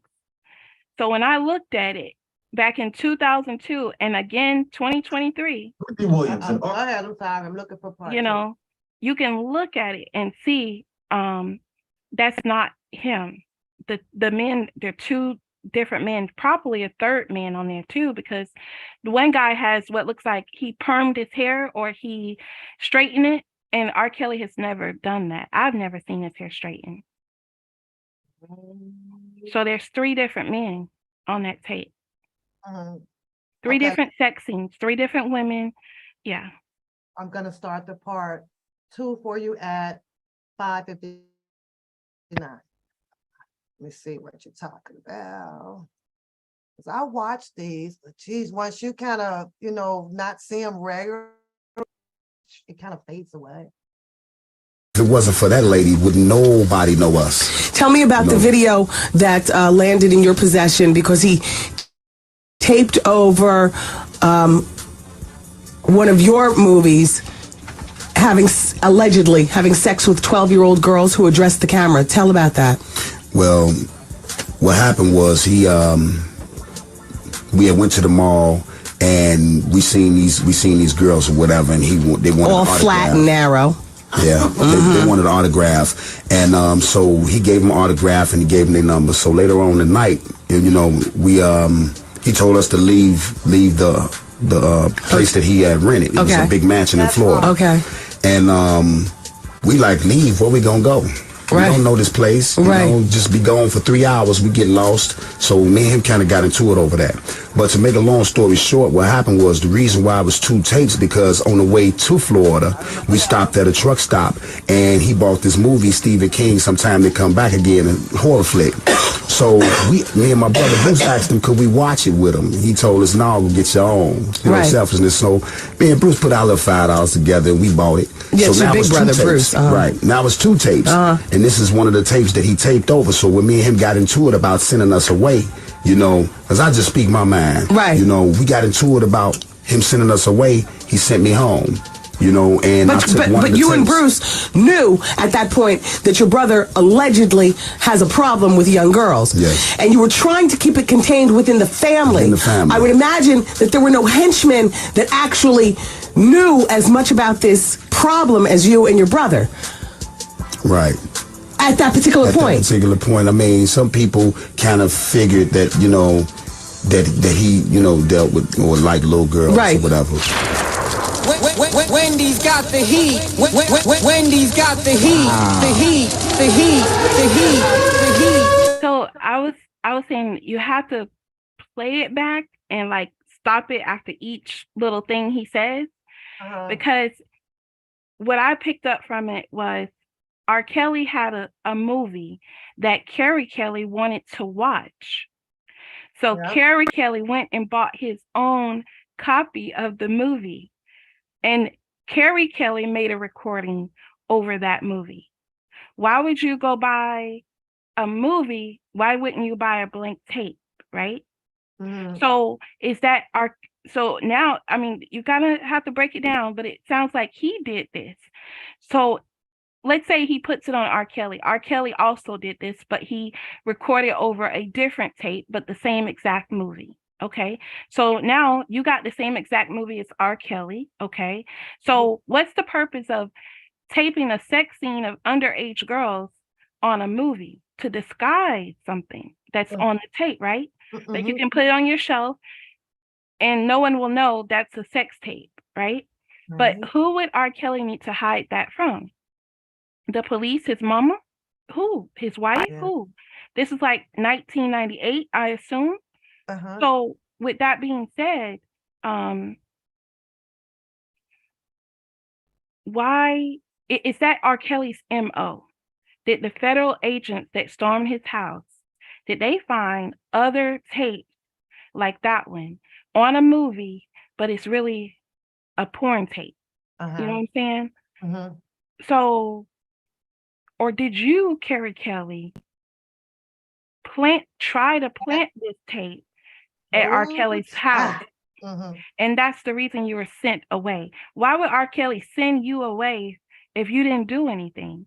But you're saying that R. Kelly filmed 12-year-olds, but why did he send you away? See, what I know about people that lie, the truth comes out, you know, in what they're saying. So we have to kind of listen to it. This is like 2005, this interview. So R. Kelly is still on pre-trial release. He's facing charges for child pornography and having sex with an underage child. So what are you saying? Why are you doing your brother like this? But that's why I say you have to play it again and listen to it. You know, stop it. Listen to it. I'll stop you because I have a question. Because you stated not too long ago that you watched it and you are saying that was Rashonda, right? On a tape. Yeah. That's we're talking about a different tape right now, right? I'm just gonna be clear. Yep. This is a different tape. See, why didn't he take the stand? You know what I'm saying? Like, you want your brother messed up so bad, but you claim you don't know nothing about this other tape. But here go, you talking about 12-year-olds. And yeah, Rashonda, when you look at that tape, because I've seen 12-year-olds that had hips and breasts and everything. They couldn't even fit in my clothes at 18 when I was in high school. But and they're 12 years old having sex. I looked at the tape and I even said the girl could be 12 years old. Yeah. So the girl, but hey, she could also be 21. She could also be 42 at the same time. You just have to look at the tape and determine for yourself. You know what I'm saying? Because the girl does have breasts, but the way she's acting and gyrating and dancing, someone put that girl up to do this. And if you look at the other men on the tape, the one lady is giving fellatio, oral to this guy, and she's an older woman, curvy, you know what I'm saying? And she's giving him, she's doing her thing. But this little girl with the other guy, she's not doing, R. Kelly wouldn't even like to have sex with that girl, because if you look at the other two men on the tape, they like a more mature woman. They like someone that knows what they're doing. The girl, you know what I'm saying, with the other man, she wasn't, you know what I'm saying, she didn't look like she was able to fulfill what R. Kelly, someone like him, would have liked her to do. If you look at the tape, so you can break it down many ways, I just use the idea of the penis size, because no matter how you slice it, you can't change a person's body part. You can change his weight. But even when you look at the picture that was up of R. Kelly with all that hair, even on that video that was from years earlier, R. Kelly, even at that size, he was way skinny in 1998. He was too skinny to even be the man on the video having sex with Rashonda, peeing on Rashonda. And you have to think, we got social media now, we have the internet, we can easily Google search it, pull it up. Whereas back then, it was in the streets. It was a bootleg tape. If you knew a bootlegger, you had that tape. So. Capone has a question for you, and she wants to know, do you think that the female could have been Lisa Van Allen? One of the females did have on those ruffled type panties. He handed them to her for her to put on. And if you look at the panties, they're actually indicative of the women from the 1920s, the flappers, the ones that carried the cane and danced on stage, right? Yeah. Those, they call them flappers, or what are those other dancers from Mayfair? Kind of look like what Elvis Presley had his dancers in in his filming that they just released not too long ago. So like the bunnies had on and the pants. Yeah, exactly. Like the bunnies with the So a lot of men are sexually attracted to that. But Lisa Van Allen made it seem like these were some panties that, a little tiny girl would wear to church with the real ruffles on it, the lace ruffles. This was a flappers type underwear that was like what Beyonce wears in her videos. he's attracted to that. And, you know, that is kind of sexy. Some men like that, you know. Even what's his name told Rihanna, I like it when you have on clothes, the man she's with, you know. And that's true. I was always told a man likes to unwrap you, you know. He doesn't want you're his present, you're his prize. And that's what men like. And that right there, the panties, I mean, it definitely does not scream little girl. The girl had a booty on her. He loved her curves. He loved her curves and her hips. He was all into her, not no little girl at all. So could it be possible that Mr. Kelly is not aware of the other people that could have been in this whole sex tapes? I think it was his brother, but I think at the same time, R. Kelly doesn't want anything to happen to his brother. And I think too, he's living by the street code where he doesn't snitch. Like you know what I'm saying? When the police came in my situation, I didn't say anything, you know? You said that he lives by the street code of not snitching. Right. However, once you realize that your life is up against the rope. Yeah. But at the same same time, to make this, at the same time, you know, R. Kelly, it's his brother. You know what I'm saying? His brother is, you know, it's probably his brother. I'm not going to say it's his brother, but at the same time, trust me, R. Kelly knew about that tape in 1998. I went back and I looked at his pictures and he was even skinnier. Like he looked sick. He was at one award show. If you have your own family member do this to you, right? And then you have to ask yourself, when did he last talk to Carrie Kelly? Because Carrie Kelly tells Wendy Williams that he hasn't seen his brother in years, that it was 2005, right? So when did you and your brother stop talking? So he sent you away about a tape that you made. Listen to it. He said R. Kelly had a tape that he recorded over, and me and my brother Bruce Kelly had a tape that we recorded over. So you're trying to tell a story, but not tell it what's going on. What it is that the truth is coming out, right? Like even in my case, these people they have to first go before a detective, and this is called the discovery. So they give a sworn tape statement to the detective, and in that statement they told the truth, but they did it by accident. So when I asked for a copy of the discovery, they blacked out that portion. So I called the police station, like, hey, I need this, I need the whole thing. So they sent me it while it was not blacked out. But granted, they could have changed it. They could have typed something different in there. So when I say in my situation, I had some angels in the sheriff's office that actually looked out for me. You know, I had angels all the way to prison. When I tell you, I could have died in that prison, that I believe it was set up for me to die, but even the warden, you know, I know they were head people because they came out and they looked at me in my eyes. They're like, we know you're not supposed to be here. You know what I'm saying? But we're going to protect you while you're here, you know? So what I'm saying is that as a people, we have to break these things down, you know.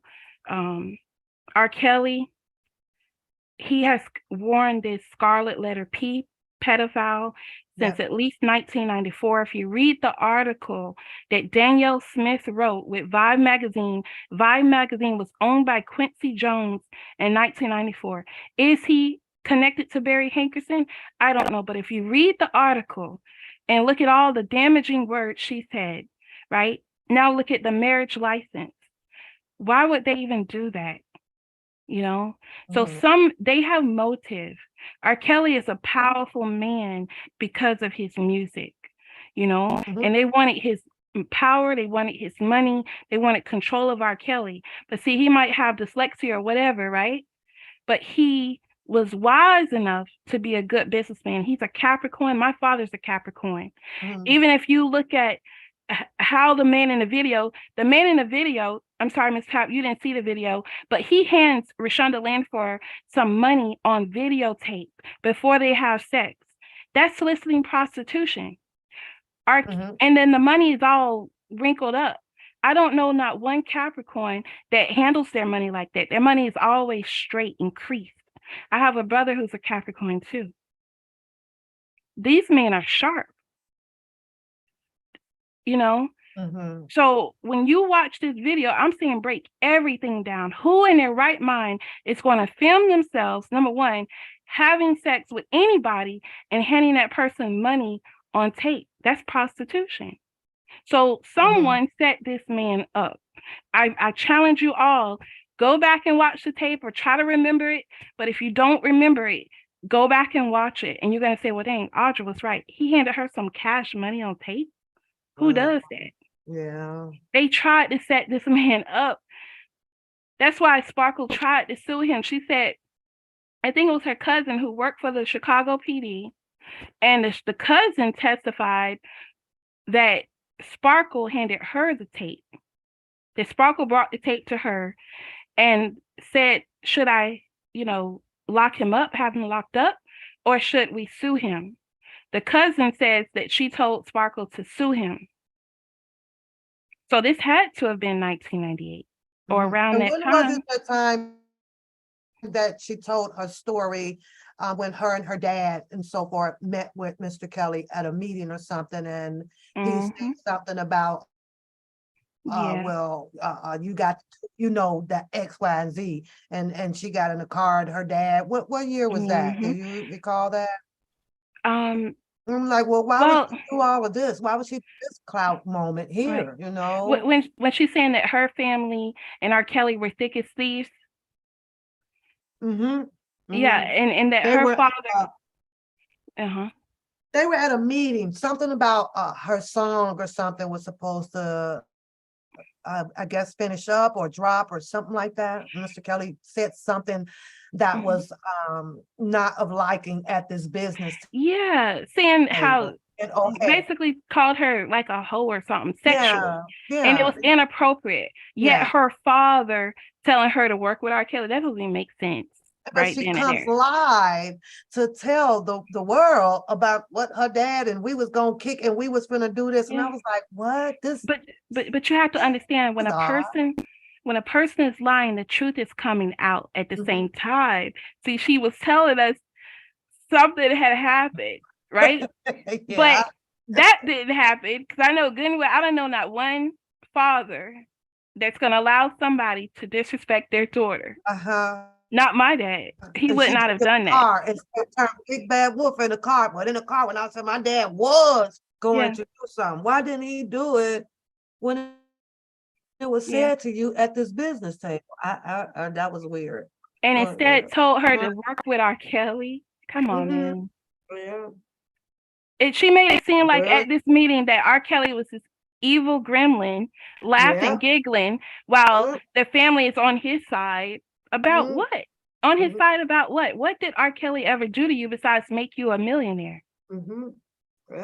But see, if you guys look at the dates, look at the time. He and Drea Kelly got married in 1996. So they were dating in 94 at least. So how did he have time to marry Aaliyah? Number one. And then you have to listen to what Sparkle's saying, that she knew she was around when Aaliyah was around. The backup dancer, what's her name? I can't think of her name, but the one with the mustache, she was around with Aaliyah. Okay. So where's Drea Kelly in 1994, 95, 96? They get married. You mean to tell me, you know what I'm saying? Where's this 2 years gap? Where is Drea Kelly? If he marries her in 96, they have their first child 2 years later in 1998. Put 2 and 2 together. Doesn't make any sense. But see, Sparkle, back then, I don't know if you guys remember when BET, we would watch that. Everyone thought that Sparkle had a thing for R. Kelly, but she couldn't have him. But now she tells the story to a different tune. You know? Well, baby, when she told that story, when she went over, she was sitting on the sofa and she heard the knock upstairs, and Kelly then was I watching, I know. guess, a basketball. So Something that was so weird. she tried to downplay his wife, Drea Kelly. She tried to make it seem Right. like, because everybody knows Drea Kelly is not the cutest person, but if you look at what Drea Kelly was doing on that stage and what she can do now, he likes a mature kind of woman. And if you listen to what Demetrius Smith said, he said that R. Kelly was not only going with Drea Kelly, but he was going with like 2 or 3 other backup singers at the same time. And he said he let go of those other dancers to be with only Drea Kelly. And then he married Drea Kelly. After learning some of the things that Sparkle was saying, when did You Better Be Careful What You Say to Me drop? Was this after all of this? Because then I'm wondering, because R. Kelly produced that, right? I think that was 1998 or 2. I don't know, but I had looked those up, but now I've forgotten, right? Like I looked up the date. It's just weird that, I mean, because he produced it, right? Like, why would R. Kelly produce something about, I ask myself all the time, like what happened? How did that song come about you better be careful what you say to me? You know, she's angry, she's bitter. She was angry about something. She's something wrong with her. You can look at her the way she holds her mouth when she talks about it, and then her eye twitches. But then you can see her when she's calm. That way you know, okay, that's not the way her face normally looks. So when I say break things down, look at their faces. Look at this girl, Rashonda Landfair, in the video, how she's dancing. You can tell she didn't want to be there. Someone put that girl up to make this tape.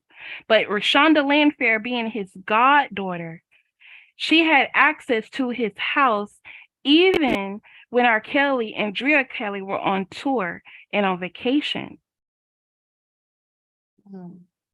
That was his goddaughter. He made sure she got to school. I don't know what kind of money struggles her parents had, or if they just wanted her to have a better opportunity, but they were right, and they said that she was his goddaughter. And R. Kelly, being the type of man he is, he probably didn't even know that the goddaughter was even sexually active. You know what I'm saying? And from what I'm hearing, he doesn't even seem like the type to go with the niece and the auntie. You know what I'm saying? Now, with that being said, I know men that have done that, but when the niece has gotten much older, like 20 years later, and they didn't know that that was the niece of the girl they had went with in the past. I have a brother that happened to. He was going with the auntie a few months, like a couple of months.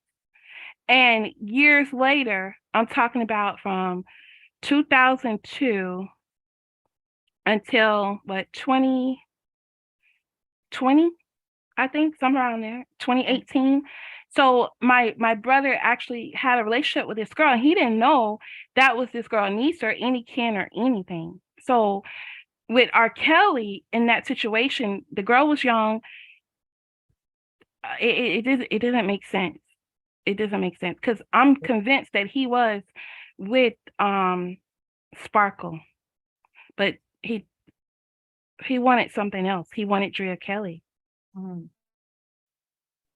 And that's why you have to listen to what Drea Kelly even said. She said, this is what happened when you choose whores or something over your wife or over your family. When she's on a video with a guy singing R. Kelly song, she makes a statement, and you have to listen to what she's saying. Something happened, and she's not telling the truth. She did something. Drea Kelly did something. I don't know what she did. But she knows that's not him on the tape. She knows. Girl, you've been dropping it on us, and I'm all into it. I don't know if I'm the only person that's breaking it down this way, but I do know that so far I'm the only person that mentioned this Aaliyah thing where she actually sued Cook County, David Orr, and the clerk of courts. And you know it was a real case because the attorney general of that state got involved. Anytime your government is sued, the attorney general usually represents them, you know?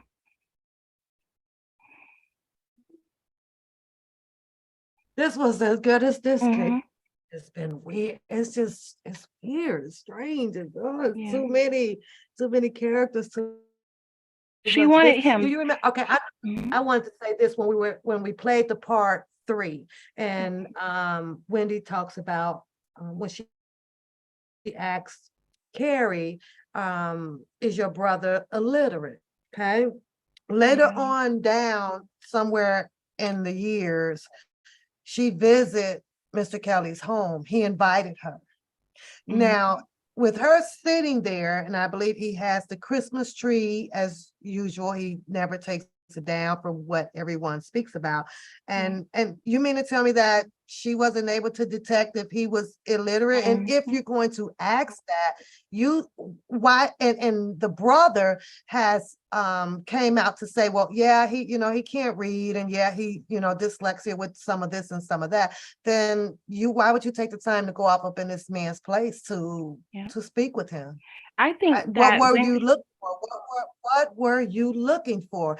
She didn't find anything out of the ordinary, right? Because she didn't report that or whatever. But however, she did earn her a star in his lyrics. Wendy Williams, you sat and you drank, and blah, blah, blah. So he was totally shocked to see a 360 with Wendy Williams, because if you bringing someone to your home and you really trying to have a heartfelt and understanding conversation with them, you are hoping that the person is leaving your home to believe you. That I've heard what I heard. I trust what you say. I've seen nothing. I don't, but she came out and still, just did them dirty. I think she ran a show, didn't she? And she put up there and start calling him all kind of names and everything. But before she did that, was right? But right after this interview she had with R. Kelly that she never aired, right? She said, I got some news. I got something to say about, and she was on his side. She was pro R. Kelly. But I think what ticked Wendy off was he gave Gayle King an interview and not her. Oh, but wait a minute. She wasn't even in her right mind when that interview dropped off, didn't it? Was she? Man, after that Gayle King interview, that's when Wendy the cuckoo spells with her husband and all that stuff. I after think when go ahead. after the Gayle King interview, that's when Wendy Williams changed. But here in 2005, Wendy was doing gossip against anybody, right? That's when Whitney Houston also had to go off on her. A lot of people going off on Wendy, but when Wendy got big, 2018, Wendy was big. She could do whatever she want at that point. Wendy was starting to develop a heart, but I think that being that R. Kelly gave Gayle King an interview, I think that's the reason. Because she didn't start talking about R. Kelly like that until after that interview. Now, this interview, this is from like 2005. Yes, Wendy was just doing whatever Wendy was trying to do to get where Wendy got. Okay. But she had sat down with him in his home and she told her audience, she had some views on it, but she didn't want it to come out right now. I don't know if her producers or whoever told her not to air it. Like, we need to stick to gossip and all this other stuff. But eventually after that, karma kind of took place. I look at everything now from karma standpoint, because I even look at Rashonda Landford's father's, passing. I even look at Aaliyah's passing, because if the karma doesn't come back on you, it's coming back on your kids or your family. And what Barry Hankerson and were doing back then, I mean, and Rashonda Landfair, nobody's going to tell you the karma they go through. They're not going to tell you the kid they lost. They're not going to tell you that. But man, from what I picked up on is R. Kelly is a good man, but he was around the wrong women. He believed in having kids while married. You know what I'm saying? He did that intentionally. Yeah. You know, and if you watch, oh, another thing, if you watch that sex tape, those other two men pull out. They don't ejaculate in the woman. But the man having sex with Rashonda ejaculates inside of her. Oh. See, R. Kelly don't have a string of baby mamas, but I know men here that do. Yeah. I'm just Carrie has saying. what, about 12 kids? He couldn't handle her. He couldn't handle this little child. And R. Kelly, he pulls out every time on the video. You know what I'm saying? Like with two different women, two grown women. And I'm talking about women that are like porn stars. He pulled out. He can handle his. The other guy couldn't. Well, thank God he didn't have them. Even though we had an accusation that with one of the females talking about he made her have an abortion. So I don't know how hard that was to with that, all of those women, they all have baby daddies. They have kids by multiple men. That's what I found fascinating too. Ashanti McGee, Geronda, all of them have kids from several men, at least two men, but none from R. Kelly. Lot of these thoughts. I don't know. Okay, we got, I forgot, we got Udru still sitting on the panel because we've been deep in this, girl. We've been deep, and I thank you for sharing it with us. But You're welcome. We can keep going back to the breakdowns and stuff like that. But just because this is your first time up here, I don't want you to be judgmental against me or confused about my show, because sometimes I will have these, conversations, and then sometimes I like to have fun on my show and laugh at, I know. at my other. So I hope that that does not detour you from continuing to follow and come over and hang out with us ladies from time to time. And I hope that you can reach out to Boosie and give him a new platform. Because I think you and him would get on so well because you're a comedian, he's a comedian. You know. No, I'm gonna tell you why, Audrey. I don't have no filter like that. If I see wrong, something in my spirit, it calls it out. And I know sometimes we shouldn't be opening our mouths. For example, I was headed out back, Audrey, and I got the phone in my hand, and I'm just, you know how you pick it up, you just with your thumb scroll. And I was like, oh, what is this? So I'm clicking on it as I'm steady walking out back, and then I'm listening. So then I'm actually looking down, reading the title very clearly. And there's a part of me be like, Pap, this ain't got a damn thing to do with you. And then there's this other part, Archie be like, shit, I'm finna come have some shits to giggles on this shit, right? Because I don't know. It just happens that way. But I do like to come on, and I know people be mind your business or don't get involved in that again. But however, it's kind of like what you just did. Sometimes if you don't call out the stuff, it can escalate. My point to lowdown and this thing with Sylvia and their agreements to agree, right, happens to be about someone feeling a certain way with Boosie on the left side and someone making a decision to be for Boosie on the left side. However, should these two ladies have a falling out in a different lane that none of us belong in. That's the industry lane. So you kind of just make your point about it and then you move on. Should we fall out about it? I don't think so. And I felt like that their falling out would be over something that is petty and it just shouldn't happen. I don't know if I'm sometimes I have to fix things, I don't know if that's a bad thing or not. Another thing too, like when we're hearing these people talk, like Steve Greenberg, he was R. Kelly's attorney, right? Yeah. He's not allowed by law to say anything that R. Kelly told him because that's violating attorney-client privilege, right? But he actually said that R. Kelly told him that he was really married to Aaliyah. He did in that one.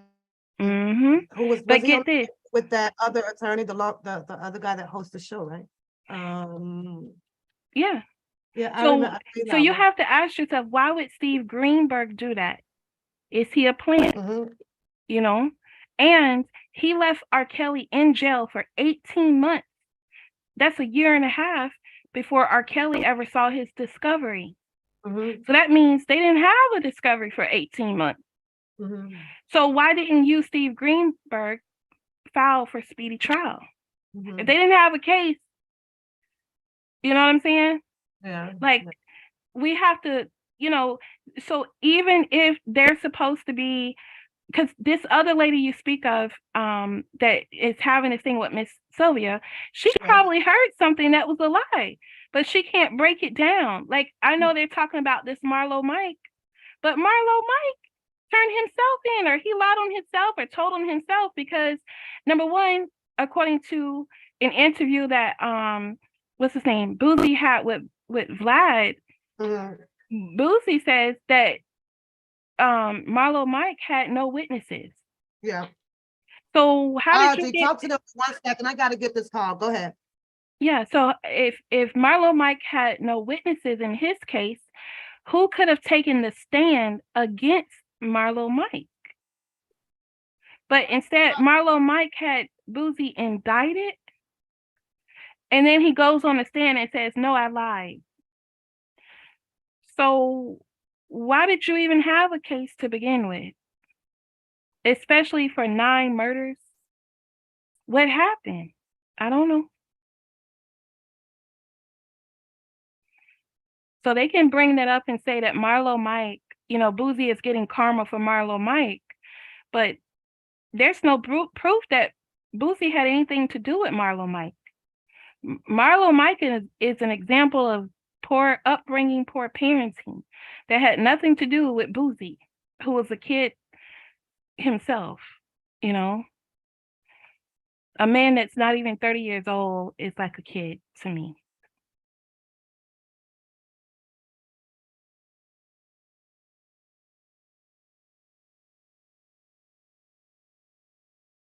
I see y'all in the chat. Thank you, Candy.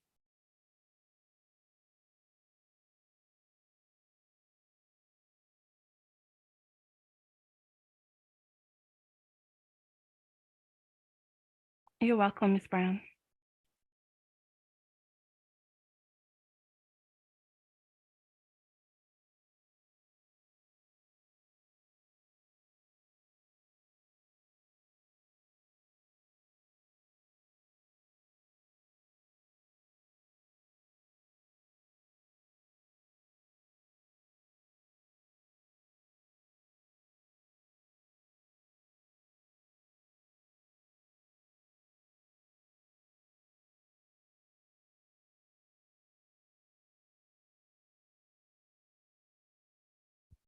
Thank you.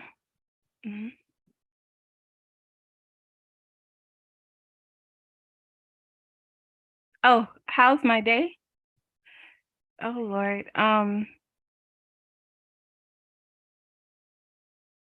Oh boy. I'm good. I'm fine. My day's good. Can y'all hear me? Hello? Hello?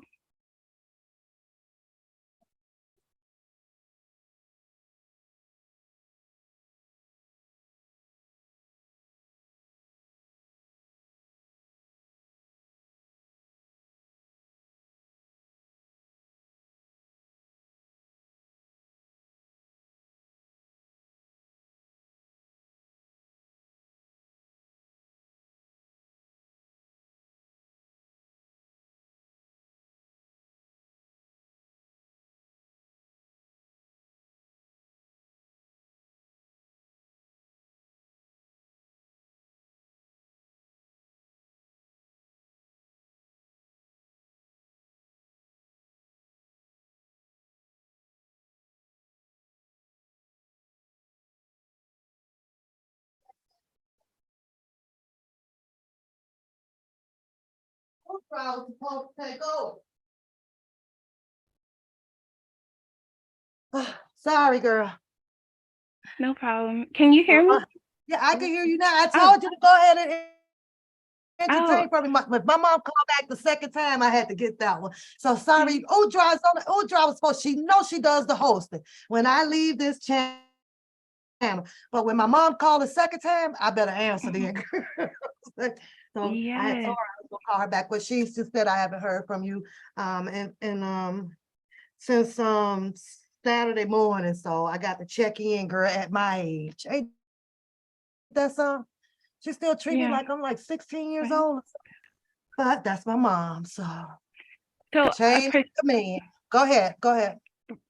Perspective said that R. Kelly said that the wedding ceremony happened. I never Okay. heard him say that. He's all, when I look at all the interviews, and I tried to bring up whatever I could, right?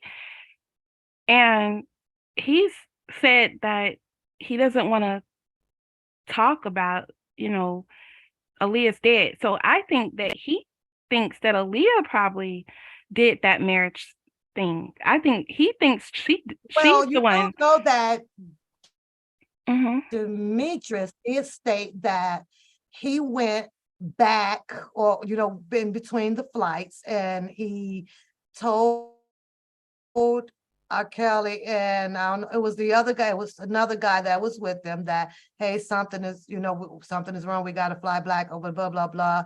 And I think that allegedly the money had already transpired and Mr. Kelly flew back. This was part of, I guess, his testimony in the transcripts and that they proceeded on with this ceremony. This is what I'm listening on what Demetrius' testimony was.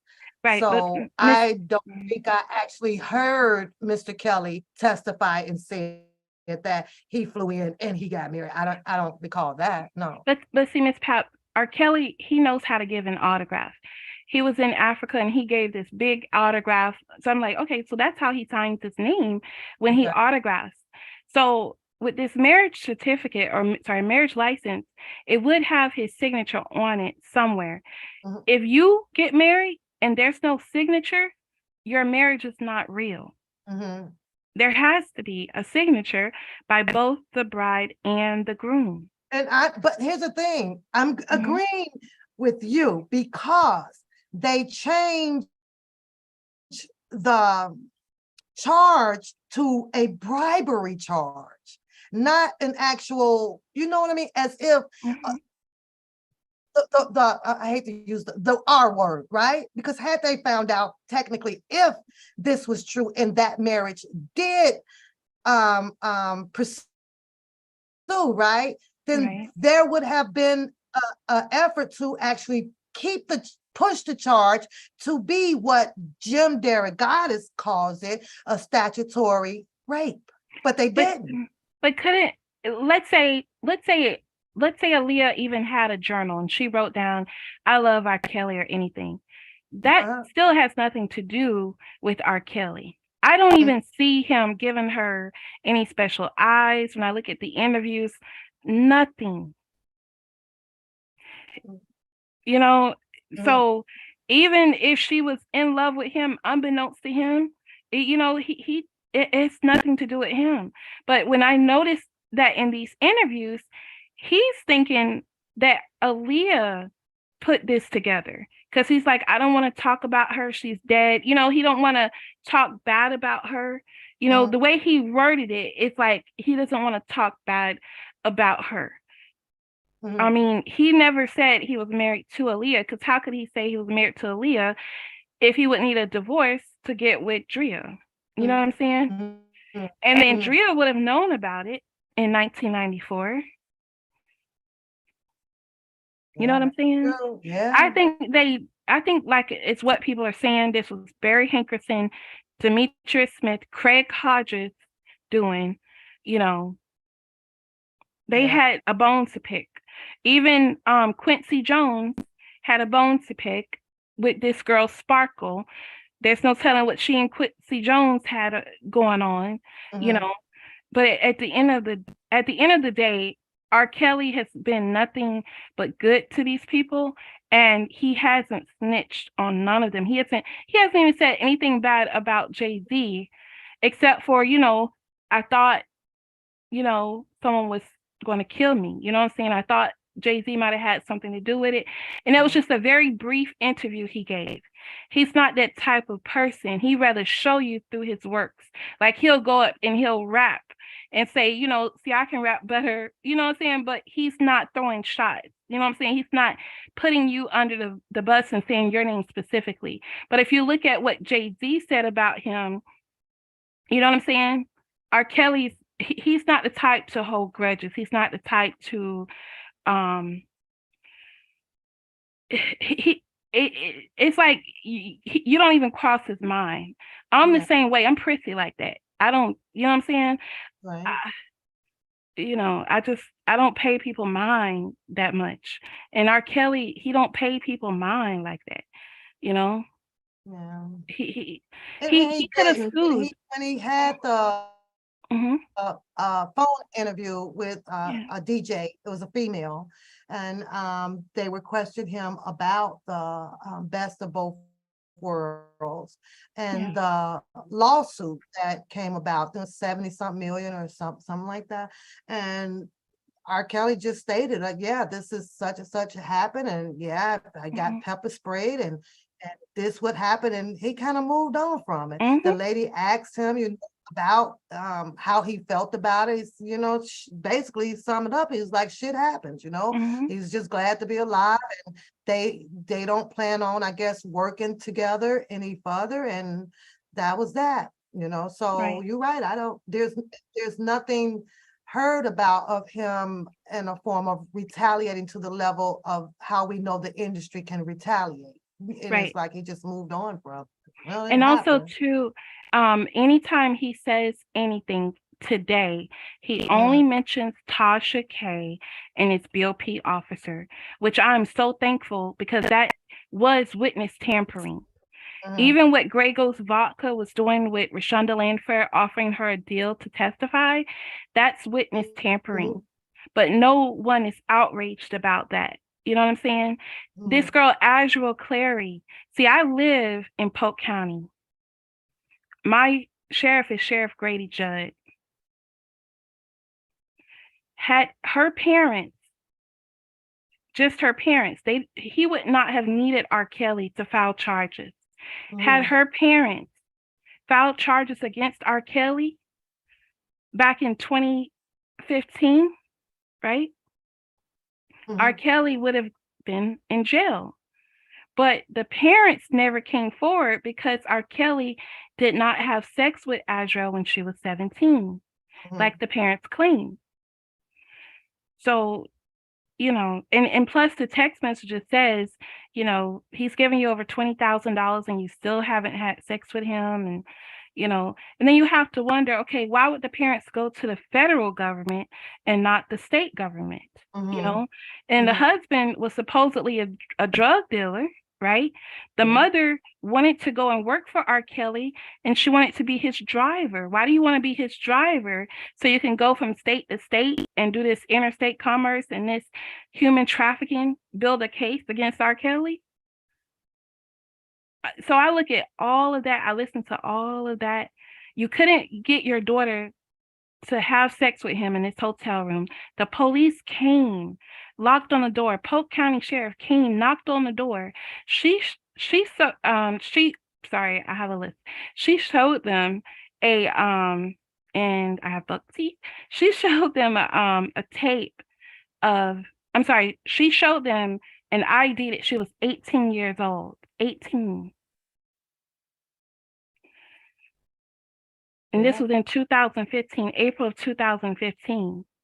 So where's the proof that R. Kelly's ever going with anyone that's underage? And she was at his concert. How did she get in if she was 17? After that information dropped, and I believe that was in all of the text messages that came out, right? And granted that the trial was ended, right? And Donnelly had issued what she was going to issue on him, and that was already pre-planned. I think she had made her mind up anyway on that. But however, that information dropped, and it had to be valid information because a police officer was there. I questioned myself, and a lot of people do it, and I get it. After a judge has made his decision, somewhere I could not understand where an immediate motion was filed to say that we have to have a mistrial on this one. This is wrong, because here's discovery. So why do you think that did not come about? Because it was in the Donnelly did not want to read the text messages, or what? What was that, blacking out, or was it just to avoid intentionally this police officer showing up and being showed an ID that was fake? Did it not matter? Because, and then two, you have to think, okay, the police came to the room, so R. Kelly saw them. So why then would he have sex with her? You know, the jig is up, right? So R. Kelly, he was interested in her. He told he was interested in her. Azriel tells him, hey, my parents are trying to set you up. Okay, so you're in a bad situation anyways. And if she's here in Florida, in Polk County, Florida, she would have had several baby daddies by now. Okay, Azriel would have. Okay, so with that, I'm stating, I believe that R. Kelly's attorneys are plants.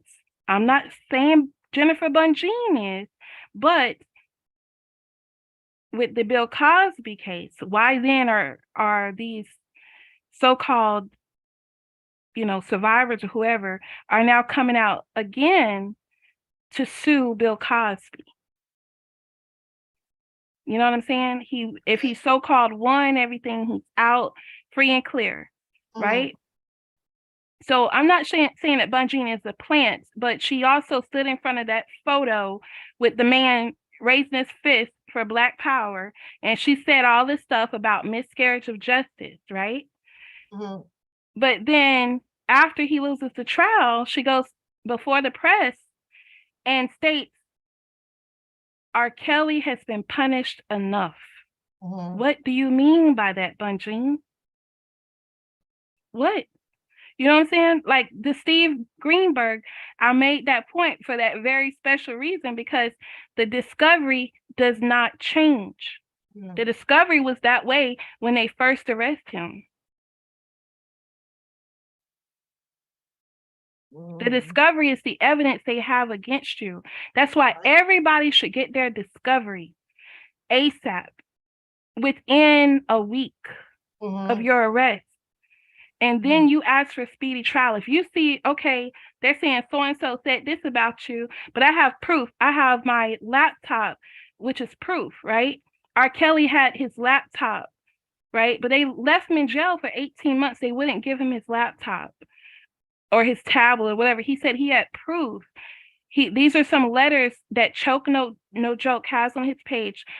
R. Kelly has proof that he was never in a relationship with Rashonda or whatever, but he has proof of something, okay, that they never got. And they raided his home. If you found one video of him having sex with an underage girl, is that his MO? And this so-called tape that you found, what is it recorded over? You know, is it recorded over a movie? Because yes, it is recorded over a movie. Was that a tape that was originally bought as a movie, or was it originally bought as a blank tape? You know, do you even have the original tape? What's the chain of custody? You know what I'm saying? So for them to even bring Rashonda Landfair on the stage, I mean, on the you know, to testify, it didn't make sense because the tape doesn't make sense. He's not the man on the tape with her. But they didn't break that down. They didn't have a video forensic expert to break that down. Where's the video forensic expert transcript?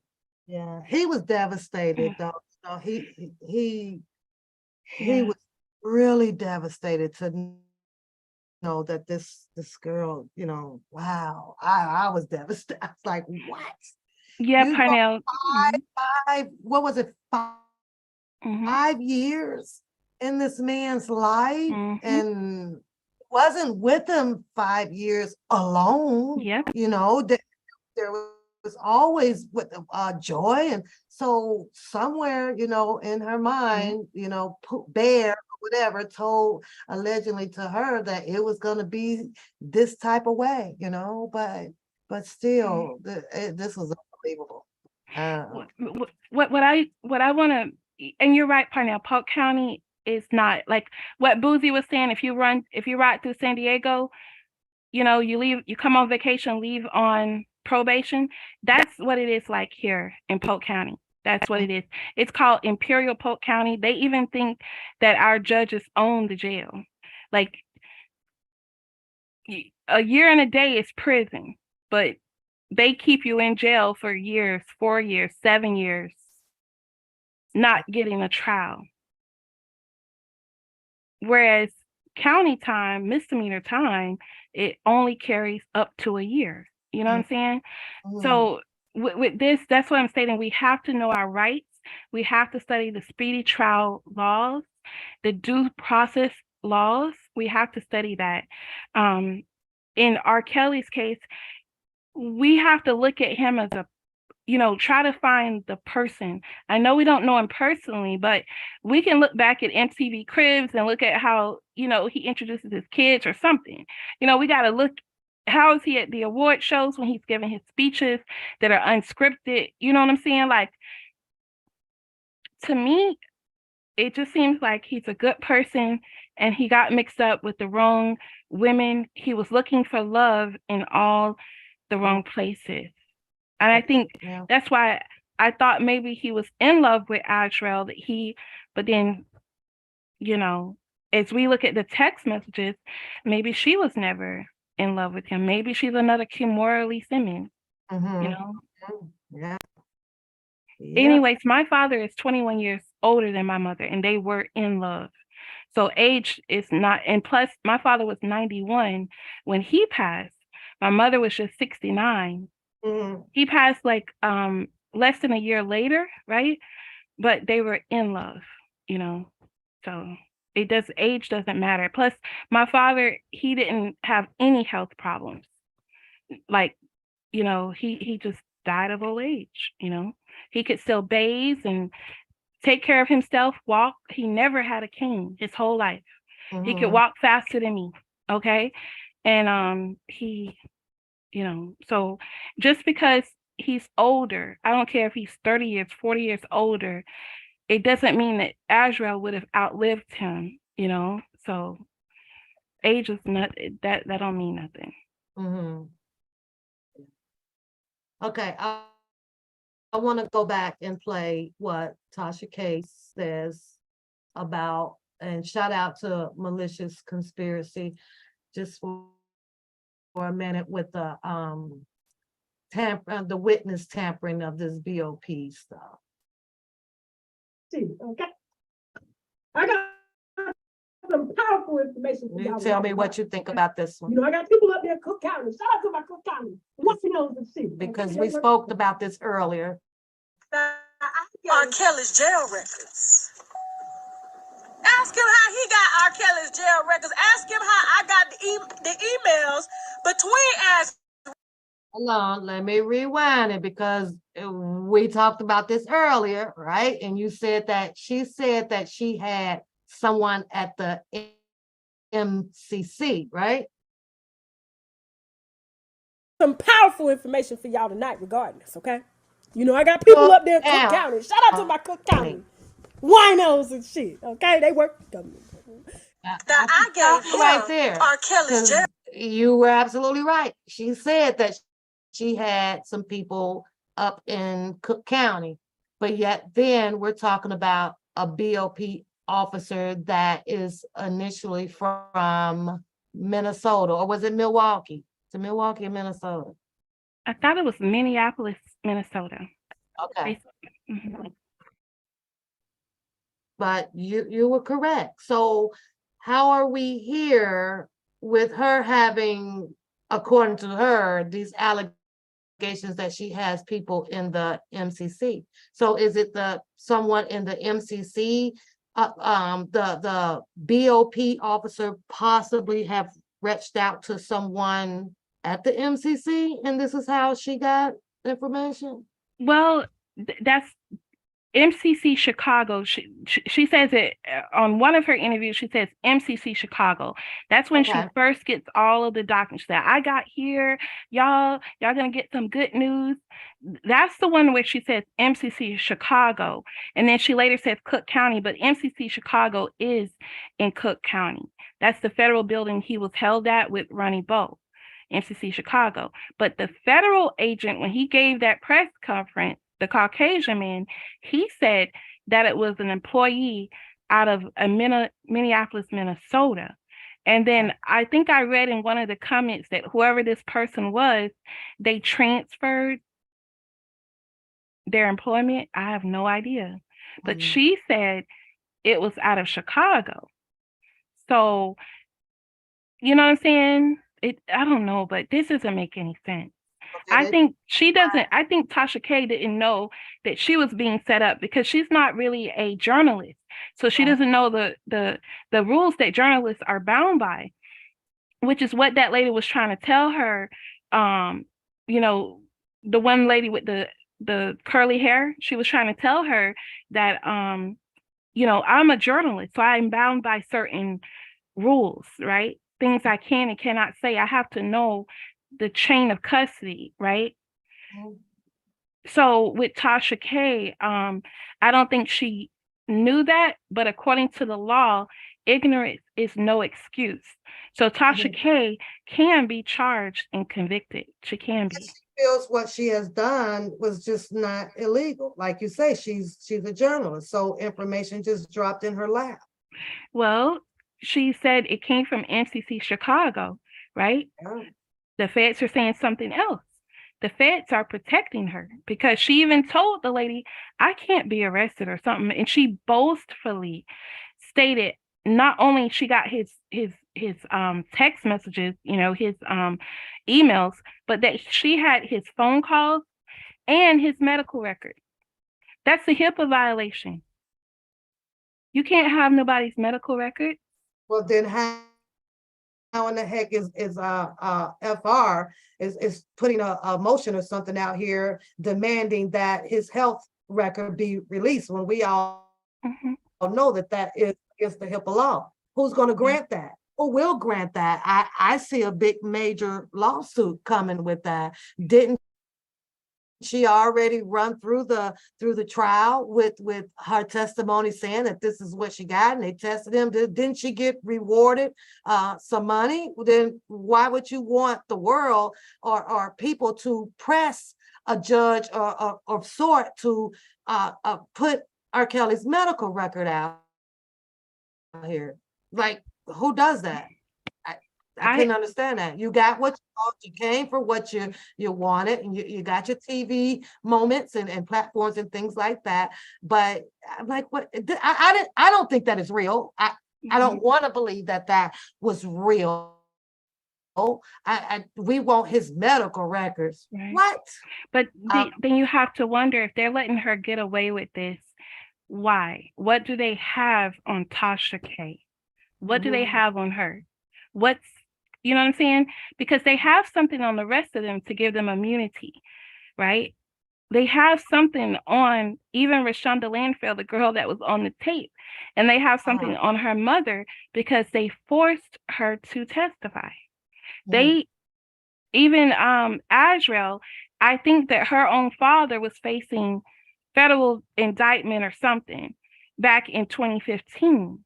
I think they worked on R. Kelly. I think, but again, that's just me knowing how the feds operate. You know what I'm saying? But okay, play this again.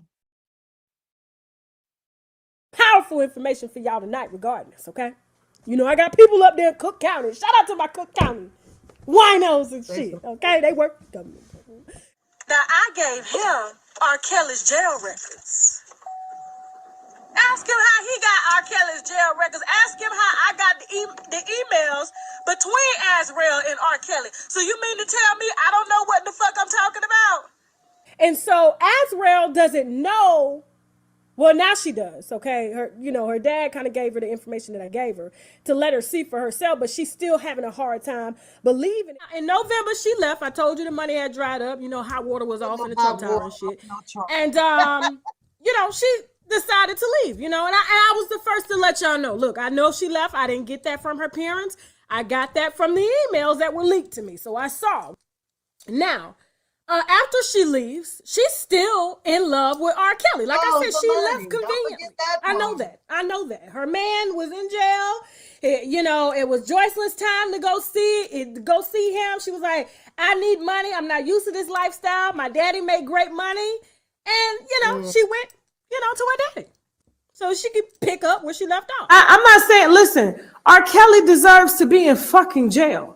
I helped put him there. Listen. Now you can understand why he has, this issue pretty much with her. He didn't need her help to put him nowhere, like she volunteered. For some reason she hated R. Kelly that much that she had to volunteer to help put him there. How did she help put them there? Mr. Kelly is saying it through his message. She leaked these emails to the parent of the ex now girlfriend, Azrael. Azrael gets heated because there is some X, Y, and Z in these emails that caused her to be easily manipulated to a stand and suppress a whole bunch of hearsay, they say, them say, BS against him that helped cause her star witness testimony to sound factual to the juror to prosecute him. And this has caused him to be infuriated with the situation. So with her stating that, she said it out her own mouth that she helped. So Tasha K, she testified at his trial? No, not Tasha K, the star witness. Okay. Azrael. Yeah. But she's stating what Mr. Kelly has been stating for a while in his audios about the BOP incident. She gets these emails, she leaks them to the dad. The dad shows the daughter get angry, and of course I guess signed a dotted line saying yes, I will help you guys convict Mr. Kelly. Not only that, she also signed a dotted line with the, I don't know what he was, but Shabazz. So that video, what was it, the presidents also pushed out here, you know. And I've always side-eyed him. So, he talks the stuff about, what I'm trying to put the truth out about him, and I'm not pro R. Kelly, and I'm not this, but his audios and his videos lean towards, to me, it was a 90-10, he did the most with R. Kelly. I could not even understand how he, I guess, got in there to claim to be, knowing Mr. Kelly and got his camera rolling all the freaking time. When R. Kelly said that they could have gotten me 30 years ago under the influence of alcohol and hanging out with some more gentlemen down at this bar or wherever they were, right? That was Shabazz that was filming that. Well, you got to be careful around the people that's also have the cameras out on you, Yeah, regarding those emails too, we could probably ask Rick Ross, is that even possible? But is it even possible? Because I have work email too. Book them over there to get girl. Book them those Rick Ross. Because I don't know if you guys have ever worked in like a business that says, hey, you can't take this out of the work, right? They will restrict your system to where you can't send an email to your own email. It will block you.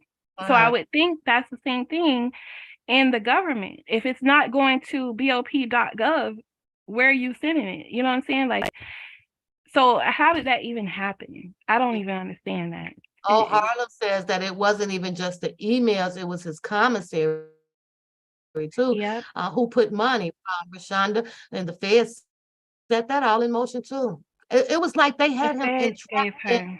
every direction, Audrey.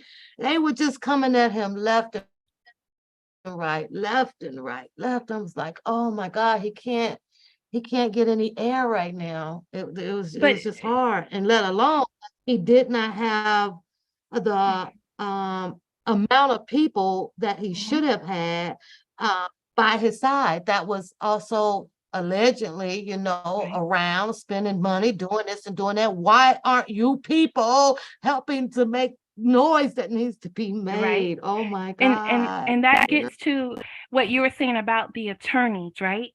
Why Yeah. didn't they file the necessary motions from the very beginning? See, that surviving R. Kelly, that ran into what I believe is pre-accusation delay. Mhm. Meaning they can't just wait and charge you. They can't just, you know, wait until they taint a jury or, you know, poison the community, their mind, right? You can't televise this kind of stuff and then expect for this person to get a fair trial by an impartial jury and an impartial judge, right? We know he can't get an impartial jury or judge because, number one, it was the surviving R. Kelly was the whole reason Sony dropped him, Spotify, Celine Dion, all these other artists that, and they even went on Surviving R. Kelly and said these things. He's worked with Chance the Rapper, right? He probably even helped John Legend with his career because we haven't heard anything quite like How High from John Legend. I don't know if R. Kelly had anything to do with that, but you know, we know that R. Kelly was a target, right? So why then is there no documentary on Jeffrey Epstein Island, right? That would make a lot more headlines, a lot more millions, hundreds of millions than what they did with R. Kelly. Because see, Epstein is a Caucasian. He knows his rights. His attorneys aren't going to let that happen. They would have said off rip, okay, this is done, case closed, case dismissed, because you can't bring him to trial after trying him in the court of public opinion. So I challenge everyone to Google that. You know, I had found an example of it. They even ran a case study at a college where they were wondering if this lady had been tried in the court of opinion, would she have gotten a free trial? A fair trial. And she couldn't, so they had to like let the case go. They had to discharge her. You know, they couldn't charge her with it, even charge her with it. You also had the judges that was kicking back these motions, I guess allegedly, that, you know, they were denying a whole lot of from the beginning. They were denying. I was like, really? He couldn't get nothing through. That's what I'm saying. Like, we as a people have to be outraged because they didn't make an Epstein Island video. And apparently there's a lot of people that are named in this lawsuit. Like, even they got R. Kelly's name in the lawsuit and they have Jay-Z's name in the lawsuit in New York. Why did they throw R. Kelly's name in there? You know what I'm saying? And they have Jay-Z's name in there. They're suing Epstein, Harvey, and everybody else, and Jay-Z and R. Kelly, probably Beyonce too. Where, you know what I'm saying? Like,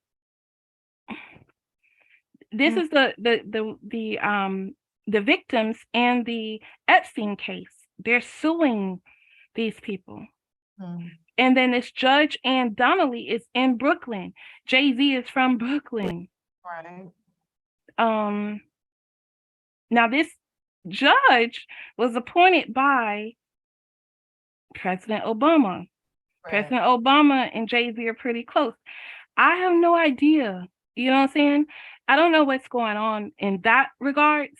I just try to stick to R. Kelly's case, because then you're getting into Buckingham Palace, and I don't want to deal with Buckingham Palace. You know what I'm saying? I don't want no one coming after me. I don't want the feds coming after. I don't want no one coming after me. You know what I'm saying? But I just want them to let R. Kelly go, let our people go. They can handle their own stuff. You know what I'm saying? I'm not trying to, you know. But I do wish that at the same time, I do wish that once R. Kelly is free, that he will sue the government. I want him to sue Grey Goose Vodka for $100 billion. I want him to sue everybody that was involved. But it's deep, and it's deeper than even R. Kelly knows. I don't even know that he knows he was named in this lawsuit for Epstein's victims. You know what I'm saying? So, and then he only mentions Tasha K and his BOP officer, because that's probably what Bunjean is telling him to do. But why hasn't she given a press conference? Why hasn't she said anything about the marriage license? Why did you, Bunjean, allow, I don't know if the marriage, I guess it was Steve or Connick, whoever had that marriage license come out, why did they say nothing about this marriage license and about this tape? Why is there no video forensic expert? I'm just confused on that part. But for me, as just an average person, if I can figure that much out, why couldn't the attorneys, Yeah. Oh, well, I'm gonna say, well, he's at his appeal process right now. So, they say pray, so we'll pray on it. And for the most part, we are hearing that Jennifer Bunjean is one of the best. I think that she just did a shout out to herself or whatever for clearing someone who has also been on trial for, been locked up for some time now, and just got another one out for, on his freedom. So, we'll see, we'll see. It's crazy. It's crazy, but this was one of the biggest, longest, drawn out. Oh my God, this is long. And besides what's the other guy that's up there, Melly, what he's been locked up for something years. So who knows how long that's gonna run, so I don't know. We'll see. But that's all we've been seeing in the news now. And I don't know if it's because we are targeted in over here to the Black media or whatever, but I still feel like it still kind of has some little balance to it. Because if I do try to switch the channel or whatever, I do see different cultures or different races or whatever kind of going through it, as well, but no one as big as what R. Kelly has been through out here. Under the Constitution. So another thing see, too, when you guys are reading the transcripts, right? When you're reading it,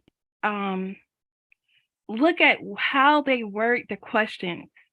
It made it sound like R. Kelly said that he was in a decade-long relationship with Rashonda, the way they worded the statement. So when you guys are reading the transcripts, and Bunjean is asking her questions. See, Bunjean says, according to you, you were in this, you know what I'm saying? Like, but when the other attorney, the one that was, I guess, R. Kelly's co-defendant, when he asked the question, so why even mention this decade-long relationship? What does that have to do with anything? You see what I'm saying? Yeah. And that came from someone in the chat. They asked, why, let me see. He said,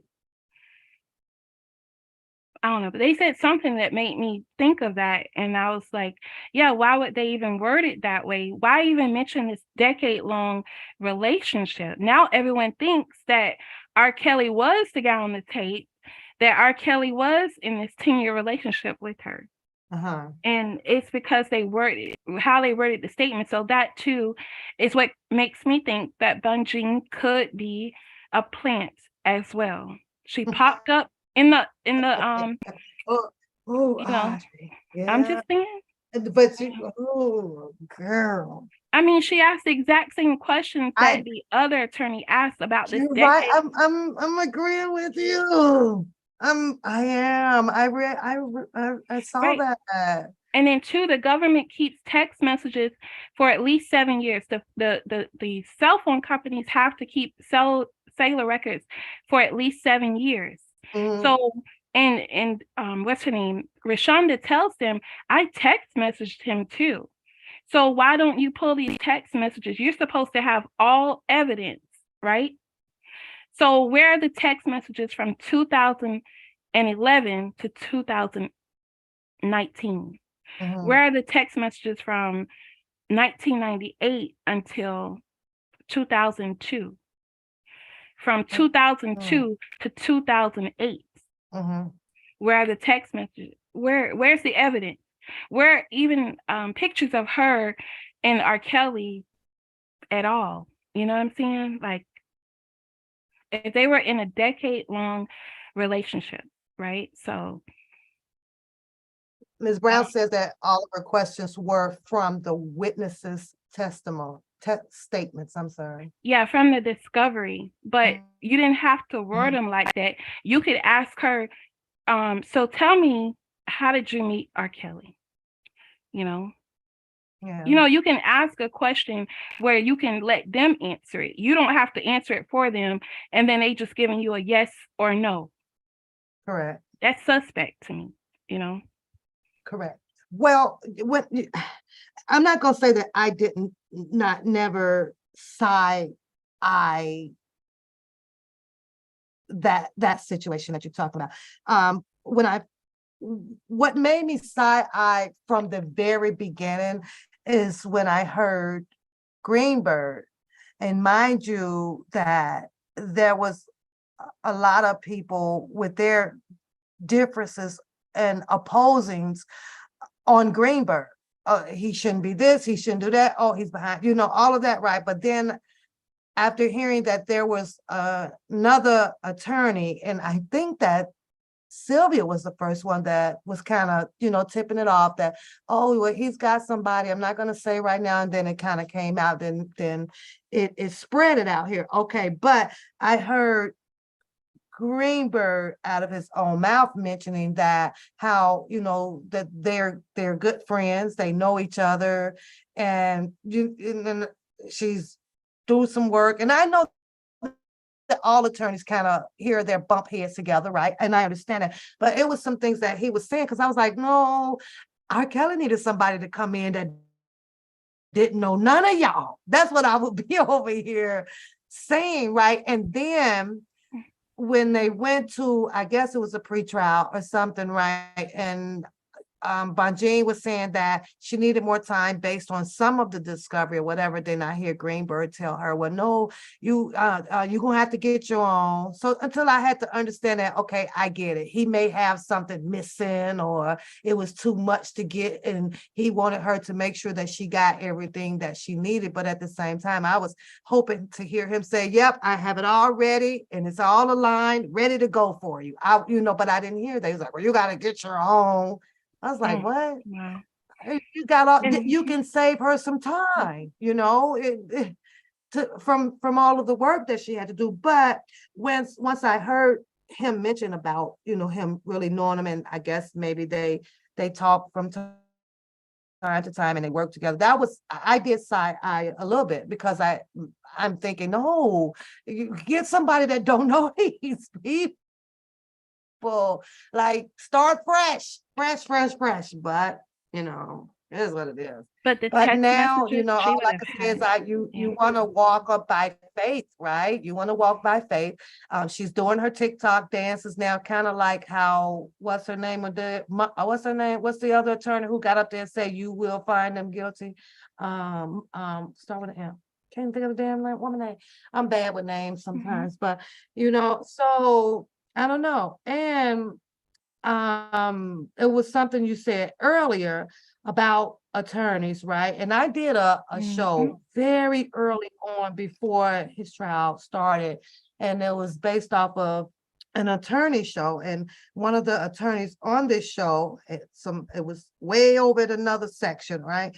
And he said something very, very important. And it was, once you establish what your retainer fees is and you know how much you'll have to end up paying and whatever, and you don't start seeing progress immediately from your attorneys, you can consider those pocket attorneys. Nicole, thank you, Ms. Brown. So when I was listening to that, right, my eyes went up, that's Greenberg, you know, because things was moving so slow, but I can imagine that he had already been retained at a nice speed, you know, and it's like, okay, what's going on? Why are the motions not being filed? What's going on? Oh, this one's denied, this one's denied. So, and when you pay a lot of money, you expect to see progress, you know, like, right, let's get something done. You know, what did Boosie do? He retained an attorney. What happened? He's in court. What happened? He's got a bond. Guess what? He can get out. Yeah. So his attorney went to working for him. He said that whoever it was got paid. Now they went in and they kicked into action. They didn't sleep on this. They moved on it until he got out, and he got what he paid for. Same thing with YNW Melly case. I keep referencing that because he's been waiting, 5 years? So you're just giving the state more time to prepare their case. They can easily get someone else caught up on a life charge and Hold on have a second, them. Audrey. Lady Okay. Earth says that Bonjean was free. Nobody works for free. I don't care what you say. Nobody in this entirely world will work for free. So that's an understatement. Now, it may be something in the clause, an effect of, okay, well, such and such and such and such. I don't know. I can't find not one. You will not find. They say pro bono, but it's pro bono, but is pro bono really what you think it is? Free? Nothing is ever free. Harlem says, but Papoose, he shouldn't, because if it wasn't received, they hold government at fault. Are you talking about any of the discoveries? Yeah, but in YNW Melly's case, they were still retesting DNA in 2022, and they even went and, I guess, took new DNA from the crime scene in 2023. Took new DNA like 3 weeks before the trial. So that's what I'm saying. If you don't go to speedy trial, right, you're just giving them more time to build a case against you. R. Kelly sat in there for 18 months. Choke No Joke has a video of R. Kelly, you know, he's reading a letter from R. Kelly. R. Kelly stated, I sat in jail for 18 months before getting my discovery. Yes, but he could have had a trial within 90 days, you know?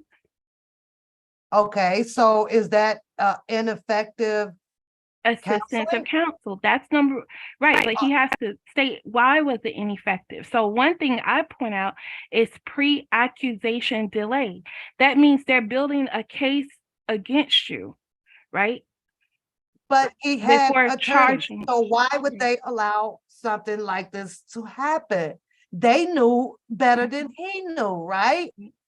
But see, that's what makes me think these attorneys are plants, because the surviving R. Kelly, that's pre-accusation delay. That means you're building up to charge him. You're not charging him yet because you don't have any support.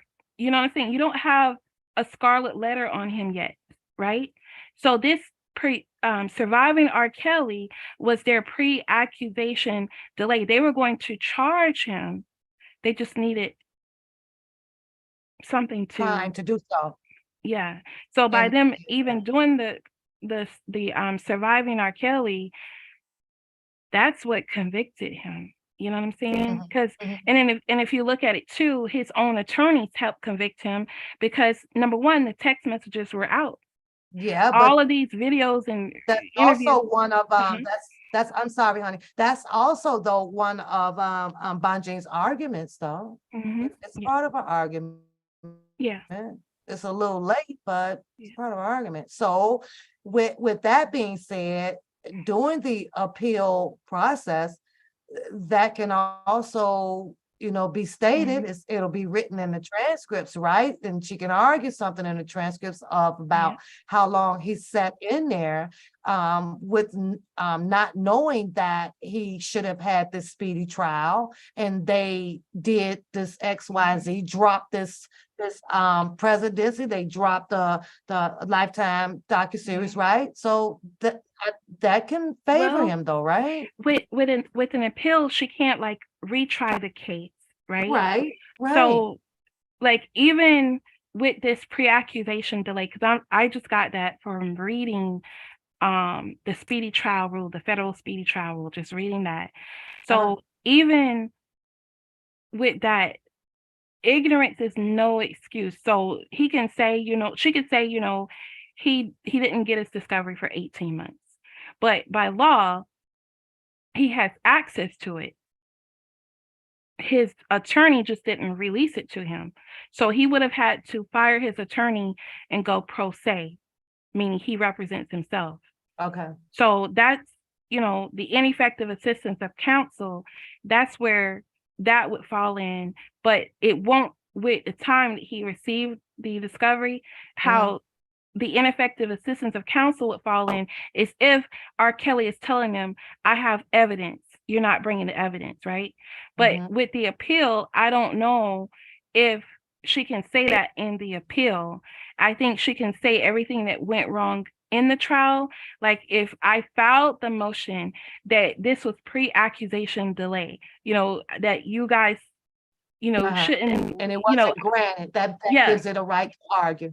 yeah, like if she filed a motion to discharge based on, this surviving R. Kelly, right? There's no way he can get a fair trial by an impartial jury and an impartial judge. Like, did she do what she was supposed to do? Did Connick and Greenberg and everyone else do what they were supposed to do? Effective assistance of counsel. If they didn't, if they did not do what they were supposed to do, then yes, I guess she could wrap that under effective assistance. And then another thing is if they didn't, file like motions during the trial, like a motion to dismiss, like during the YNW Melly, he keeps filing those motions. He keeps saying in court, I want to move to dismiss or whatever, or mistrial or whatever, right? So right. if they're not doing that, it's hard to bring it up during an appeal. Yeah. So I don't know. I don't know if appeals are her thing, but to me, the way she worded those questions, and then you didn't have a video forensic expert, you didn't have a Perspective says handwriting that the forensic Mhm. expert was Donnelly denied on behalf of Mr. Kelly, a Okay. forensic expert. Yeah, because that tape and that marriage license, just those two and those text messages and the witness tampering with Tasha K and with Grey Goose Vodka witness tampering, that alone, and I haven't heard anyone talk about that witness tampering. She can't say she didn't know about Tasha K. No one can't say they didn't know about Tasha K. Okay, because R. Kelly knew about Tasha K. Ooh. Yeah. I got to invite you back because I'm gonna do most stuff so that we can keep on, because the educational, hey, but it's educational. And I think it's refreshing, to go back down and Right. keep hope alive on his case and keep looking at it like a lot of people has done out here from different angles of it, and just kind of talking to someone. For me to you is delightful because you have actually experienced it hands on. Mhm. Yeah, so I can kind of You've been tell there. Yeah, when, exactly. So you know, when an it's attorney ain't doing what they supposed to do, I can kind of tell it because I actually had to videotape my own attorney. Any meetings he and I had, I put it on video. Yeah, and I should have took that video. I should have had a camera in the courtroom. You know what I'm saying? Like it's that way. It's crooked. The government is crooked. If y'all don't want to believe it, well, they have wait to till it happens to you. 99%, right? They're not going to just let that go easily because there's a whole lot of people out here who is becoming very educated about their rights and the laws now. I was sent to I prison think on a this misdemeanor. junior has, say that again. I was sent to prison on a misdemeanor. I wasn't even convicted of what I was charged with. They said it was a lesser of offense or something. But so they sent me to prison on a felony battery, but to qualify for a felony battery, the person's wound had to be large enough. This person they didn't even have a Band-Aid. They had what's called a star strip, which is a liquid Band-Aid. But they testified they had stitches, but they also testified that I did not hit them with this shovel. With what? A shovel. They were trying to hit me with, it was three people you on our trying to team hit now. me. You stuck with us over here. We want all ride or die. But what I'm saying is, I had several people trying to hit me with weapons, but one of them got hit with their own weapon. You see what I'm saying? Right. So, but it was a scratch, a 3-centimeter scratch. Okay, but they testified that they had to get seven stitches or something. I don't know, some stitches. But what did and so for me say? She went to college. Right. The police medical report wasn't allowed into the trial. So how were they? So they just believe that this is what she got. That's what I'm trying to tell you now. I got stitches. That's what I'm trying to tell you. Yeah. And nobody, not a judge, not nobody, contest that to say, well, okay, hold on. Where's the medical record? So I wasn't convicted of aggravated battery with a deadly weapon. I was convicted of felony battery. She says I punched and kicked her. Oh, because she couldn't prove that she had these stitches that she said. Yeah, but get this. They still gave me the lesser of the original charge. But I don't have any previous record at all. No battery at all. So to get to be convicted of a battery, that's a misdemeanor. Up to a year in jail. Right. They convicted me of a felony battery and sent me to prison. Prison. For someone saying that originally they said I hit them with this shovel, but then, there were, they questioned 2 witnesses in the discovery. One witness said I was trying to stop them from hitting me with the weapon, and as I was taking it, they got hit. This other person said she picked up the shovel and da-da-da, okay? At trial, the person that said she picked up the shovel and da-da-da said the exact same thing that the other witness had said in the discovery. So they did not say that I hit them with any weapon. Okay, now I understand completely what you're saying, but now I gotta ask you about your attorney. Oh, my attorney was paid. I didn't pay them. The state paid them. Okay. I didn't pay for my own attorney. I didn't want to pay for my own attorney. I had even sold my house during trial. I could have paid for my own attorney, but I didn't.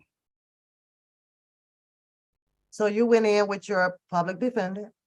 I wanted it to happen however it was going to happen. I understand that, but what I'm saying, yeah. And even going in with the public defender, and we're sitting here talking about this, this opponent of yours was able to run her case with saying that she testified, or so that she in her discovery that she had these stitches, but yet then there was no medical paperwork provided for her story.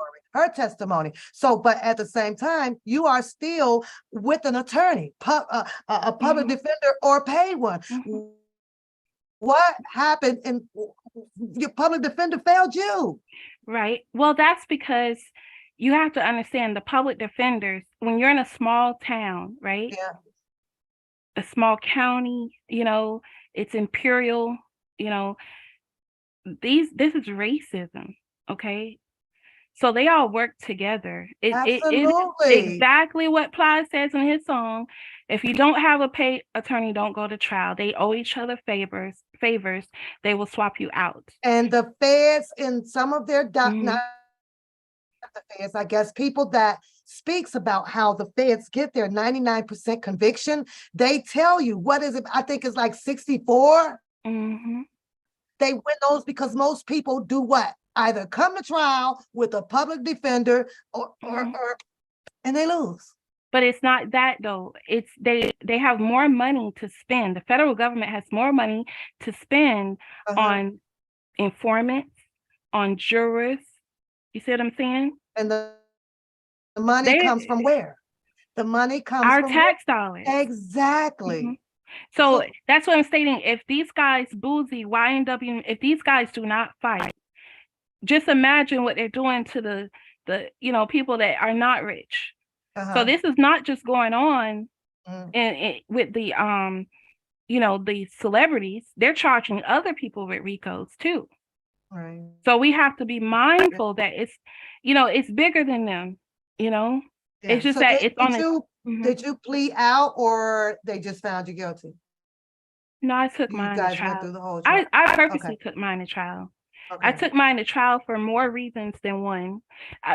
One main reason was to save them, their butt, but that's another story, like one of them, they were facing like life imprisonment.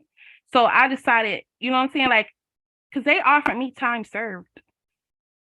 I was supposed to just go free, but I took it to trial. Yeah. They, 4.5 years later, they offered me time served. I told them from day one, from my arrest, I said, I've only served a day in jail, but you can't even offer me time served. You know what I'm saying? Like, it's an open and shut case was my situation. You know what I'm saying? So they had to cheat. They even fixed the jury. Like one of the juries doing voir dire, when you're choosing your jurors, the juror lied. It was a simple lie. He lied about where he lived. But for me, it stood out. Like, why would you lie? Mr. Kelly did not, I don't even think he got the questionnaire. The voir dire? Yeah. Yeah, you get to question the jurors. Yeah. And then, because you're selecting them to either convict you or free you. You know what I'm saying? So you get to get the background.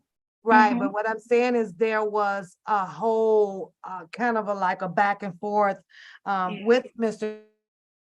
Kelly attorneys as he's transitioning between attorneys, right? And I think that if I'm not mistaken, perspective of one of you guys, correct me, that Jennifer Bunche had to come aboard and say that Greenberg should have struck this question.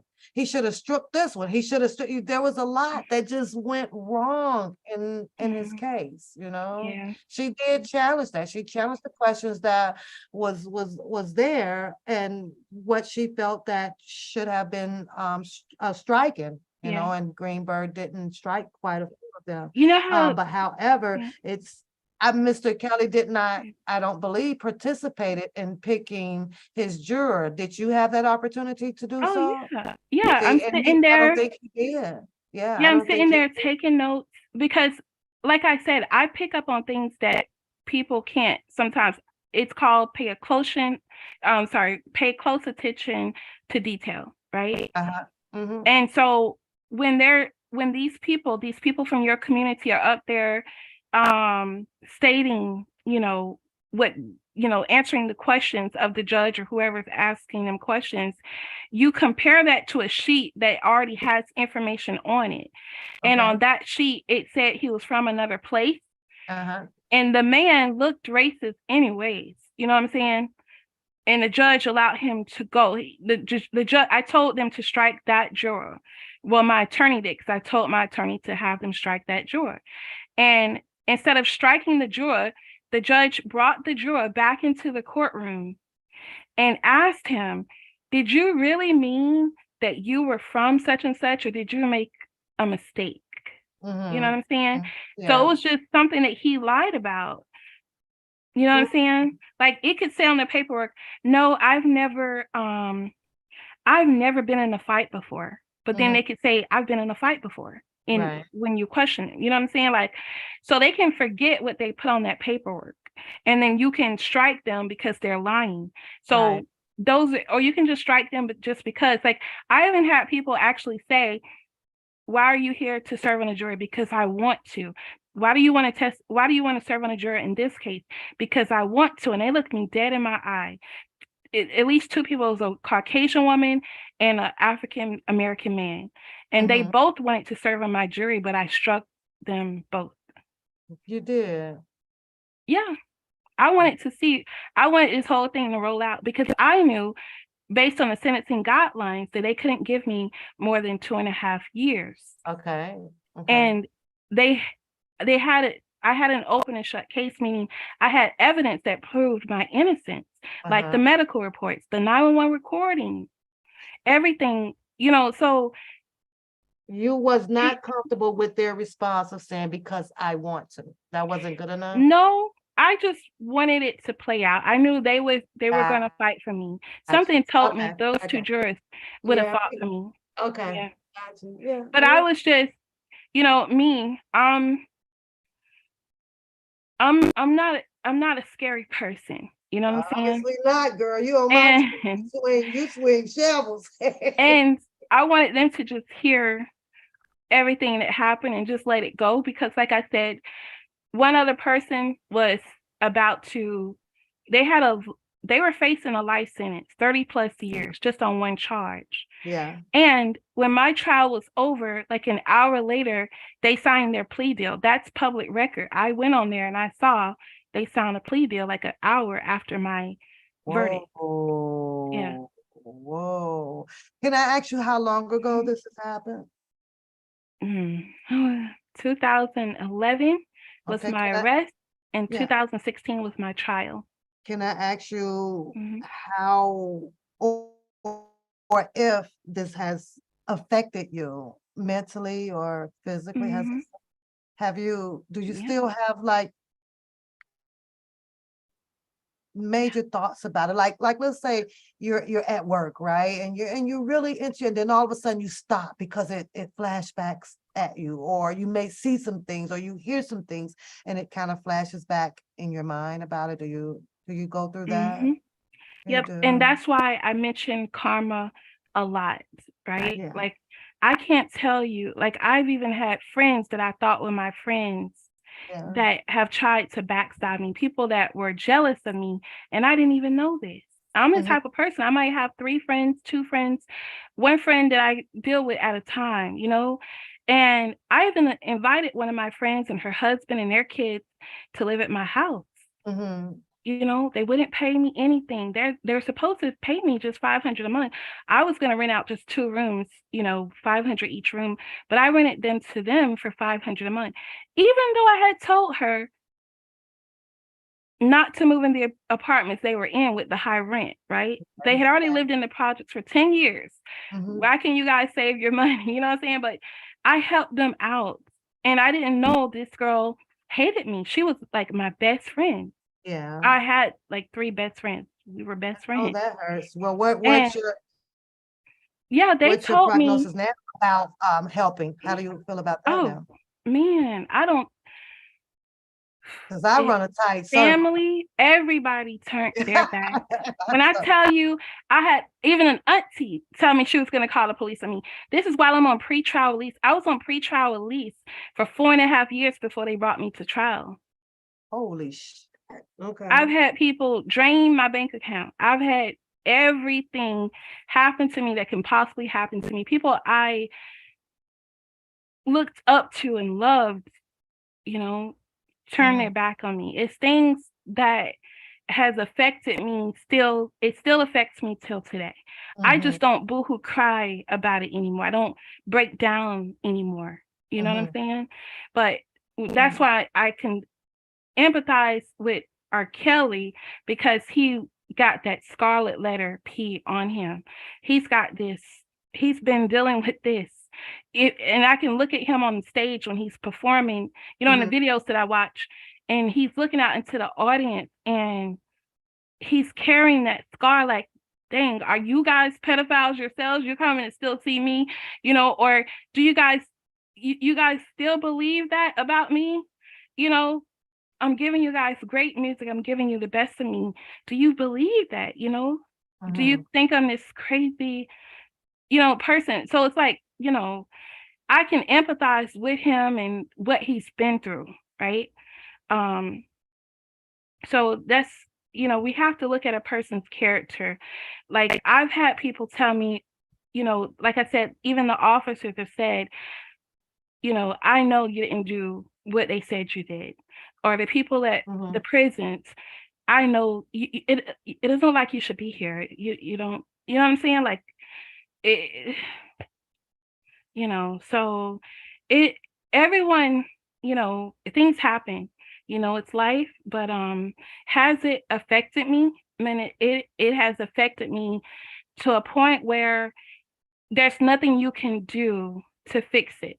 I don't think there's no way to fix what has happened in my life. Yeah. Because I'm still being punished. Like, I'm still not being punished, but I'm still being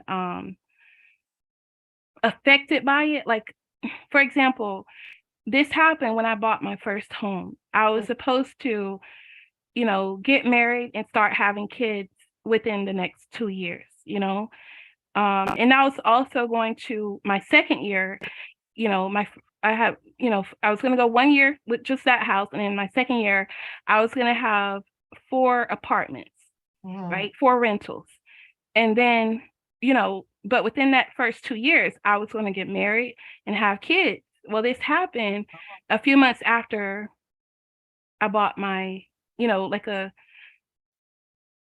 almost a year after I had my first house, like 10 months after. So it really, it changed everything. Everything, yeah. And I still don't have kids. I still don't have marriage because I went years thinking I still got to do what I planned to do. I still have to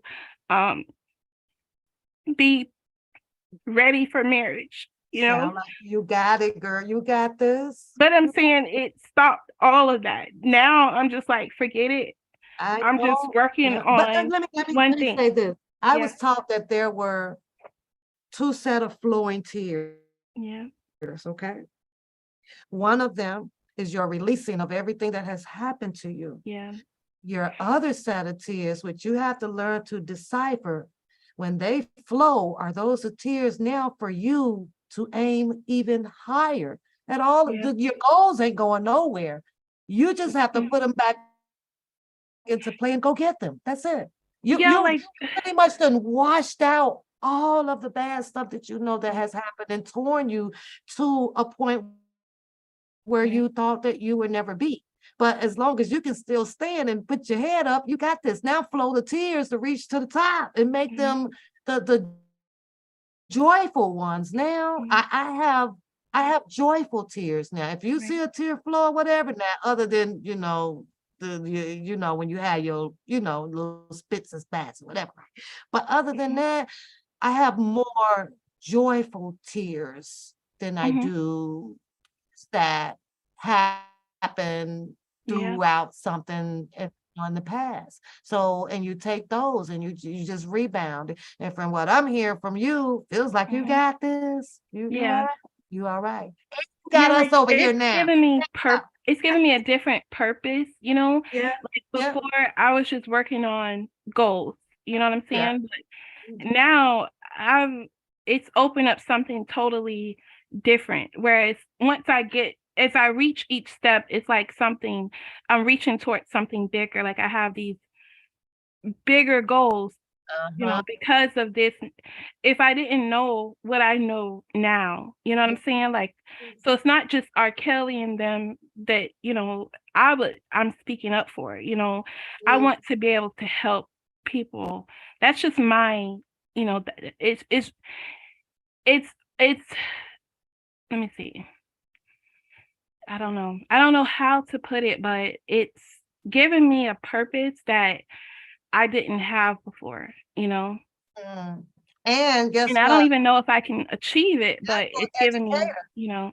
But you're an educator as well. You can like really enlighten people on the judicial system, on your own experience, and that's a good thing. That's a good thing because you have an experience now that you know you can share. And there's where some, you know, where people can't say that you wrong at some things because you've been through it. You know.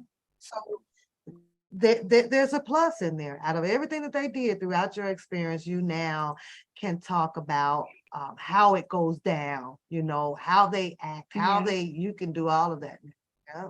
So and I only that's a good thing. I only say what, you know, because I have done it, because I like for people to see, okay, someone else has been through it, right?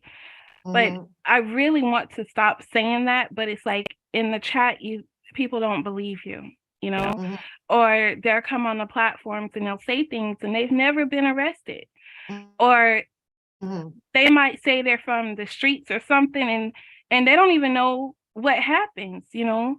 Everyone, you know, it's not like there's a one shoe fits all, you know. Like in my situation, I just, you know, number one, I'm a Cancer, so I take things hard, you know what I'm saying, probably than anyone else. And I'm an empath, so I'm going to feel for you, even though you could technically hate me.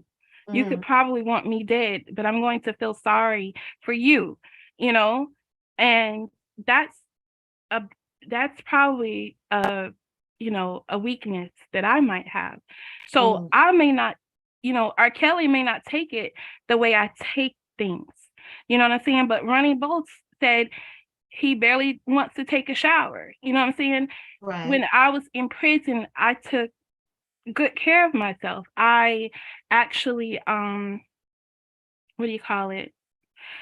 I would even make Kool-Aid, like, you know, like you make it at home where it was sweet. And there were some women in there for 30 years, you know, where I can make them smile. I don't know what they were in there for. You know what I'm saying? So everywhere I go, I always am the same person. I respect my elders, right? I could see an 18-year-old not give up her seat, and I give up my seat. You know what I'm saying? An 18-year-old body slam a 60-year-old woman on her head, full of gray hair. I mean, what I've seen, there are some bad people out there. And I'm talking about kids too. You know, I've seen some things too. But you know, I think that all of this has, you know, been able to give me more of a purpose, you know, to where now it's okay that I haven't gotten married. It's okay that I don't have kids, right?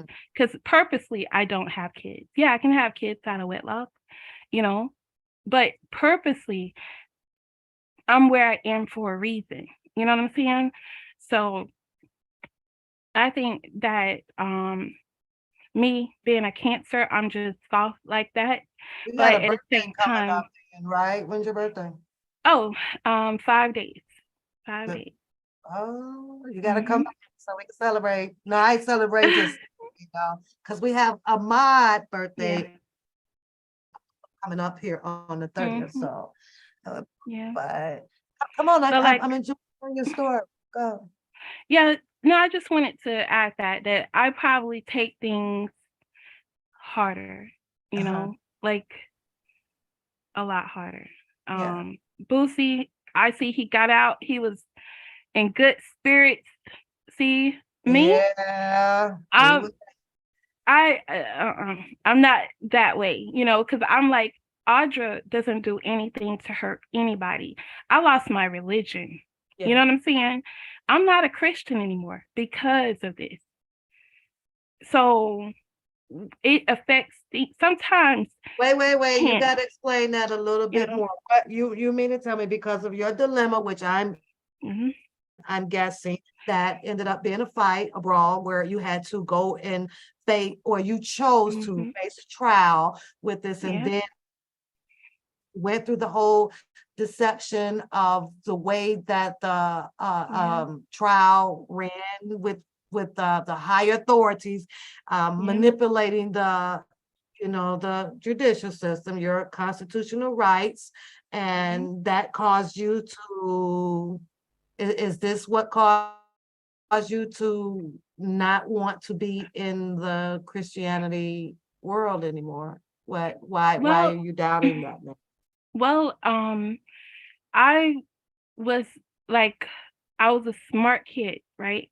I was in advanced classes, and when you're in those classes, you get taught what the Caucasian kids get taught, right? What the leaders and the doctors and lawyers, what the politicians are getting taught, right? And even one of the attorneys, we had gone to school together, and I wrote a letter to her. I'm like, Drew, I didn't do this, And that case was dismissed by the judge themselves. But I know she was behind it because the case had gone on for like 2 years before it was dismissed. But as soon as I wrote her that letter, it was dismissed. She never even wrote me back. You know what I'm saying? So with that, just a little bit of my history. I was a devout Christian, I grew up in the church. If no one else in the home went to church, I had to go, right? My brother would even drive me to church. I would go by myself. My grandmother made me go, my mother, my father, you know what I'm saying? Like, I was told that, Audra, you're not going to have any kids until you get married. At one point, my mother and father, they had divorced. My oldest brother was going to give me away. You know what I'm saying? Like, this is something that I, was always in my mind, So there was a time also where our parents were not there. My mother was in prison most of my childhood. So I relied on Christianity, right? I made it a point to never ask God to help me with anything or to help me achieve anything. I always thanked him for everything. I thanked him for everything. I'm talking about any award I got, any school, anything I did, I thanked him for it. Because my mother always told me, Audra, if you put out dirt, it's going to come back on you or your kids. Right? And so in the back of my mind, I never asked him for anything, not even to get a good grade, and let me see, when I say I've never even been in a fight, right? I've had people try to attack me and I would just hold them, even as a kid, right? But as a kid, I have brothers and cousins. They taught me to fight. I'm the youngest out of everybody. So I was like loved by everybody. You know what I'm saying? So when you have that kind of love, it's like I guess it comes out of you, So the people that I meet, they've always shown me love. Anybody has always shown me love. Like I said, even in prison, they were saying, it looks like you shouldn't be here.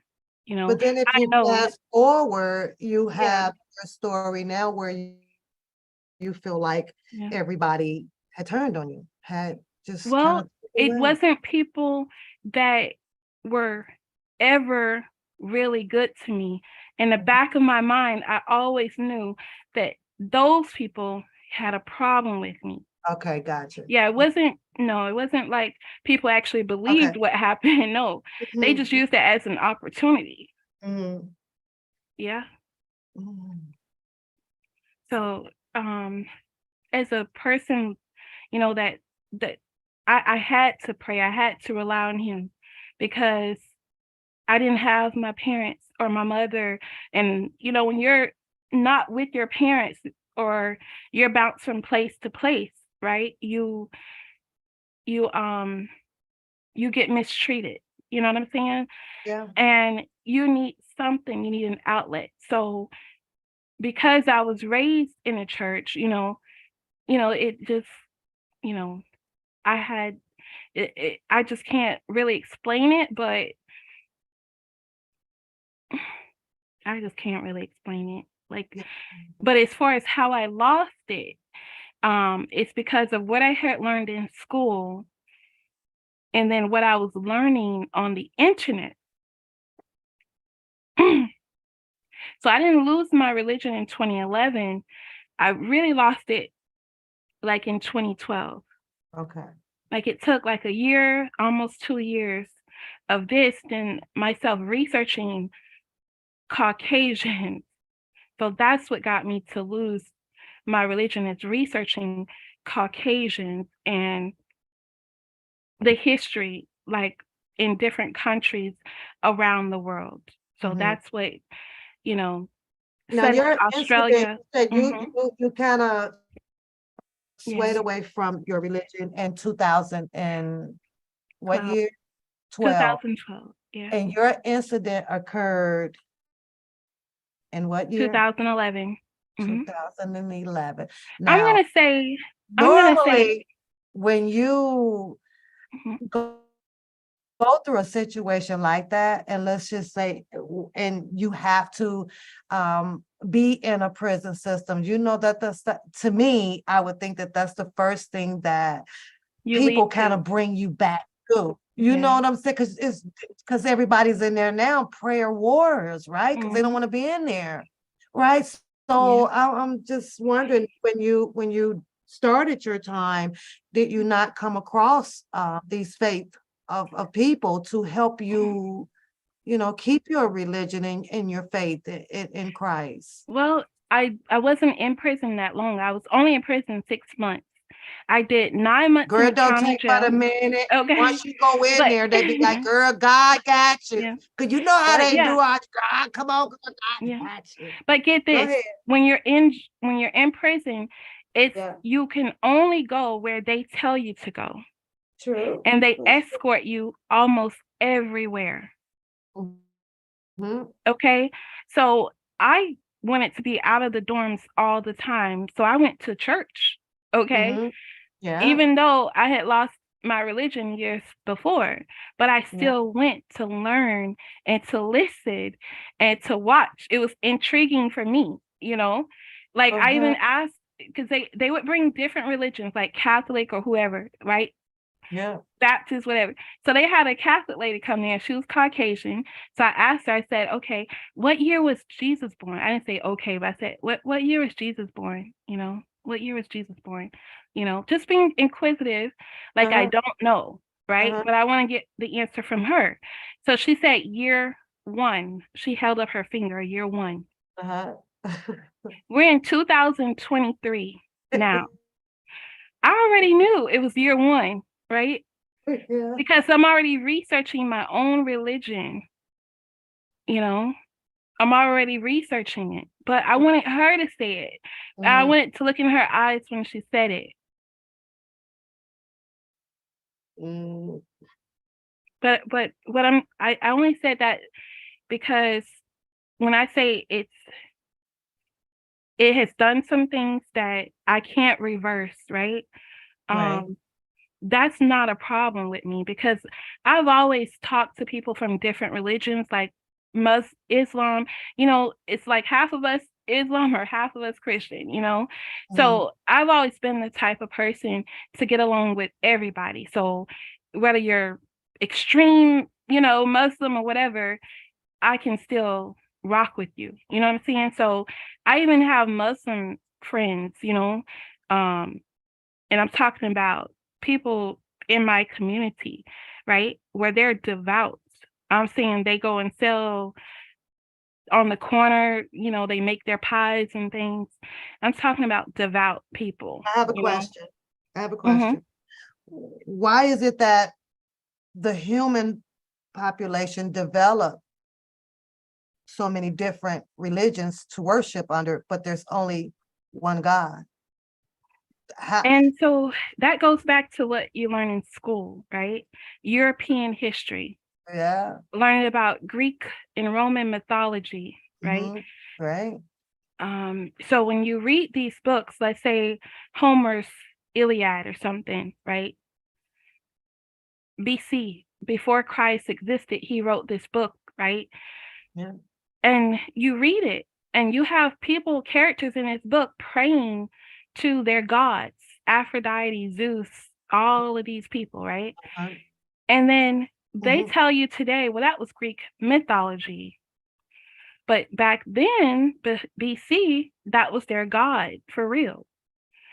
That's why you see the paintings in the Sistine Chapel and all these other places with men having sex with little boys and little angels and things. That come from Greek and Roman mythology. They're painting these pictures. So with that, you also then want to look at, okay, this is year 2023. What happened in year 1? What happened during the Middle Ages? I think they call it the 1400s. Okay, what happened BC, before Christ? Okay, 400 years before Christ. So you read books from that time, Gotcha. And you're going to find, Socrates and Homer and all of those people. And that's when you read, because let me see, like you have music today that's telling what's going on today, right? About the police, about, all of that. So when you look at the art back then, they're telling a story too, so we can't negate that, what's there, that's been there. And then you also have to look at King James himself, right? But when I say study history, the best way to study it and to determine why there's so many different religions is to look at the wars. Look at who needed power, how did they get power, and where were they fighting? Who were they fighting? Who are the Vikings? What's the what is the Spanish Inquisition? You know what I'm saying? We have to study real history, not just American history. We all know we live in it right now, right? Right. So we have to go back a little bit further, 2,000 years ago, 1500, go back to the 1500s, the 1400s, 400 BC. We have to look at those. And now, after you do that, then you come back to current events, like what happened in Zimbabwe in 1980. Why did Robert Mugabe have to send these people out of his country, right? He was knighted by the Queen of England, right? But also they want to label him a terrorist, So you go back and you look at these documentaries from the 1970s in Australia, the 1980s in Zimbabwe, in Nigeria, and you look at current day in South Africa, 2008, what happened in South Africa, you just start researching, Okay. And now again, what is it that made you leave your religion? Why? Well, you obviously you know all of this, so which way to turn, who you would desire to pray to, right? So what is it that is keeping you from keeping that faith in the religion that you had? What you know what? I don't know what's out there. I don't know. Like even this movie it's a movie out called Crank where the guy Yeah. takes a drug and it operates another section of his brain. There's one named Lucy, where she can become matterless, but just spirit wise. I don't know, but I do know that they stole our artifacts and our history that they keep from us. Mhm. And I think they'll write these movie scripts to try to trigger us. Like the lady who wrote But none of that shouldn't matter. No, what I'm though, saying Audrey. is None of that should. no, You've I'm not done. saying Okay, go ahead. Go ahead. no. What I'm saying is I don't know what's out there as far as a religion, what to believe, how to believe it. But I know that it's something to do with energy that we put out. And the more negative energy we put out, the more negative energy comes back. The more positive we put out, the more positive comes back. I do know that. So after I lost my religion, that's what I discovered, because karma started working. Okay. Doing things. And then also, even without the karma, like I said, I've had people that I consider angels, right, that have helped me out where they didn't have to help me out. Like I'll call the sheriff's office and ask for things on my case, and they're like, "Oh, you're asking for the cat screen?" I'm like, "Oh yeah," and I'll say, "What is the cat screen?" You know, because I didn't know. And then she gave me this. I'm like, "Oh wow!" So these are phone calls that were made during this 911 phone call. Like 911 can hear you talking while the phone is ringing while you're calling 911. You know what I'm saying? Like there was pieces of information coming to me that I should not have had, you know, to prove my case. So there's a lot more things that I could, you know, there are people who just showed up, you know, out of nowhere. I didn't have to wait, you know.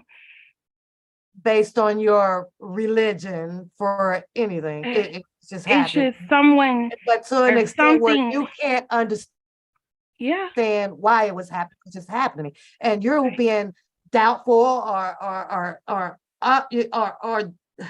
you started to believe that the religion was no longer necessary. Well, I said I have to be strong and stand on my own 2 feet. As a kid, not having their mother and father, you can have nightmares, right? I used to have nightmares of breaking my mother out of prison, of walking home from school and I'm getting picked up. I don't know why, but it was always by a Caucasian man, a African American, a Mexican guy, and I think that was it. But there were different races, and it was always the same men, and they were always picking me up in this car. Nothing bad ever happens to me, but they were always kidnapping me. And I would be on the same path to school. But so as a kid, I would have these nightmares. If I watch Freddy Krueger, I have a nightmare. And I had no one to hug and hold me. You know what I'm saying? So I had to learn to turn and basically I learned to go back to sleep and turn that nightmare into a dream.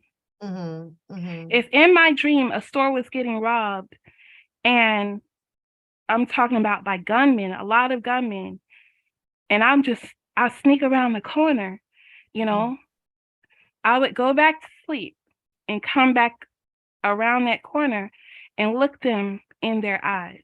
You know what I'm saying? And they couldn't shoot. Like, I don't know, but just some people, sometimes you are protected, you know. I had 3 people, 3 different weapons up against me. I felt like I had a bubble around me. I stopped each weapon with my bare hand.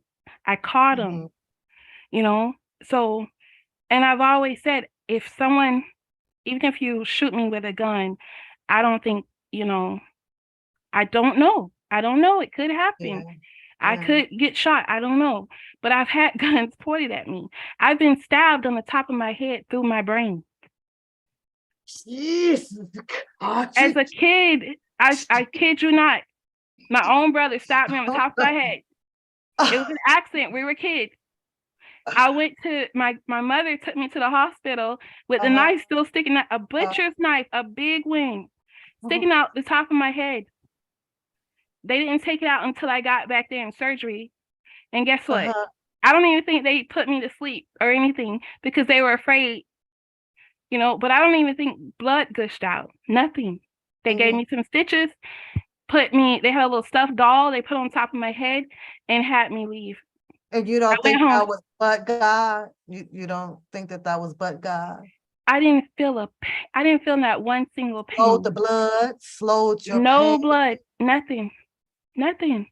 Yeah, okay, you got I was what, 7 years old? Yeah. Yeah. So that's why I say, like, we can say that Boosie's guilty or Boosie did this and that, but sometimes you have to realize maybe these are lies, He could be saved for something. He could be helping. Now look what he's doing. He wants to be married. Whereas he had several baby mamas. I remember years ago, they were on YouTube trying to come together as women, right? While he was locked up. And now he wants to be married. He wants, he's building legacy. He's trying to be the best father he can. And that's what I find with a lot of men in our community. So we as the people, we have to realize, hey, we're not perfect. My family was not perfect. You either sold dope or you smoked it. Well, you know what I'm saying? The live that we did earlier, and I'm pretty sure you were in the bushes.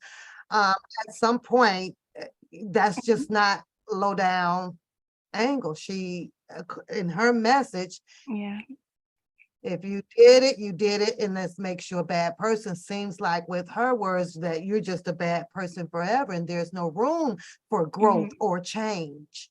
That's kind of what I get out of her message. But yet then you'll have where Sylvia does her show, and other people other than Sylvia is saying free Boosie because they have saw or they're seeing exactly what you just stated. He's showing a change in his life. So does that mean that you take a person's past, like they have done with R. Kelly, to try to stone them, but like, so I don't know, decisions. I say to all those people, watch out.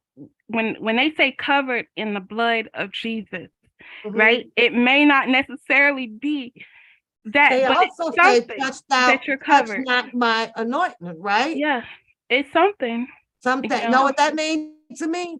Say less. Be quick to listen. Hey, just shut up. Just if it's not for you to handle and that's one of our baddest peeves out here. We don't know when not to handle certain situations, and we have to. It's just like a feeling thing. It's a intuition. Like I seen this whole stuff when Boosie Badass dropped, but I also you out of the religion loop, right? And I'm not in it that deep, but I can honestly tell you, and I said a lot on my channel, before I speak, I ask, and I'll wait because the answer will come to you. And I tell my channel, I feel pricks through my body. I feel the, like, and to me, I take that as a sign of what I asked for. And with the Boosie stuff that jumped out here, that's out of my lane. That's some whole industry stuff that I cannot explain, some stuff that had been done while my eyes was closed. So I didn't know which way. I was like, nah, I'm gonna let that one go. That's not my cup of tea on that one, but will I pray on it that there is an outcome for what he is looking for? Absolutely. Absolutely. I think that everybody deserves a second chance, but if we face the reality of it, Audrey, and the reality part is coming, he is going to go through a trial. And also, and we have to hope the best for him throughout this trial, And also, Ms. Hap, the people that were after me, they didn't harm me, right? I wasn't bleeding, I walked out unscathed, even one of them broke in my house. The guy got sentenced to 20 years. I was like, dang, that's too much. I even said it over the phone. Maybe 5 years, only because he lied on me. He doesn't even know me, And what did the state attorney do? They brought him out on appeal and gave him just 5 years. My Wow. calls were being listened to, right? Yeah. They know what they were doing. The Caucasians knew what they were doing. So the pain that I've endured has nothing to do with who put it in motion. You know what I'm saying? So I have no animosity towards them or anybody, you know. That's just in my nature. I can't hold grudges, right? But you know, me, I mean, that's just the way I think. I always think mind over matter anyways, you know. So I can't hold a grudge. That's just too much energy.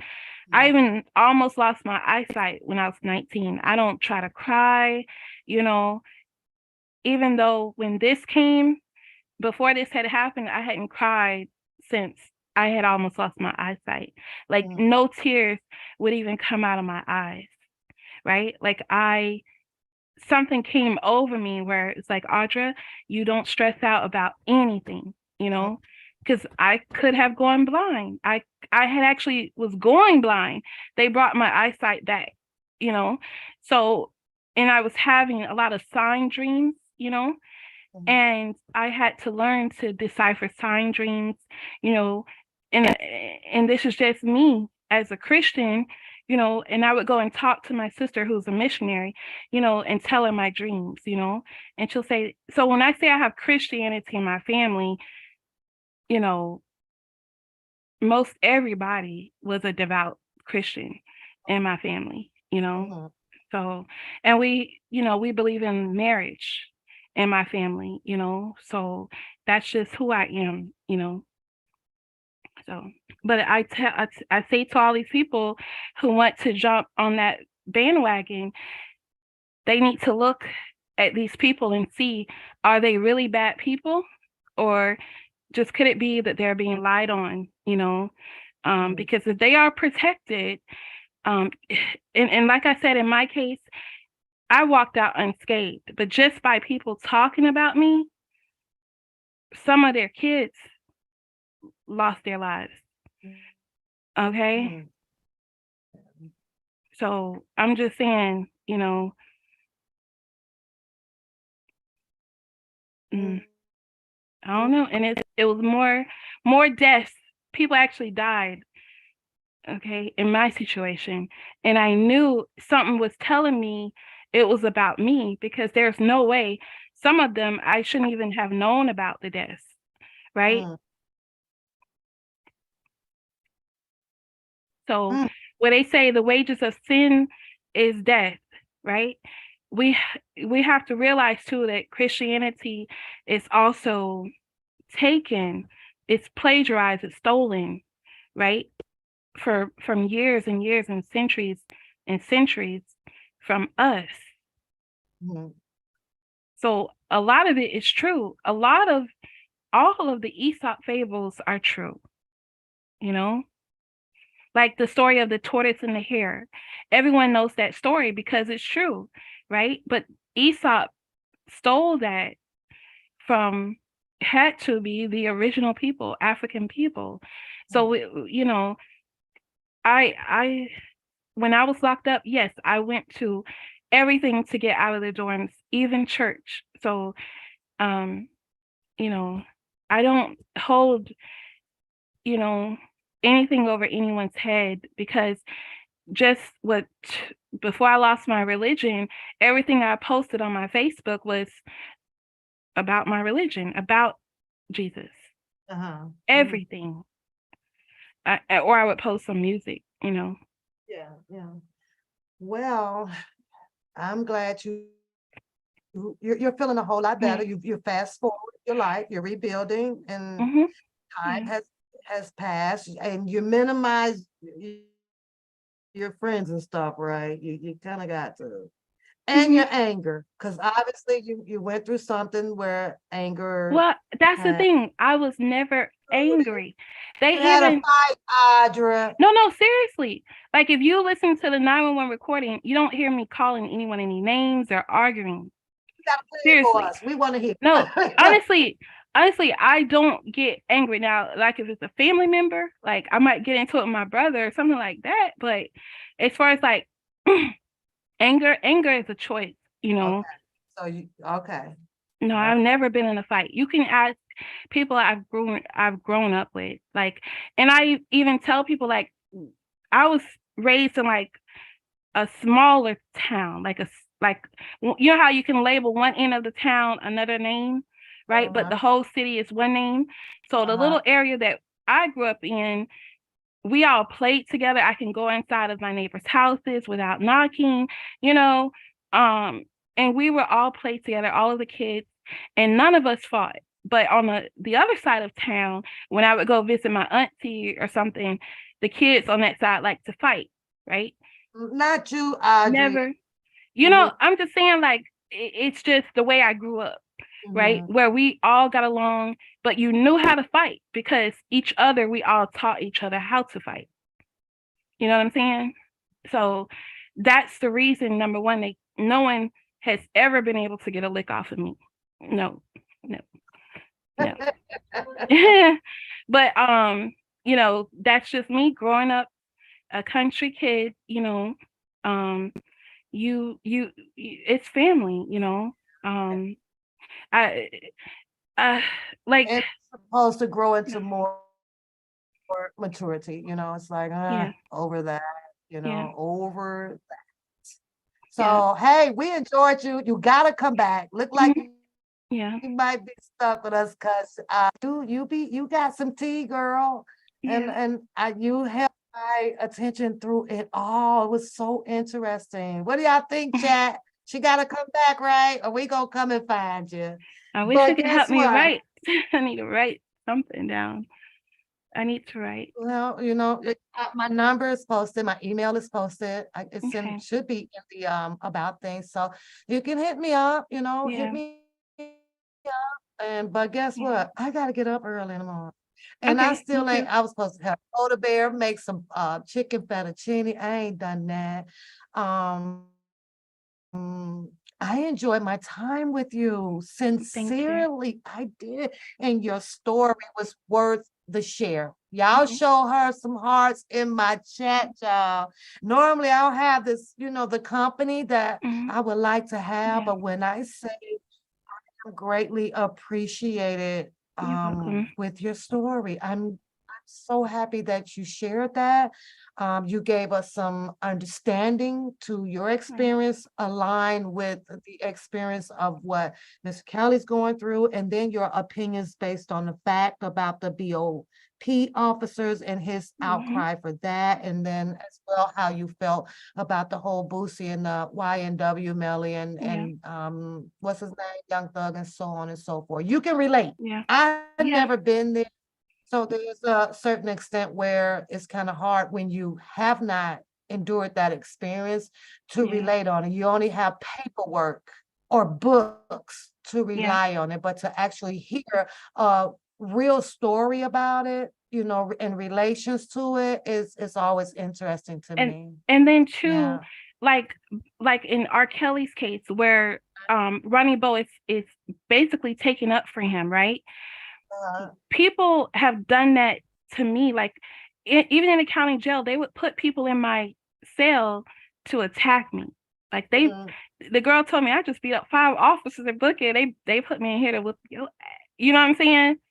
And then she said, but I looked at you, and she just bust out laughing like she's not gonna hurt a flea. Like she couldn't believe that they would put her in the room with me to whoop me, to fight me. Right. But at any route, you know, the girl wasn't stable in the head, you know, and she, on one occasion, she almost was going to put it in her mind to attack me, you know, but she realized real quick that Audra is not the one to play with either. You know what I'm saying?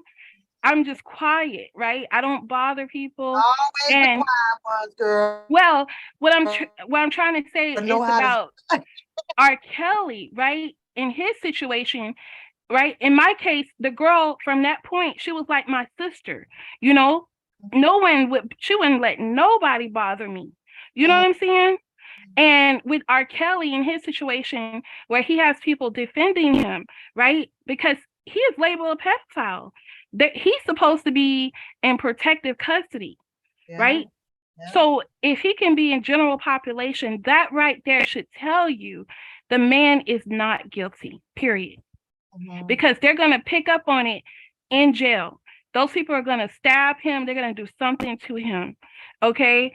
So if he can be in general population, I'm talking about with people, because they're going to think about their kids out here. You don't say anything about anyone's kids, and you don't go there with doing something to a child, not in a man's prison. So if you don't think he's innocent, just on that alone, them men see his character. They're not going to touch him, you know? The one dude did, and I bet they got with him. See, Ronnie Boy ain't gonna tell what happened to him, the guy that attacked R. Kelly. But them guys got with him. Yeah. Like I said, I just only had one, just one. It just kind of, it made me, I don't know, it just made me feel probably sad with what he said, because especially after watching him come out now and defending or advocating for Mr. Kelly. And that was just that one question that I had asked him, how did it make him, did it upset him that we were out there upholding the protest the best way that we knew how, and speaking on rights, freedom for men, and he had said, that he had got upset. And I didn't take it personal. I just kind of, how you just exhale or some stuff like, really? Because now you're out here kind of doing what we were given a shot at. So I don't know. I felt, other than that, I'm okay with him. Go advocate, go do what you do, because all we can do is wait and see if there will be an outcome from it. And that's his words being heard, and hopefully that this does not affect Mr. Kelly and any repercussions from the government. You know what I mean? With trying to include him in it, because this is a big fight that Ronnie Boy is doing. And that's what I'm stating too. These vloggers out here, like the Tasha K's, right? If they're putting these things in motion, saying Boosie's guilty, saying YNW Melly's guilty, R. Kelly, they're putting that in motion, right? But they're going to get the karma themselves. R. Kelly, he's been there a long time, but at the same time, I think this was kind of needed, because he's worn that scarlet letter P all this time. Had he not been arrested this time, the truth wouldn't have come out, and people would have still been thinking in the back of their mind, well, he was with a 14-year-old and he peed on her. He married Aaliyah. So it is time for us to debunk it. And someone, whoever was on that tape, I don't know if they're going to speak up or they're going to come out, but he's going to be released. And it's going to be either on the merits of that's not him on the tape, he didn't marry Aaliyah, all this other stuff, he didn't have sex with Azrael, or on the merits where there was prosecutorial misconduct, you know what I'm saying, or judicial malpractice on that line. But either route, he's coming out, but I just hope to me. Sounds like you done found your religion, and with inside of religion is the faith. So somewhere you still you still got a little bit of you, honey, because you went I just know there's a reason, because there was a reason for me to go to prison. That was the only thing I ever had a nightmare of, was prison, up until I went in 2016. So and then plus I had to see what everybody else is seeing, you know what I'm saying? And I mean, you survived. Yeah, but I wouldn't have known about corruption and things like that. So it's just, everyone has it's a reason for everything, as they say. People could say, well, he's in there because he finally got his karma, or Boosie finally is getting his karma. That may not be the case. It may be that something else bigger was supposed to happen to Boosie and someone pulled the trigger early.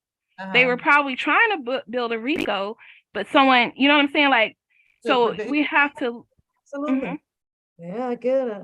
Well, you know, so don't think that just because a person has been in jail or been to prison that they're the culprit, that they're the one at fault. Sometimes they have to go through that. It's just a funny little, that's the one thing I'm like, you know, why? You know, what did I do all my life? I know my mother didn't do anything, or my father, because they're the ones who taught me, Audra, if you do dirt, it's going to come back on you or your family. You know, so I don't even like to think dirty. I'm not even trying to think how I can get you back. You know, I don't want those kind of thoughts, you know, because karma will hit me even when I'm thinking it. You ever had like something happened to you, like you thought something and something happens to you, like maybe you went to work late. Dang, I shouldn't have had that thought because now I'm late for work. You know, like you know, it was something that caused something to happen to you, even if it was that small. You know what I'm saying? So we have to be careful in passing those kind of judgments. You know, we. You know, so that's why I wanted to say, I'm sorry, y'all. Good night. We enjoy, girl. You coming back, right? Yeah, I'll probably step in. I tend to work, but I was off today, so you know, I pop on here, you know, when I can, because I'm a work and how to I be gone. But when I have time, you know, I sit here, I drop the link and stuff just to have these type of conversations like this. This is way better than fight. I thank you for putting this out there, because I tend to be in the chat a lot and I don't like talking because of my list, and I do have like a little gap, you know, see, you know, I got parts in my head saying, and I do the girl, I wish I don't. What? I don't. That's where we fail. I'm gonna tell you, that's gonna be your downfall when you. How is it that you have this great story to tell? Why the reason why that I say that it is great is because you have built off of it. You've became encouraging to others. Like this is really good, right? I love hearing stories like this. However, if you're going to hide behind you know, physical features or this or that and worry about being judged, and you have not yet conquered all of it, because that's part of the package. And I always say, girl, I come on here with one earring. Okay, you gotta accept I'm human nature just like everybody else. And to judge is to not be judged, right? Well, so I don't want to do like judging. I don't care about people, you know, that especially that I know that is real genuine people. If that's the case, then I might as well sit here and talk about my own family. Get out, you did. I'm not gonna do that. I love them for what they are, what I became, whatever. I ain't combing my hair every day, Audrey, and I'm telling you that. I don't go ahead. When I smile, you can't tell I'm buck unless you look at the side, because my teeth look straight and everything, but when you look at the side, you can tell it's buck. Like I have a real gap between my bottom rack and my top. That having a gap is not putting you in a place of what normal society people? No, it's just that I'm more of a quiet person anyway, so I don't like coming. But I feel like if I can get the word out on your platform, I might not, you know what I'm saying, show up on another platform for a long time, you know. But as I find information, you know, I like to share it, and but I'm not, you know, I don't know. I'm not afraid of here anytime. I love to sit and talk with you. Like I said, this was great. I'm not perfect. I'm not going to ever reach for being a perfectionist, because there is no such thing. I am just me.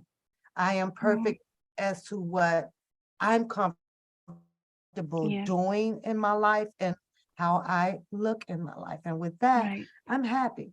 Nobody can Yeah. steal my joy. I don't let you. You may hear me do a little roasting and all that stuff out here, girl, but that shits and giggles. Now I got to get Yeah. on up out of here for real, Okay. for real. So make sure you come back. I Yeah. think that the chat absolutely enjoyed you. They stuck around, so that's what's up. So I expect you to come Yeah. back, or I'm gonna come and find you. Okay. I will, Miss Pat. I love y'all. Your I head love up, you. girl. Yeah. Love you back. Love your story, girl. And keep that smile on your face and keep on going forward. Mhm. That's all you gotta do. That's Thank it. you. That's all. Yeah, I'm the type Thank of person you. they tell you you smile too much, I, Audra. So I I must always smile. I must laugh too much Yeah. then. Oh, Well, I oh mean, well. you know, who smiling? Go ahead. I hear Oh, no. Well, no. I hear you. I was just gonna say that I was the person that used to smile too much. They'd say, "Dang, you smile too much." Like I would always smile. But Yeah. yeah, after this, it does have an effect on you. You know, I don't smile as much. I've even had people tell me, "Audra, you changed. You're not the outgoing person that I knew, that I met, you know." And Mm. this is just friends. Like women have even told me that. Um, so it's not, you know, Well, you and I must be different, honey, because if you're gonna hate me because I have a yeah. part in my hair, or you're gonna hate me because Hmm. this way, if you're gonna hate me because I got a smile, then you Yeah. wasn't ever my friend. Period. Yeah. Really, you Exactly. bushes all that night. Hmm. Yeah, you can't That's make a person, you how I know, look at it, and I summed it that away. That I'm sorry if you're yeah. gonna have to say these things or do that, then Hmm. you just Yeah. were never a friend anyway. Because Yeah, and a two, good friend going yeah. to be is going to accept you no matter what, no Yeah, matter what. and And two, one of my rules. yeah. Oh, don't be up in here fake funking with me. I know about I got a part in my hair. I know Yeah. I got on mismatched earrings. I know all of that, but how dare you, portray to be a friend of mine, but yet then to speak so badly about me. No, you Yeah. gotta go. Yeah. And two, Bye. I've But learned I'm too, not you can't rush a person in their grieving or what they're going through. The best thing you can do is to be there for them. They're going through it because they're going through it alone. But if you know someone who is going through something, be there for them. Just be there absolutely. for them, because they handle it the best they can. But if you don't be there for them, it could take them decades to get over it. There's this movie that Don Cheadle and Adam Sandler plays in, and Adam Sandler lost his family in 9/11. And so he goes and he rebuilds the kitchen. He remodels the kitchen, buys new kitchen cabinets, new countertops, everything. Then he'll take it all apart and redo it. And he did it for years because he lost his entire family. Wow. So when a person, but Found his Don way. Cheadle didn't give up on him. He found him. Yeah, and he was in the same state. But when Don Cheadle found him, he just stuck with him. So when you find someone going through something, you stick with them, you try to help them. Don't try to rush what they're going through, because you probably there's no way out. Yeah. So, but if you help them, if you become that person, then they'll come out of it.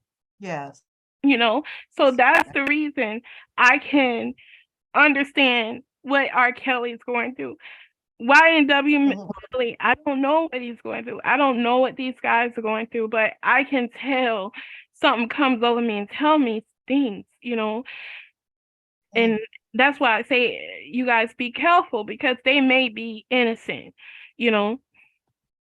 So that's what I wanted to say. Whenever you in those situations, they may not come out of it. I'm still dealing with what and it's nothing even those people had very little to do with this. It came because of what was put in motion, but no one knows just how far what that motion is entailing, and that person is going through it most of the time all by themselves. So y'all be careful out there what y'all are saying and doing. You know, research it first. You know, that's all I had. You know. Yeah. But that's me. I can't be too quick to jump on a lot of stuff because I don't know the totality of everybody, the whole situation and depth of it. So, and I know that this industry has just got a lot going on. So sometimes you just gotta fall back and let some things handle itself, They would know how to handle that way better than me. I like to speak on some of the things. I just don't overspeak what it is that I know that I shouldn't be saying. Like, I don't know. Boosie may be innocent. I don't know. Let me see this play out because I don't know the whole aspect of the industry stuff like that. Don't know the people that he's around. Don't know any of that. So my tongue just won't speak on it like that for the most part. Yeah, same Nope. thing with was it Young Thug?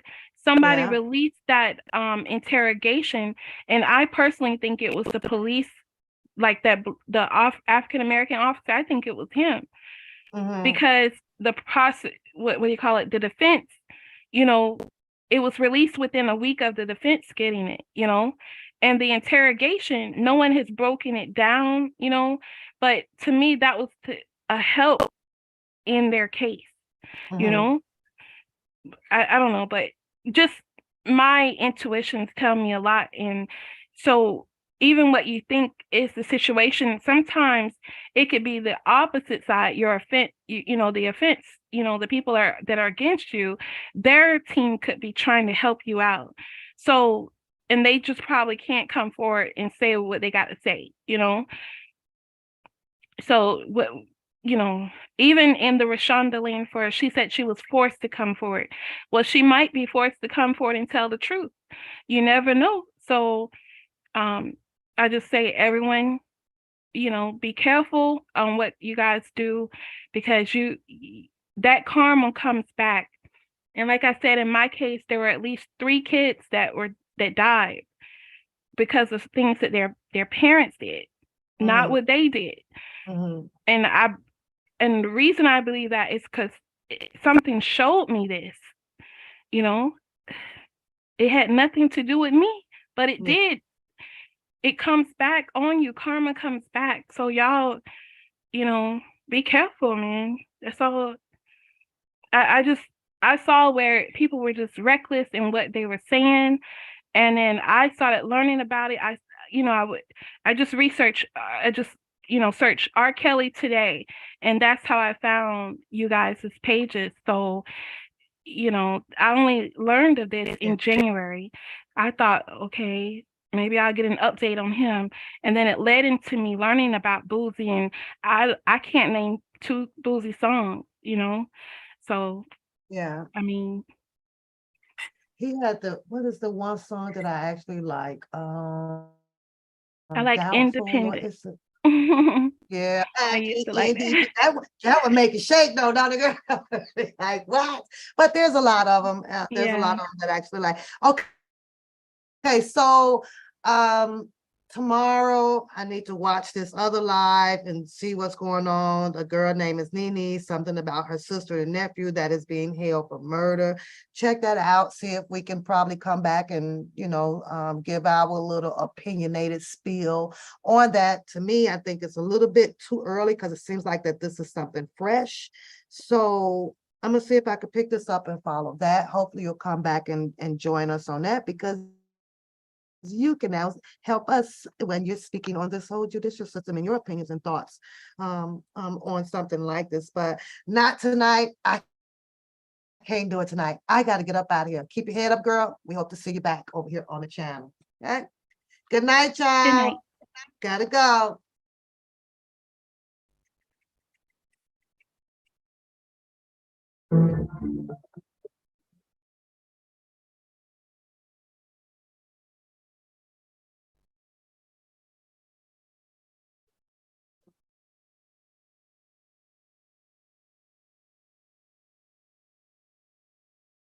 Well, I hope y'all enjoyed the live. Thanks for getting that like button up to 100 tonight, y'all. I know we went a long time, but we covered a lot of stuff over here. I got Lily to come out them bushes and quite a few others. Next time, we'll get Sandra Love back up here on the panel, get her to state, her opinions based on what we're talking about. I'm gonna go look into this other accusation, allegations, or whatever it is going on about this other killing or something on this here. I need a minute with this one. And I'm tired. I'm tired. I'm tired, but y'all know how we do. Give the person above you a heart.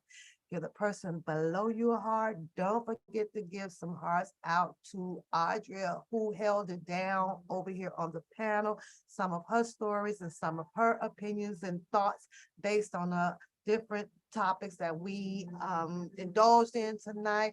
And don't forget to share heart for your girl, your host, One Papoose, aka One Pap. With that being said, I'll see y'all on the next round. But I got to go lay it down. The girl is tired. I'm out.